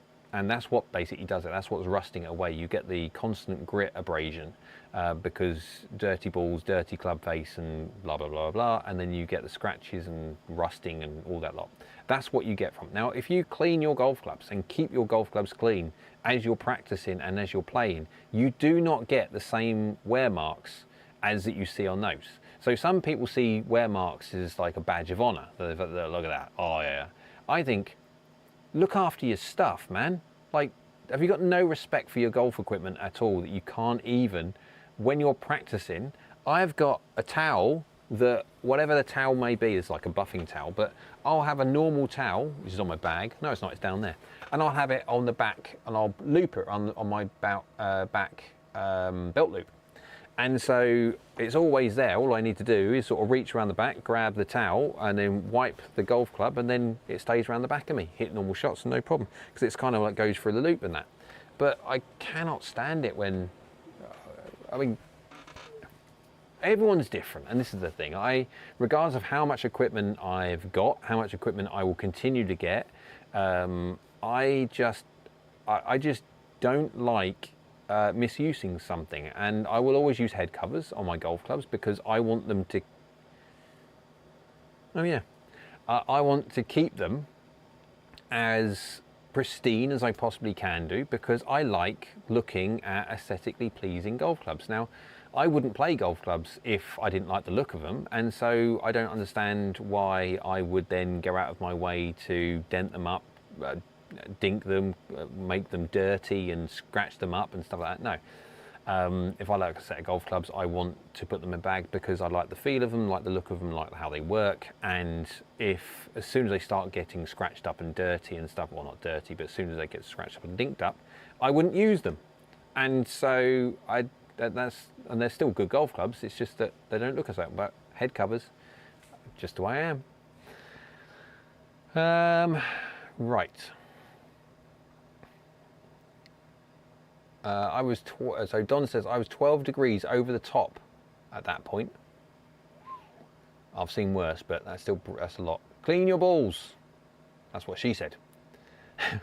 Dom says, the trackman thought I was left-handed for a lot of the shots.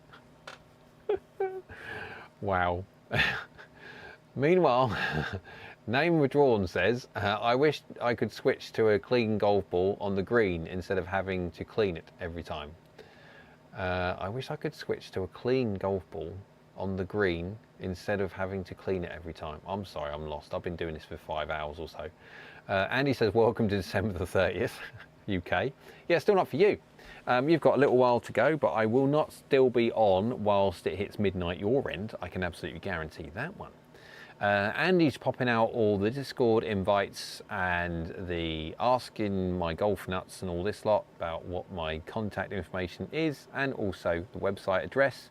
Happy New Year's, folks. Well, not quite, but yeah, it's getting that way, isn't it? Getting close.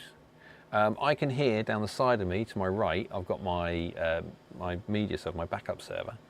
And I can hear the parity checks just started up. So if a little bit of extra noise is on the microphone, I do apologise. It's the parity check which is going. So there you go.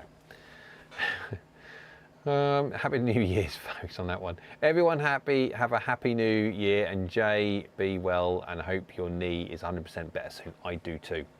Very much so, I do too. It's fine normally, within reason, it's fine. It's just golf, and I haven't been laser tagging, so I've been taking my son, when I see him, because I get to see my son every 2 weeks, and he likes his laser tag, and he also, see, he marshals now as well. So he's only 12, but we've got quite friendly with the business owners and all the marshals there. He loves that. So he's now got himself his Planet Laser uniform to a certain extent, and he then marshals for free. He does volunteering and such, because he's too young, he's 12 years old.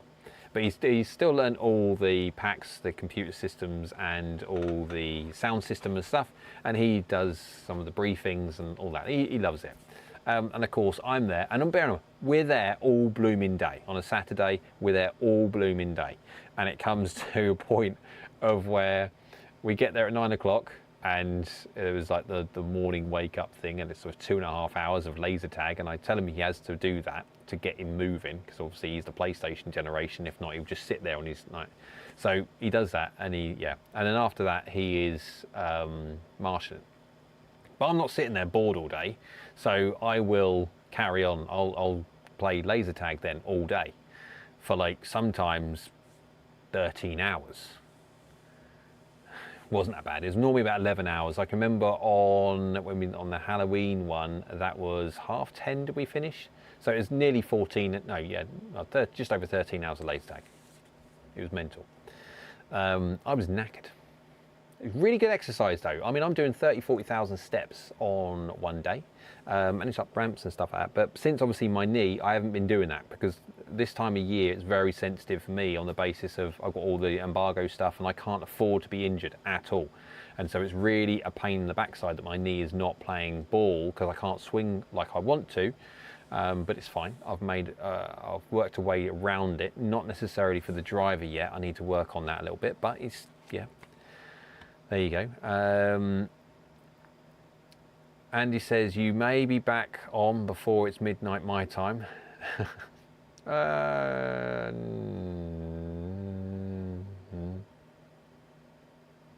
Possibly. I don't sleep that much. So yeah. Don says I'm about 5'2" or 5'2" now. What? I'm confused. Sometimes a high one slips out again. I'm confused, Dom, sorry. But yeah. Sorry. I'm rubbish. I don't know what's going on. So Darren says, yo, I'm a break at work, and you're still on here. Yeah, I'm now going to finish though, because it is now effectively midnight. I've been overdone just over 5 hours. I'm not quite sure what my record is. I will have a quick look. Let's have a look. Let's have a look at what my record is. Let's close some of these windows down, because I don't need those windows up. And let's have a look-ski, see if I can find what was the longest live stream that I've done. Wow, I've done quite a few live streams in my past. So let's just go all the way down to, where are we? 51 of last page. Right, so let's have a look. I don't think I can sort this. 3 hours and 2. 4 hours and 14. Yeah, that's a good one. So 4 hours, 4:54. Beating it, 4:54, right? So that's 4:54. I've done that one. Let's scroll down. 4:54. Have I done more than a 4:54? This is the from Stats to Strokes one. So all of that lot. 4:54. I'm thinking that's got to be, and it is. 4:54 is the record.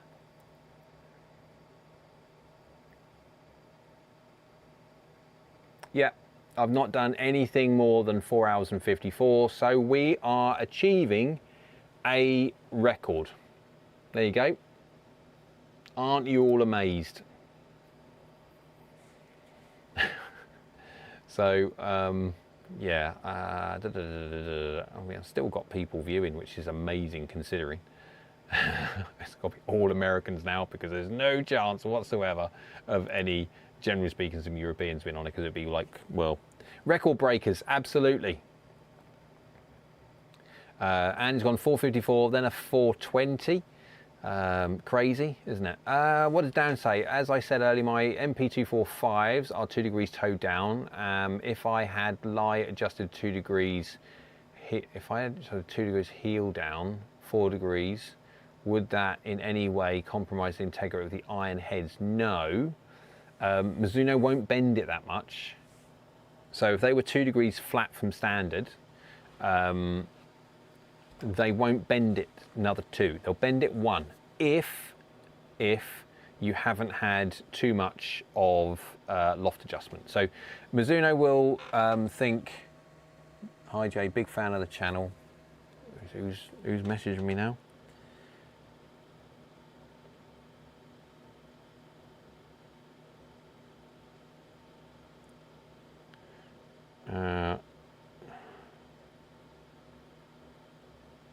Okay, I've got to sort that out. I've got so many things. That was yesterday, but now technically that's because it's just after midnight. I'll sort that out later. Mizuno Basic will go 3 degrees, and that would very much so determine on if you've also had loft adjustments as well. If you have loft adjustments, that will affect how much you can bend them. Now, if you take them to your fitter, he will bend them, he or she could bend them 4 degrees. They will go. They will go. The reason why they don't do that is because potentially, depending on obviously the finish, it should be fine. If you bend a golf club too much and you've got different finishes on there, especially on the old days when they had the double chroming, they would crack. So you wouldn't bend it more than 3 degrees because they would worry about the chrome cracking on that. Nowadays it's not so much of an issue, but you've still got the multi-layers on there. You've still got the like nickel plate, and then the copper, then the nickel plate, and then so there is a certain level of, you have to think about it, but you can bend them 4 degrees. They will bend back, so you'll have to keep on top of them as time goes on, especially depending on how much you practice on mats, but yeah. Right, so Dom says, so now anywhere between 2 degrees and 5 degrees with an occasional bad one at 7. Okay, how many degrees out to in you are? That's still quite a bit. That's still quite a bit. Dan Ryder, I'm English, I'm just night shift. There you go. That's answered that one. Francisco's given the old clap. Record breakers. I wasn't in my head, I didn't have it in my head to record break at all. Wasn't, yeah, but it's the last one of the year, so I thought, why not? Let's just try and chat to people that necessarily I may not normally chat to, because again, me doing what I do at the time I do it, I would always, within reason, circulate around a certain number of people which suited their times, etc. This one, getting slightly different viewers from different parts of the world. Right, so we've got Golf Addict with a heck of a, yeah, there's a lot of medals on there. Rest in peace, Roy Castle. Yeah, died of, was it lung cancer, wasn't it? Something like lung cancer from smoking, yet he never actually smoked. It was all passive smoking from all of the clubs and stuff that he used to do many, many moons ago. And yeah, when obviously smoking was socially acceptable. Name withdrawn, thanks again for your time. Appreciate that, and also appreciate for the time that you've taken to listen in. Right, let's go zoom down a little bit. There we go. Darren says, I was going to have them adjusted at an independent golf repair specialist, no loft adjustment. Then they will bend. 2 degrees they'll bend another further 2 degrees. I would absolutely tell them. Now, bearing in mind, if there is any issues at all, you are on your own. Mizuno will not warranty those at all. And if one breaks or there is damage to it or anything else like that, Mizuno will not take any responsibility for that whatsoever, and you will be on your own. That's the problem about going and doing something like that, because obviously I would normally send them to Mizuno themselves, but they won't bend them to 4 degrees. Yeah, a bit of a pain in the backside, but yeah, they'll do it. Pete says, as a Brit, I'm still here, but will bid you all farewell and good night as I'm working in the morning. Don't blame you. Thank you very, very much for joining in, Pete. It's a pleasure as always, and thank you very, very much for being a member. Pete, if you haven't already, make sure you get your username and password for the website. Message me on Discord or email or anything else like that, and then we'll get you, and we can move you over if we can from YouTube memberships to PayPal website, because it's much, much better for me if every member moved over. Right. Happy New Year to all. Happy New Year, bud. Appreciate that. Had a lie adjustment of 1 upright. Yeah, every little helps. Every 1 degree helps. Golf Addict bought a new TaylorMade mini driver online. Just have to regrip it. Passive smoker cancer. Yes, Andy, he did. Yeah, unfortunately. Dom says, we'll have to chat about fixing the swing then, Jay. Definitely. Give us a chat and we'll yeah, arrange something. Golf Addict, Happy New Year's all. Cheers. Happy New Year's. Yeah, just because I make it over to midnight. Yeah, we'll go and get a bit giddy now. Darren says 2 degrees back to standard, 2 degrees hill down from there. Oh, sorry, hang on. You were 2 degrees upright. And then you want to bend them. So you're 2 degrees upright. You want to bend them to flat to 2 degrees down. You want to bend them 4 degrees. Yeah, they'll go. So send them back to Mizuno. They'll bend them. Presumably they were a standard head up 2 degrees, and they'll bend them. Yeah, they will. They'll bend them. I wouldn't do anything. An independent fitter, don't care. I wouldn't let anyone bend them on the basis that, just in case, if everything's fine, no problem whatsoever. But there is always that situation, and I've seen it more than too many times, that something happens, and as soon as something happens, it is a massive headache for everybody. It's just a nightmare. So if you can, send them to the manufacturer. If they break it, if they damage anything or do anything in any way, shape or form, and they can't get you a replacement, they will replace the whole entire set. Right. What we got? There we go. Facts in the swing. Yeah, no problem on that one. Playing the trumpet in clubs, taking in big breaths of smoke. Yes, he did. Darren says 2 degrees. Oh, we've done that already. Dom says, Addict, I'm not sure about these mini drivers. It's just a craze, or is there a need for them? I'm not sure. I've got my personal view on it. It'll be interesting to see when I test the cricket bat over here. I've got my own view. So what we got? Itchy snozzer. Only 5:15 p.m. here, Jay. Let's do another 5 hours. Right. So the funny thing is, right, even if I had put this on monetization, so adverts will be running through this, and even if I'd put them on aggressive to try and earn as much as I possibly could, the chances are this live stream, with the amount of views that I've got already, and even the views which will come in the future, might make me about £4.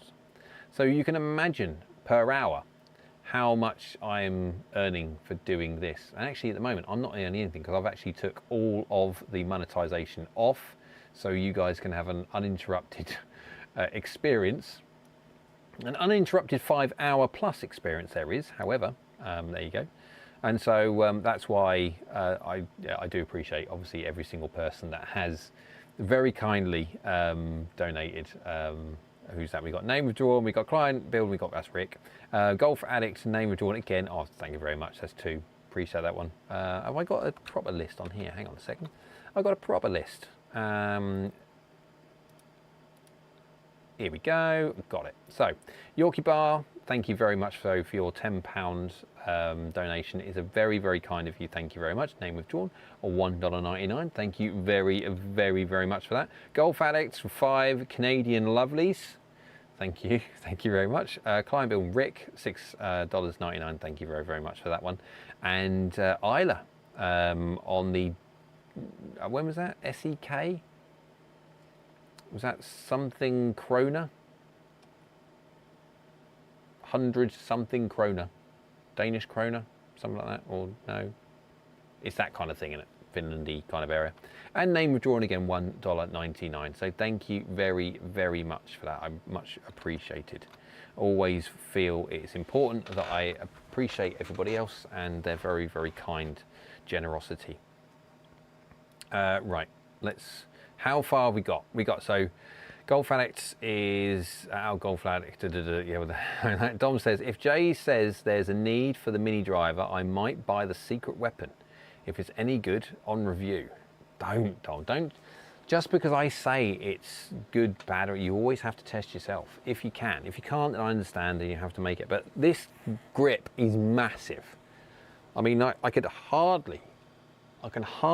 even touch my, I mean, there's gap. It's huge. It's like a feckin' cricket bat. Dear God. Right.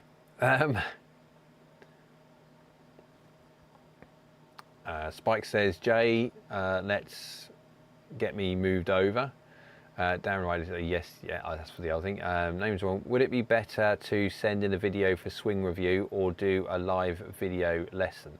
Right, so if it was for a session, so I still do coaching sporadically. I have to do it within what suits me. So I do predominantly now, I do online stuff because it allows me to be able to still give the information across and go through all the things that we need to do, and very much so do it in a way which is easier on the individual. The individual hasn't got to drive, I don't know how far, and I haven't got to drive, I don't know how far. We can get all the information across in a good amount of time, etc.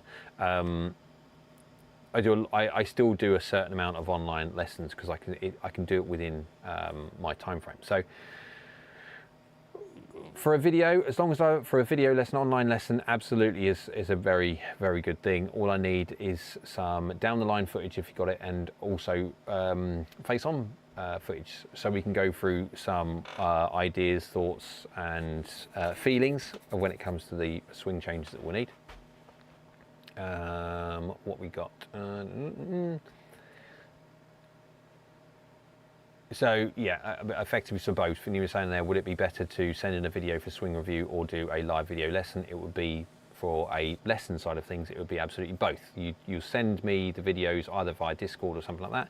I'll then stick them in my swing software. So when we have a video online lesson, as such, it'll be a video lesson. I'll then share my screen and show you all the bits and pieces. But yeah, that's how it works. Golf Alex says, Dom says, love hitting the mini driver off the turf as well as the tee. I use it 4 to 6 times in a round, give or take. And it says it would have made 20p and a button.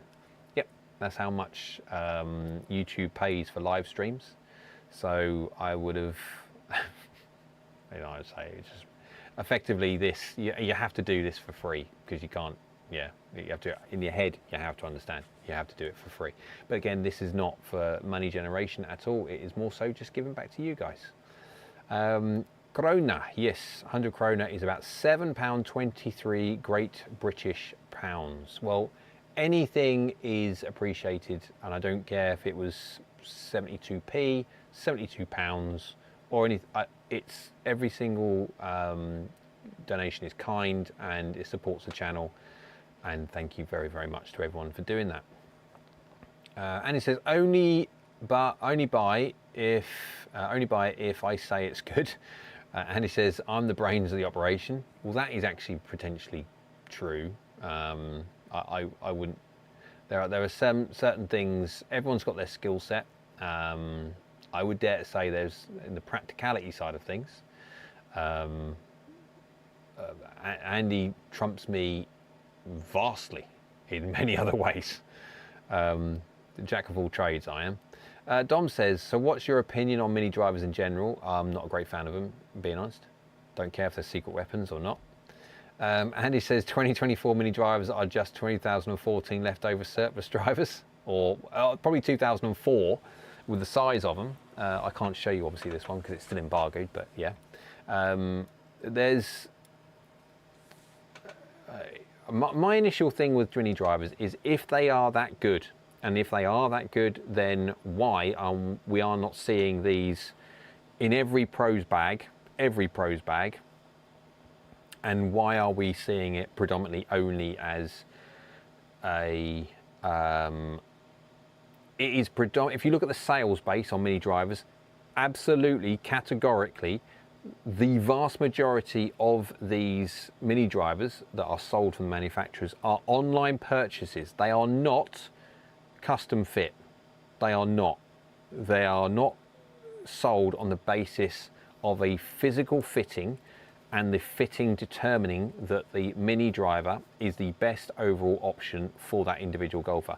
Absolutely, predominantly, overwhelmingly, the sales percentage is online based or rack set based, not rack set, but off the rack sales.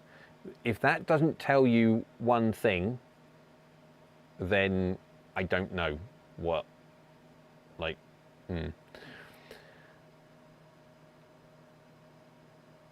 we got. So if mini drivers are the answer, why have driver heads and shaft lengths been going up constantly for 12 years? Just go back in 1 year. So mini drivers have been around for a little while, and they come and go, and the concept comes and goes, and it comes and goes in spats because of the fact that it becomes sexy to talk about, a story, a marketing story, and of course then it's just another avenue to tempt golfers into the physical purchase of a golf club. Do I say, would I agree that in any way it's a requirement? I don't think. I think the problem is I feel it potentially could be a one-dimensional thing, and I don't know. I haven't hit this yet. I haven't hit the secret weapon. Could be a secret weapon. We don't know. I do like the head cover though. Head cover is really good. Like really, really nice. Very, very good quality head cover. Still got that little metallic thing, magnetic thing, which you can absolutely take the golf clubs out your bag with, which I think is quite good. There you go. Impressive stuff. GolfNut says it's made more for the average golfer. It's like a 2 wood. Dom says I've thought about sticking my driver shaft on my 3 wood before. I think more people have had more success if they put 1 degree or so more on their driver and they put their 3 wood shaft in their driver. That's probably would make the most sense for them trying to actually hit target better. But yeah,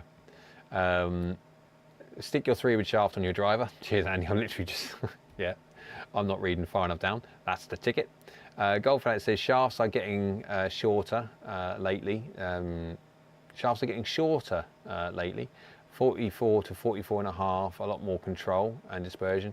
Yeah, I'm not a great fan of shafts going 46 inches retail. I'd much prefer them see them much closer to the other side of 45 than anything the at side of 45. But again, speed in the world of the launch monitor and distance wins, unfortunately you cannot get past the 1 shot out of 50 that you hit with a 45 3/4 or 46 inch shaft. You will be hitting that golf ball further for the 1 out of 50 that you've hit, ignoring the other 49 which have left the planet because you've got no control. Jeff, hi Jay, I'm looking into buy a set of Tacoma 101s in the new year. Swing speeds around 80 miles an hour, launch angles with 7, it's between 20 and 24 degrees. Tack angle around -4-ish, good buy or not? Well, launch angles with a 7 is this, I'm assuming you're talking about your current set. So your current set, you are launching the golf ball between 20 and 24 degrees. You swing your 7-iron around 80 miles an hour, and you have a negative angle attack hitting down by about 4 degrees or so, goodbye or not. I need to know what kind of loft you're running on your current golf clubs, because 20 to 24 degrees of initial launch angle with a 7-iron is a fair amount, which suggests you're adding loft. Now, if you are talking about a set of golf clubs that you've got which are 38 years old and your 7-iron is Clay Hammock, thank you for subscribing. If we're talking about your 7-iron's 38 years old and your 7-iron's 38 degrees, then maybe not. But I don't know. If you were to say that they are a 10-year-old set and your 7-iron is 31 degrees, then do you play a fade? A high fade as a shot, Jeff?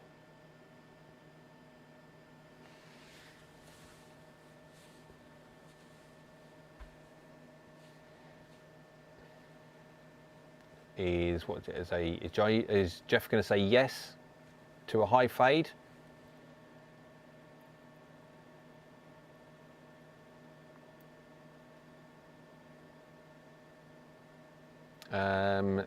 Dom says I can swing my 3-wood just as quick as my drive with a shorter shaft. There you go. Most shots are slight fades, right? So you're delivering a face open to a path which twists around the axis of the shaft. So effectively, when if I can get it on the camera, there you go, you're twisting it this way, yeah, which adds loft.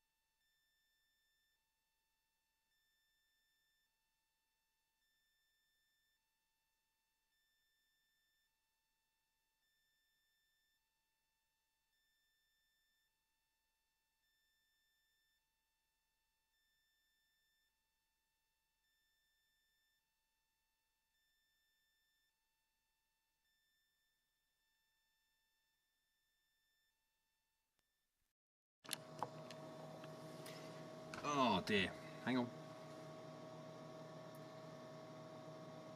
Now, can you hear me now?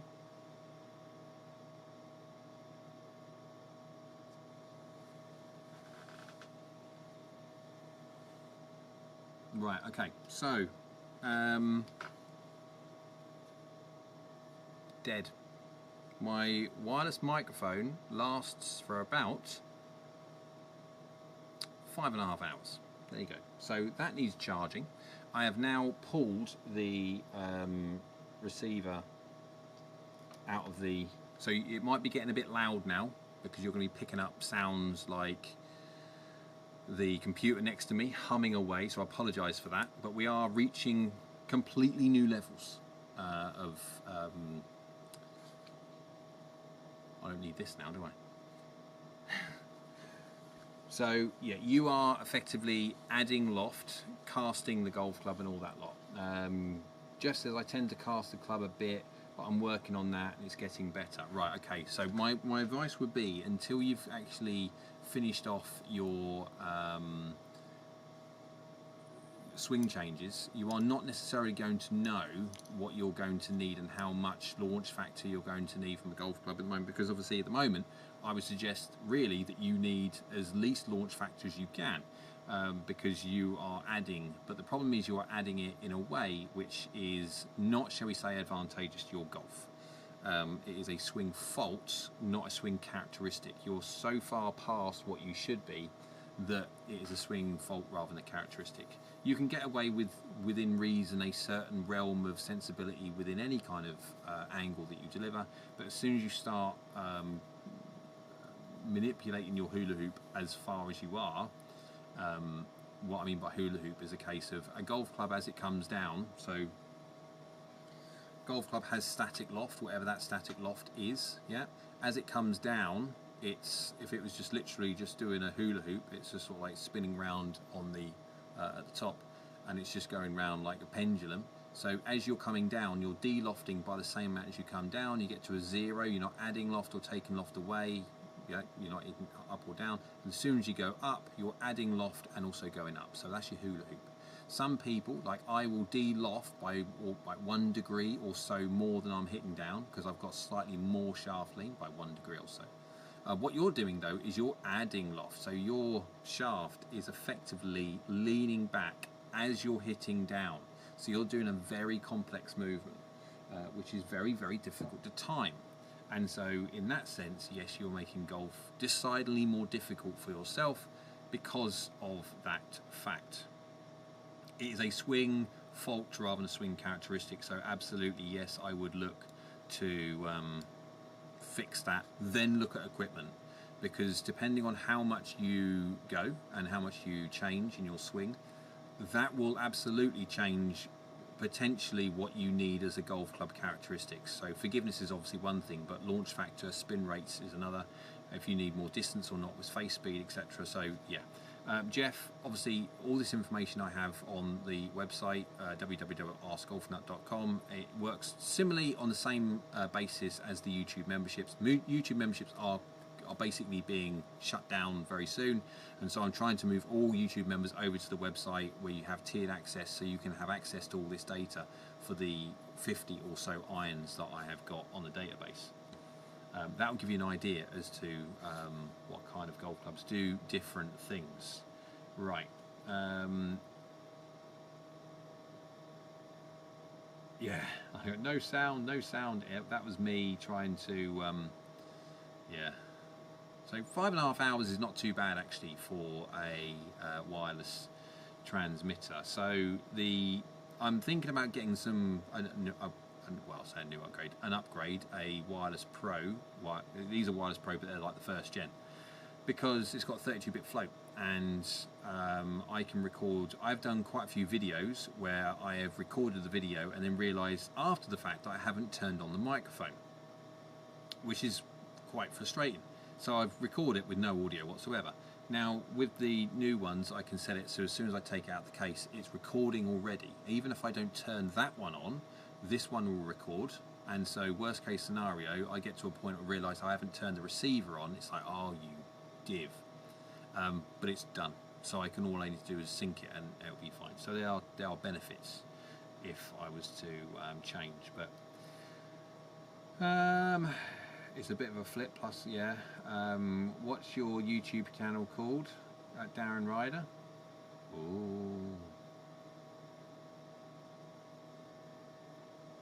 I don't know. What's Darren's YouTube channel called?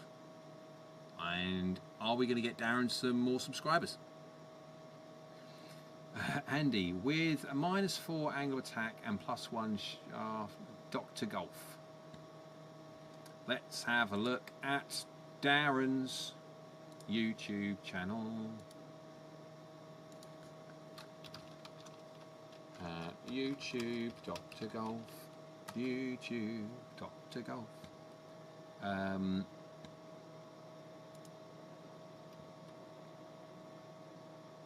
Right, there we go. I'm assuming that's you down with the black ping hat, yes? Right, everyone, jump on there. Do you know what, Dan, I've just subscribed to you. There you go. So I've added, you've got 344 subscribers. Now you have 345. Everyone just jump on there and give Dr. Golf on YouTube a quick subscribe. Thank you very much for giving all your information out. There you go. I'm new, be gentle. We're very gentle over there. Actually, the AGN community actually are really quite kind and really quite nice. We are not for trolling. I cannot stand the trolling. I can't stand anyone who's going to give anything other than constructive feedback. Constructive feedback comes in multiple different forms. I don't necessarily care if it's direct. Don't mind direct language, quite happy with that. I just don't like negative or abusive language. So as far as I'm concerned, anyone who wants to do that can Foxtrot Oscar. I'm not interested in that whatsoever. I just want people to get better, enjoy the game. Sometimes you have to be a little bit more direct with people because they just don't get it and you need to try and get through to them. But you do it in the most respectful and pleasant and polite way as you possibly can. So yeah, everyone give Dr. Golf a little bit of a subscribe if you are watching. So, Dom, we will, Darren, Eero, 5 hours, Jay, very impressive. Well, 5 hours and 38 minutes by calling it this, but I'm going to have to go 6 hours now, aren't I? Bloody hell, this is just getting ridiculous now. This is my problem, my OCD. I cannot. Dom has also subscribed, so now it's 346. I cannot leave it on Dr. Golf. Oh, no, it's which one is it? It's Dr. Golf. Or is it? Hang on. Which one is it? Because I've subscribed. Well, Darren actually has said Dr. Golf. He just wrote it up there. Look.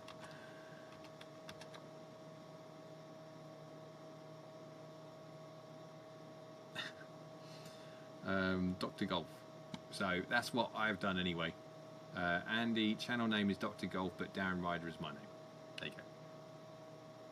Not Doctor, but Darren Ryder. Good little play on words. I like that. I subscribed. We've got a few. We've got a few. Hang on, this says F5, that one. Oh, we've gone up 3 subscribers in the last few minute or so. Crazy balls.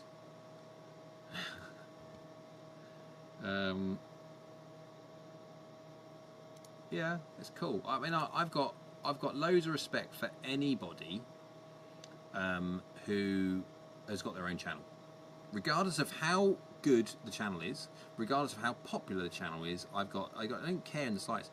What I am impressed about is anyone who has the balls, golf balls, that has the balls to do it. Because do you know what? Putting yourself out there is not the easiest thing. Putting yourself out there for people to have their opinions about you, again, is not the easiest. And do you know what? Sometimes, a lot of the time, human beings aren't the nicest people on the planet. And so you can get absolutely like blasted in the comments about things which you didn't even consider or think about. It's just the way it goes. So anyone who's got their own channel and anyone who's got the balls to do what Darren has done, kudos to you.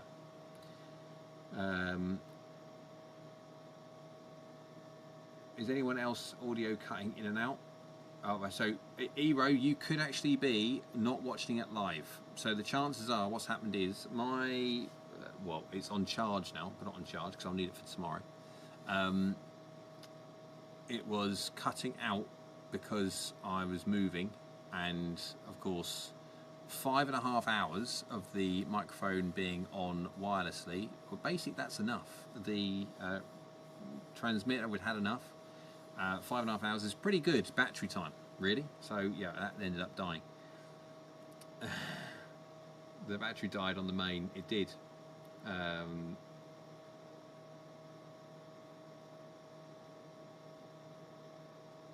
Yeah, because we are on. I read my microphone and stuff on here. Unfortunately, going to hear hum. The hum is from my computer, which is next to me, so I apologise for that. Right. Audio cutting in and out. Battery died. Yeah, no, that one. Can we ship him some batteries, Andy? No, just needs. So I've got my Rode Video Mic Pro, well, the Wireless Pro, what they are, and well, it's about 3 years old now. These units are, and so I'm surprised that they've done over 5 hours. Really surprised. I completely forgot about it. To be fair, I normally it would be like, oh, I wonder how the batteries are getting on, but I completely forgot about it. But I signed out 3 hours ago. You need to take a break. I'm sure your wife is wondering where you are. No, actually, she is not at home. So the wife is, well, probably tucked up asleep, hopefully by now anyway. But she's visiting her parents for the Christmas kind of time. I was over there yesterday, so I had to do the in-laws thing. And, well, not yesterday, day before yesterday now. But yeah, I was round there yesterday effectively and spent the day round there, then come home, done some work at the house and stuff like that before went into bed, but it's, yeah, been got up. The problem is, I sleep last night around about 2, I suppose. The problem is when the wife is not at home, my pattern of stuff just goes out the window, and yeah, it's just crazy. Anyway, so GolfNut says that's true. Humans can be, yep, they can. Not here though. The AGN community is a good bunch of people. Spike says I'm a glutton, not gluten. I'm a glutton for abuse. I have 3 channels, 2 active. You are. That's very true. If you've got 2 active channels with 2 people, lots of people.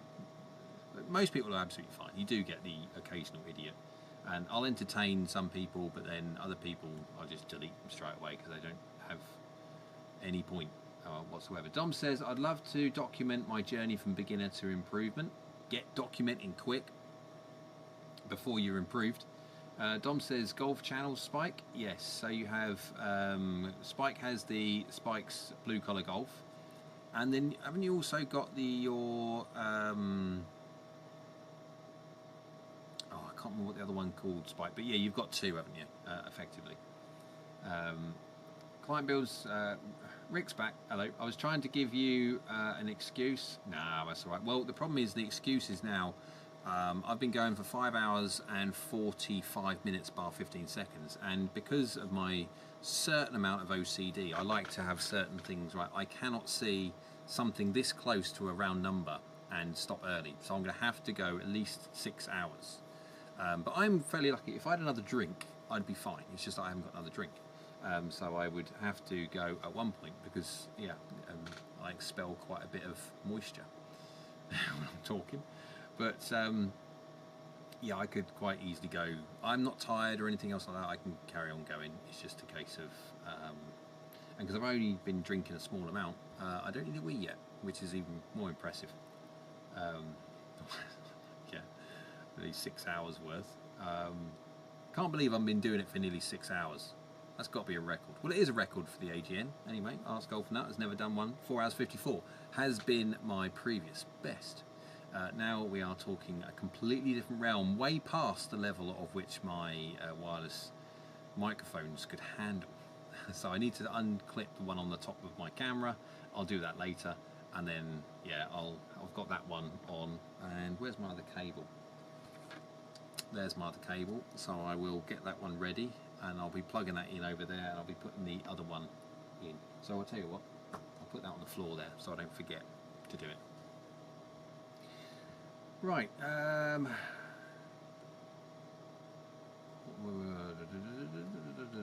we go. Annie says this is Jay's Christmas gift from his wife. She's letting him talk for 6 hours straight. Yes. And the one that obviously is a Christmas gift for her, and the fact that she doesn't have to listen to me. But this is my Christmas gift for you guys, is the fact that you get to listen to me for 6 hours straight. Quite certain that's actually a Christmas gift. But there you go. So, are you on the Discord, Addict? As Dom? Oh, as in Golf Addict. I don't know. I can't remember now. Spike, this one, this one is golf only. Fugal Fixer Spike is my, there you go, Fugal Fixer Spike is my a bigger channel where I did post golf stuff before opening it. Client, so Rick says, good night, look forward to your next stream, take care. See you in 2025, Rick. Well, not see you, but you know what I mean. Thanks very much for joining in. Ero, Eric says, Jay, have you ever played a Bridgestone golf ball? The dimples on it seem different than all the other golf balls. Not a new one. I played the E6 for a little bit of fun. used that one, good ball, and E5 as well, but really didn't. Yeah, I didn't really take to that one. E5 was fine, but E6 was a better ball, but not for long. It's just for more messing around more than anything else, but not for a while. So how they've changed, I don't necessarily know. Golf balls are very particular things for different golfers, and it's just you kind of get used to what you get used to. Golf ball can make a big difference to your game, depending on obviously what you need from it. So having a proper fitting is a good idea. Getting the fitting from getting the fitting done the right way is a hard thing with a golf ball, because most people start from the driver going that way, where absolutely you should start from the putting green going that way. That's the only way you can actually truly fit a golf ball on the basis of making your score better, rather than just flexing your muscles. Oh, and that's going 4 yards longer than the other one. Right. So Evo says, Andy, did he tell us that chrome clubs are the best? Well, absolutely. Andy says indeed. Andy says, best balls for watching where they go. They flash all the way to the ground. Dom says, subscribe, Spike. Dom's subscribing to everybody at the moment. He's just trying to absolutely completely fill up his subscription feed. And he says, I took a 2-hour break in the middle. Yeah, why not? Spike says, I'm glad I didn't take a 2-hour break. Spike's Blue Collar Golf. Thank you, Dom. I am doing a video this week on budget projectors. Well, that's an interesting one. Dom says, I need a ball that goes in the hole. That's a prerequisite. No break here. No. So Dom, how long have you been watching since? Which is the longest watcher? Who has sat there for the longest and watched for the longest? Everyone who can comment now with how many minutes you've been watching for.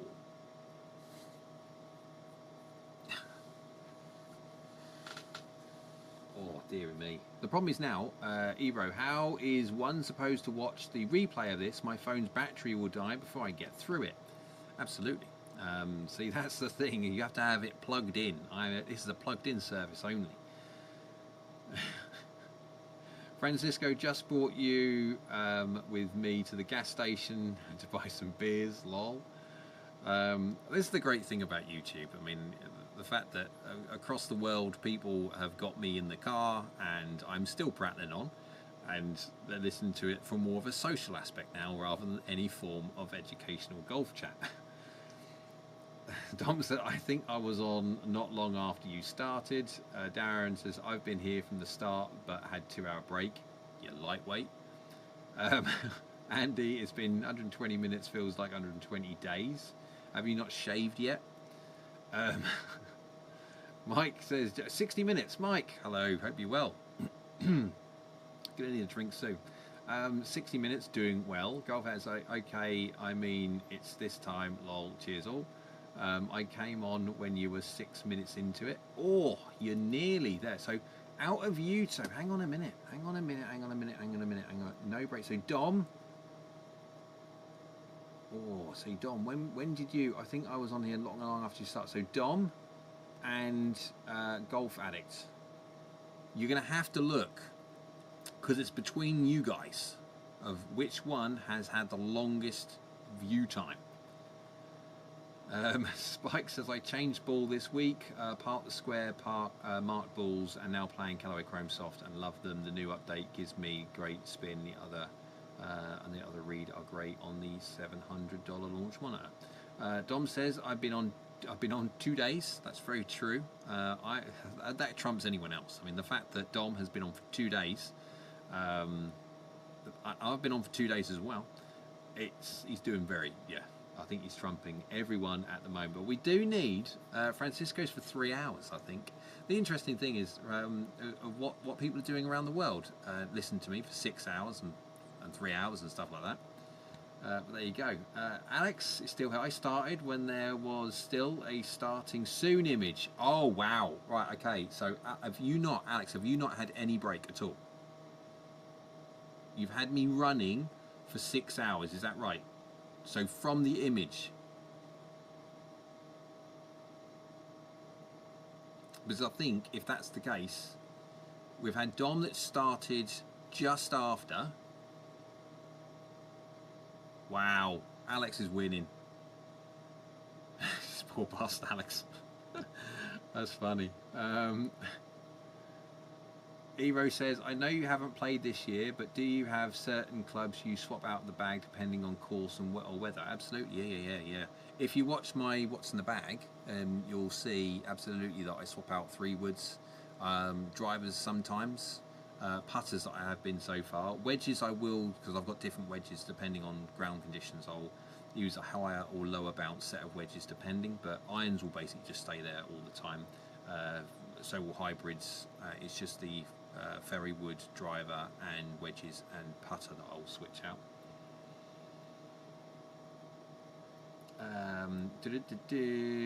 Anthony Lopez says, yo, 6-hour stream, he's a machine. Yeah.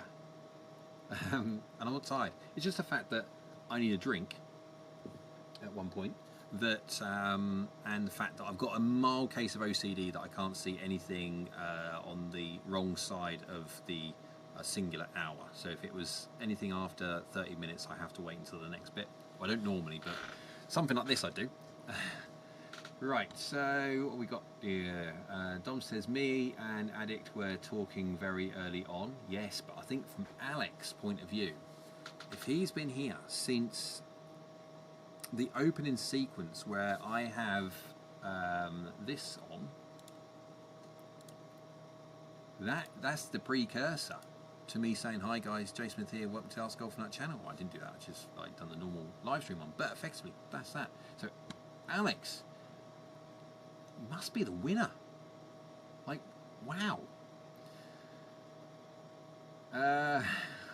He wrote, IT will be testing Jay for performance enhancers. No, but my bum is actually getting a bit, I mean, this seat is a really comfy seat. Yeah, squeaks a little bit now, I've actually noticed. Yeah. But even my bum's getting a little bit sore, not sore, but a little bit like I've been sitting down for too long. And I can't get up now because microphone's decided to die on me because it's run out of batteries. It's been going on for so long.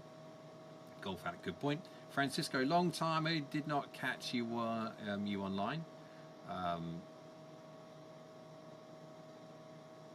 Yeah, so the problem is with YouTube should send more notifications out. But again, I don't know if they do or do not. But Darren says, you're now playing in my ear while I'm working. I'm wriggling in your brain. There you go. So Alex was here though. That's so good. That's really good. Anthony says, test him for human growth hormone. How far have we gone down? Oh, there we go. This endurance is insane. Probably, yeah, I mean, at the moment, if I had another, like, just a small drink or some kind, and the fact that my microphone didn't die, so I could get up and get some blood back into my legs, because my butt cheeks at the moment have welded themselves to this seat, I could carry on going. I'm not massively tired, so, human growth hormone, Anthony, that's why Andy's trying to pick the HGH. Anthony says, cool, okay, this stream is so long, I'm buying the Wilson CBs to celebrate. Easy. They're good golf clubs, they really are. They're really, very, very good golf clubs. Or hair growth hormone, if only. Jay is a cyborg. I wish I was a cyborg because my knee wouldn't hurt. I just need WD-40. Tom says, can't you see? Anthony Lopez, Andy, I can't be sure it's not hair growth hormone. So those Wilsons are sweet, Anthony. Dom says, I'm zooming down a bit. Dom says, Andy, the tech man can surely tell us. Alex says that's correct. Darren says one guy live streamed a record attempt for the longest anyone has ever wake without sleep for a live stream. Over what the heck? What? Ricardo Castro. He wasn't a famous dictator, was he? No. Subscribe. So thank you very, very much for subscribing. Appreciate that. Alex, should you get a prize, Jay? I think Alex and I both deserve some form of recognition for being 5 hours and 57 minutes. Yeah. Anthony says, Ero, I'm so new to this that and I've literally not the strike consistently for them, but by God, I'll learn. Golf Out, so Alex wins a set of Mizunos from Jay. Yeah. I did actually, for the Stats to Strokes one, I did have agreement from Mizuno to get a full set of irons done for the next winner. The problem is that Stats to Strokes was a great series, but it just took so much work and literally nothing in the way of money whatsoever. For the amount of time that it took me over the passage of time that it went on for, it was just an utter waste of my time. It really was. But I kept it going, obviously, because it was important that I kept it going and stuff like that. But I'm not doing a season 2. Absolutely not. No chance. Dom says, oh, I think I saw that too.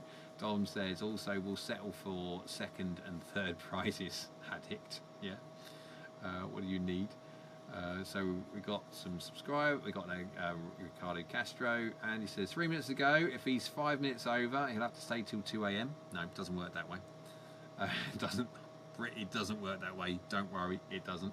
Anthony says I'm going to submit a fan article to Golf WRX or something talking about his dedication to the community. I can't even talk. Dedication to the community. Here it's a Christmas miracle. Hero says pin in or out, Jay. Why out. So I said earlier on in the live, obviously you haven't been here for the entire 6 hours. Come on. I use the pin taken out as an excuse when I'm on the green. I will always take the pin out. I won't let my playing partner take it out. Reason, even if I'm quite close or further away, it doesn't matter. I will be the person to do it because I'm walking to my golf ball, then I'll walk around the pin. I am feeling the ground every single time I do that.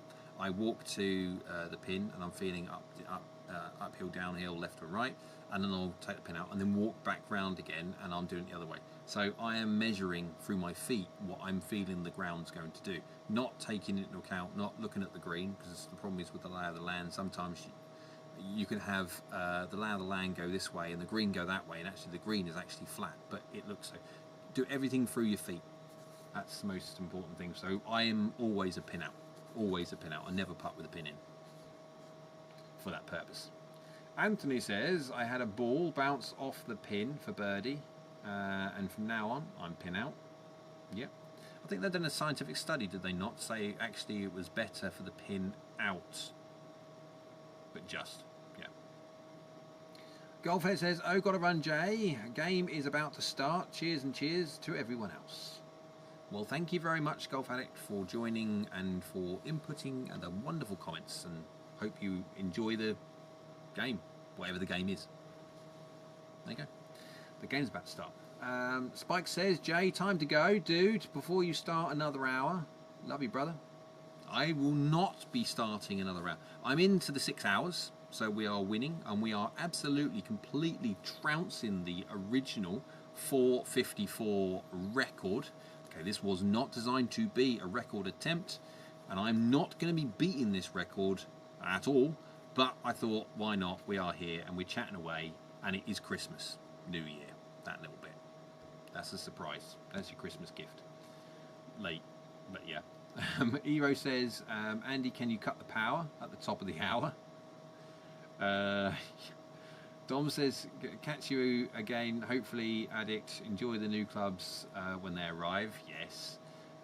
Anthony says, Jay, I got to ask, did you snack at all during the stream? No. And if you want to know, and the wife won't be listening, today I have been absolutely, completely so busy with the JPX 925 edit, forged edit, and also the Mizuno Pro S3 edit to try and get that done, ready for the live stream to happen. So I've only basically got to do the numbers side of the videos to finish the editing off of that, to get it all ready for the embargo date. That I've been very bad when it comes to my calorie intake today. I didn't have any breakfast because I was just in a hurry. I had a coffee. There you go, I had a coffee. I had 2 coffees today, actually.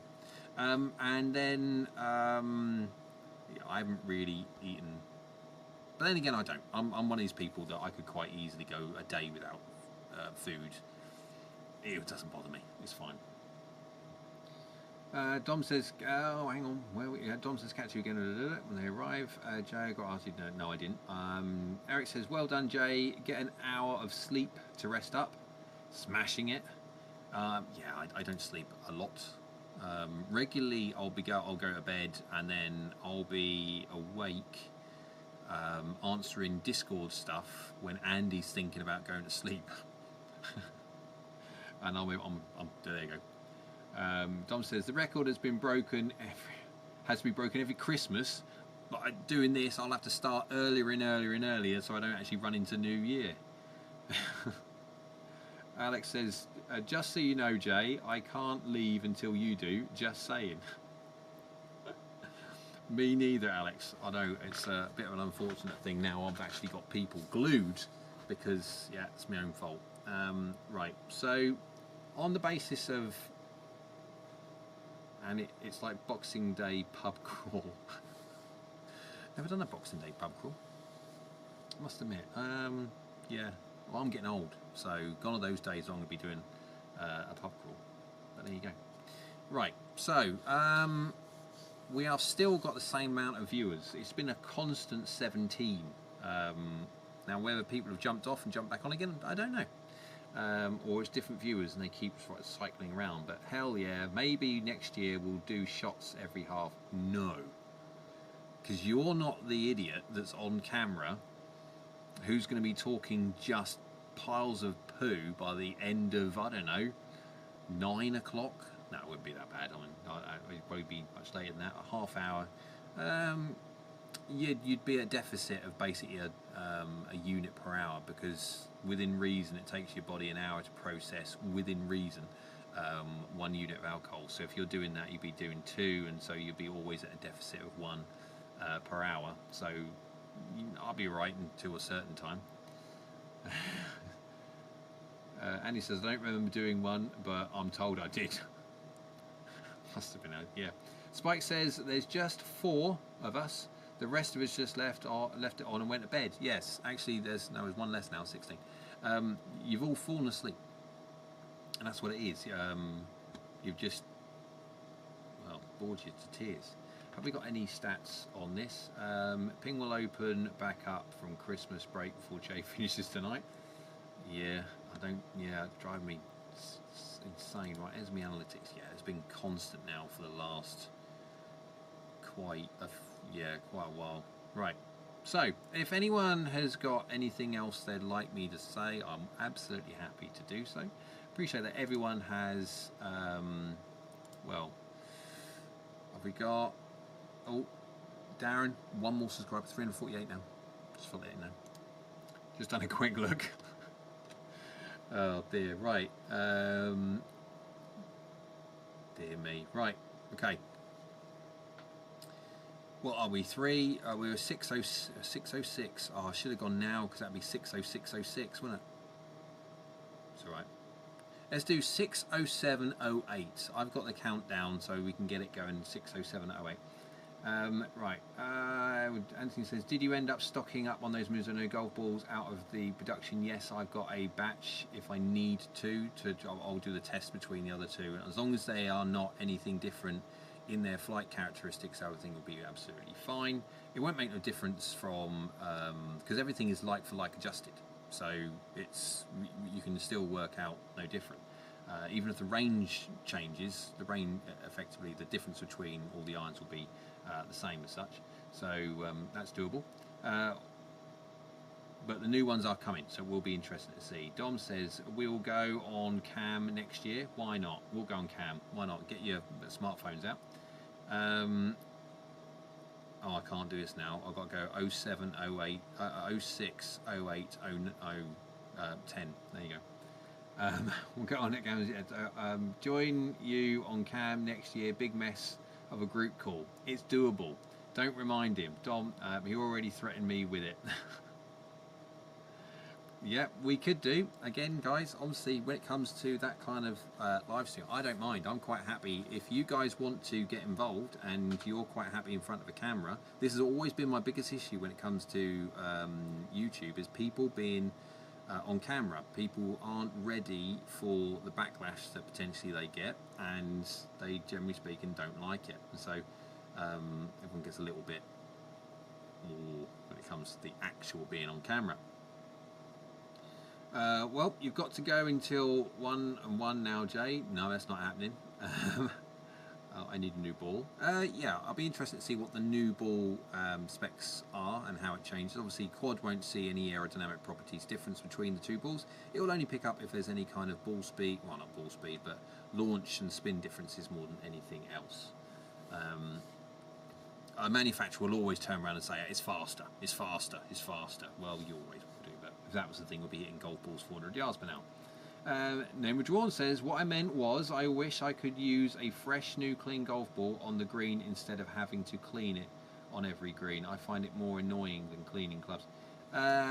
You can, but obviously that's quite an expensive undertaking, and especially if you have to buy your golf balls, which most people do, it can get very expensive. I'm very fortunate that because of the testing that I do, I use a new golf ball for every single test, and so yeah. How many dozens of Missouri golf balls do you stock up on the future for testing? Well, they come in boxes. They come in 12 dozen boxes, so outers as such. They come in like, yeah, so 2 and 6 high, so 144.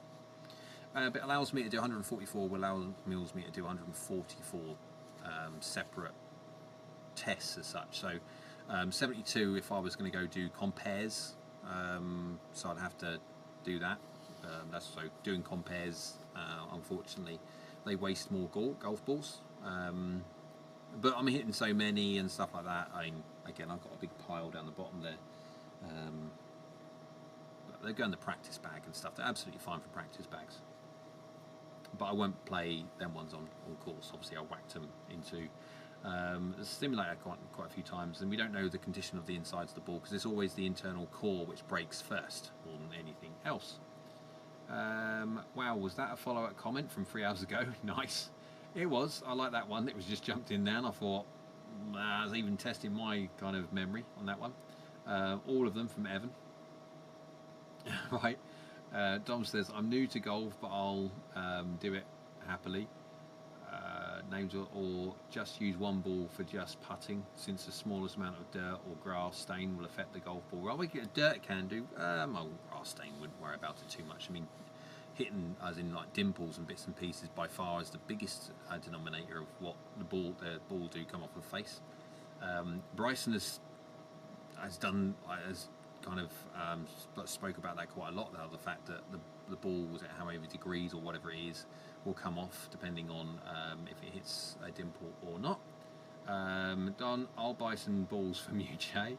Don, and Andy's fallen asleep, poor boy. Well, you can't do anyway because it's only 8 o'clock where you are, mate. Go on, lightweight.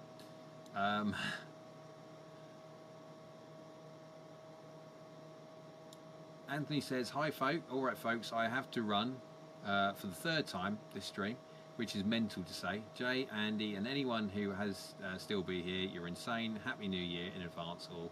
Happy New Year, Anthony. Appreciate all your time and appreciate you being back for the 3rd time. Evan's back saying, blaming Dimples for a missed putt seems like some heavy cope. Apparently it's scientific. Bryson says so. There you go. Can't remember what the distance was that he said if you hit a dimple and it comes off at a certain 1.2 degrees or whatever it is. He said there's deflection from a dimple. 6 foot or something or other. 5.5, 6 feet. You can miss a putt from a dimple. I usually blame the putter and then get a new one. That's an expensive problem, but I mean, yeah, you could always keep. I mean, I'd cycle through. Just keep going back to the original one. Name and draw. I think he hits it along the seam of the golf ball. Yes, that's what he was saying. He basically does that on the basis of to try and protect against the odd weird jump. I mean, it's not wrong hitting a flat edge versus ridge, true. I just how much it would be, but he's done the science apparently. I blame the tool holding the putter. Yeah, that's true. It's not the arrow, it's the Indian. Right. Before we ever get close to 6 hours 30, because if we get to 6 hours 30, you know what's going to have to happen. It will have to go to 7, and I'm not going to be here for another 47 minutes. What was done? I'm sorry, I don't buy that at all. Hero says he draws a mark on a dimple, then tried to rub it off with his putting stroke. He's way OCD about it.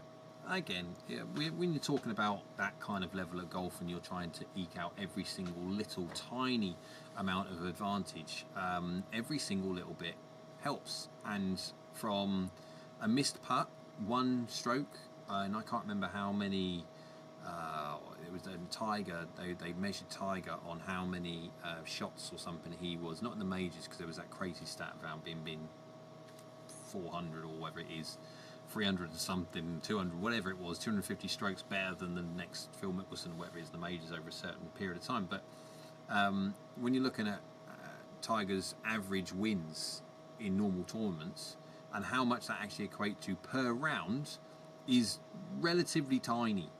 I mean, obviously he done exceptionally well and he won a lot by quite a big margin, but then he also won a lot by not much of a margin. And so even one shot per round, if it makes the difference between you hitting something and it works against misses the hole, then over a patch of time that is a big gain, especially at that level. Variables add up, they do. Tubezilla said that's a nice t-shirt, you should have given it out as a prize. What, this one? Yeah. Is this it? Variables add up, but fake variables don't add anything. Oh, that's an interesting one. This be a slogan. I'm not sure I want Jay's stream. Yeah. No, sweat free. Look. I am just cool.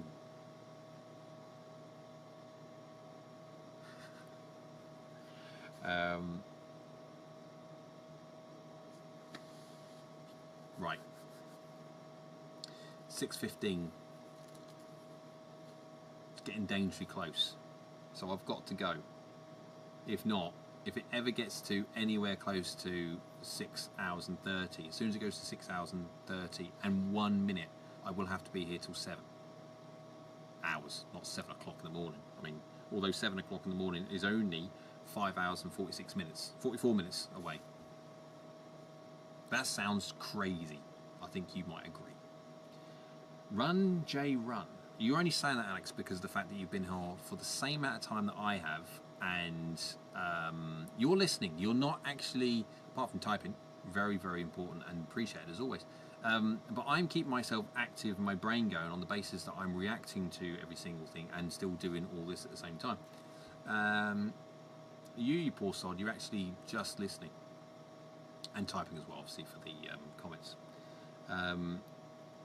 You're cutting into my TV and Cheetos. Cheetos. Are they like Dorito things? Or Cheetos, are they like What's-Its? What are Cheetos? What's-Its? Oh, What's-Its are great. You do literally just have them on your tongue and then just sort of like suck them and they get to a point where they just disintegrate. Amazing things. Jay, you are into Sunday night football in the US? Really? Crap. I didn't realise that. In that case, yeah, I'll leave everyone be then, because I know what you lot are like when it comes to football. Right. Tuesday says set a target for 150 yards with a 30-yard diameter on GS Pro 3 shots. If you don't get one in, you've to stay another 45 minutes. One, I can't because my microphone is dead. That's the only microphone I've got now. It's on top of the camera. That's probably why you can hear some interference because of the PC fans. Yeah, it will take me 45 minutes. It's going to take me 45 minutes to get my backside out of this chair. That's the only sort of disadvantage of me being online for 6 hours, 17 minutes and 33 seconds. But yeah. Right, guys, it's been a pleasure, as always. Thank you very, very much for watching. I just that one. Next live session, let us make challenges for you. When the knee's better, I don't mind for a bit of fun.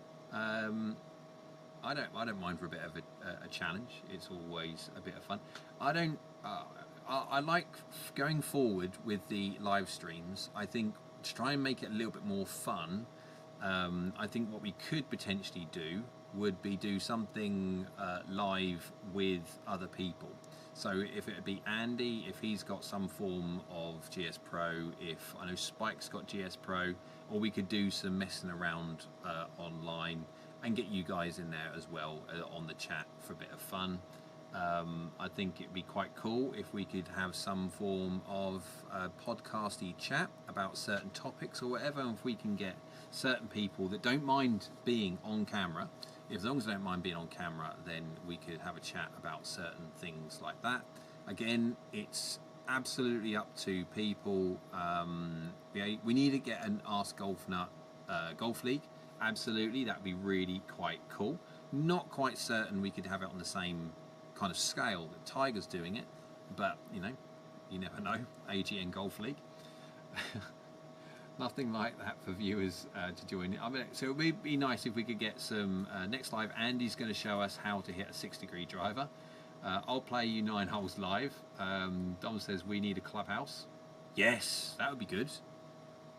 We need like an introduction thing. We need one of those things where we can sort of like start the live stream, and it comes in, like, I have to open the door and it comes in and you kind of like peers through. That'd be quite good. Get AI on that quick.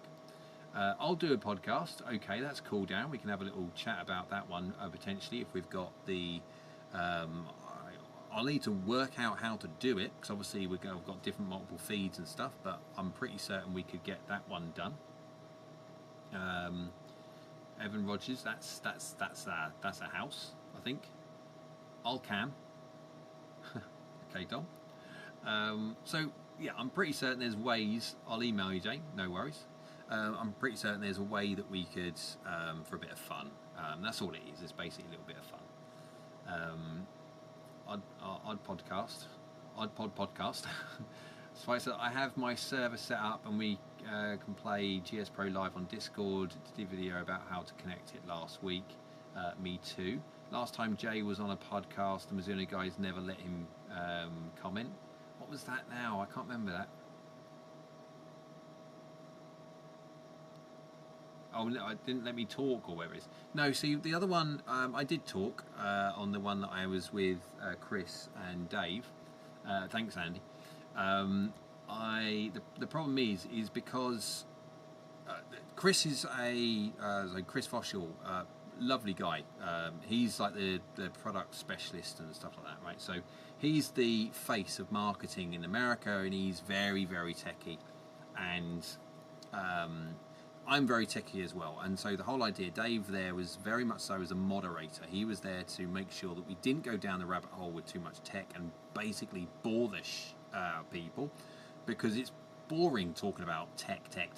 So his was always trying to, and of course I come at it from a fitting, from a reviewing, and also a very technical side of things on that one. So Chris and I get on very, very well, and so that's why we had a chat beforehand, and the whole idea was trying to for Chris to do the technical stuff, and then for me to try and have a view on it on the basis of more so down the product and custom fitting route and on that side of things. And so it was very difficult not to pipe up constantly and talk about this, that and everything else, but at the end of the day, Chris knows the product better than me. I mean, he will do. He's with the product manufacturers all the time, and is the designers, and so he's got the more of the understanding of exactly how the golf club's designed. I can tell them how the golf club reacts and how it behaves in real world, and then obviously here at Fit and 4, etc. But yeah, it was fun, and it was an enjoyable thing, and I've done a couple of them now. But you know, I can sit here for the last 6 hours and 22 minutes and 22 seconds and just keep talking. I don't have any issue whatsoever in me being able to keep the mouth moving and information still come out. My things are saying now that they can turn off unless I press a button in 1 minute. Right, so I'll have GS Pro set up in a couple of weeks. Oh, that'd be interesting. Yeah, a clubhouse would be good. I'm not quite sure how we do the clubhouse, like a golf club. Andy, if he goes over, do we make him wear a Titleist hat next? No. The Nut Club. Yeah, I'm not quite sure. That might be a little bit of an ambiguous. Yeah, I don't think that might get banned. Evan says, I hope we get a blue option on the next Mizzy wedges.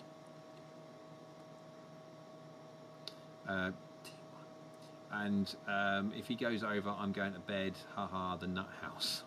Yeah, don't that. That was an option for the Discord name. No, that was the suggestion. That was never going to be an option. Not a chance. Right. 6 hours, 23 minutes and 42 seconds. I think it's bound to be enough. I don't want to get, well, I don't want people to have to come away from watching the game. I don't know what the game is, but the game is going on anyway. Nut house, nut house, nut house. Yep, okay. That doesn't make it better if you say it more times. And also, doesn't it sort of like that kind of thing? If you say that name or something 3 times in the mirror, she'll come out and sort of kill you in your sleep or something. I'm not quite sure what you saying, nut house, nut house, nut house. What is that going to happen? You type that 3 times. What's going to happen to you tonight? Right. Biggie Smalls, Biggie Smalls, Biggie Smalls. Now that's the Candyman, is it? Now what was it? Supernatural had it on there when it was one of the early series in season 1. What was I was going to say that a certain name of a woman. I can't remember. Bad thing happen if you say Candyman. There you go. I never did watch it. Right, guys. 5 minutes. Thanks very much, Tubezilla. I will disappear now. I've got my time on here. 6 minutes 25. 6 minutes. 6 minutes 25. Yeah. 6 hours and 25. Shortest driver shaft length you would recommend? Nothing short than 43.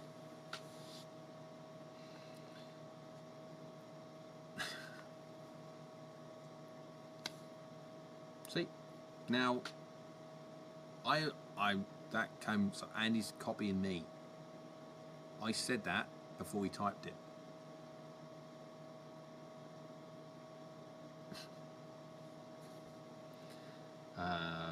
Bloody Mary. That's what it was. That was the thing that you said in front of the mirror, and yeah. Longest driver shaft you would recommend for the right length of person, 45 3/4.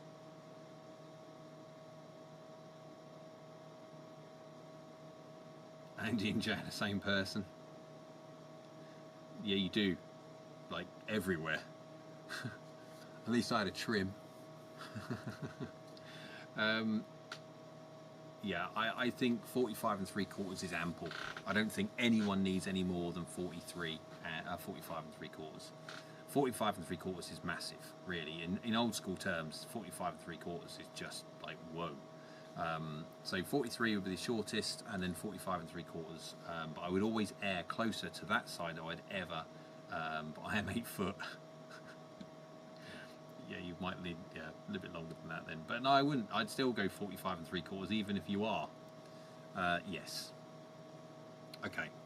A 3 minute. Good night, people. Dom's had enough. Danger, danger. Will Robinson. Oh no, it's getting a little bit like that, isn't it? So he's going to go over. No, he's not. Even if it's 29 and I'll disappear. Yao Ming plays golf, and it looks like he uses baby clubs.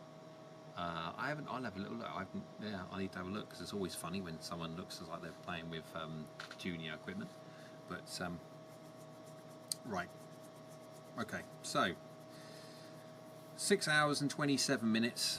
It'll be close to 6.5 hours anyway. I'll claim the 6.5 hours, of course, because I'm not even counting all the production time beforehand. So that's more than 7 hours, easily more than 7 hours, 7.5 hours. That was entertaining. No night Tubezilla. No night everybody. Thank you very much for everyone that has been spending their well-earned time. I'm not quite sure what those red dots are, but thanks very much for those. Don't even come up on that. Why has that not come up? I've got Eero with red dots is not coming up on the thing, so he's put loads and loads of red dots on. Not quite sure what that is. Right, guys. Yeah, that didn't come up. So Eero, for some reason, I'm not sure why that come up, but it's been blocked for some reason. Yeah, don't know. Right, we will see everybody again very, very soon. Obviously, we've got the next live stream, but then we've also got all the embargo equipment coming soon. Cobra is coming soon as well. Hopefully, the equipment is coming week commencing the 7th and week commencing the 14th.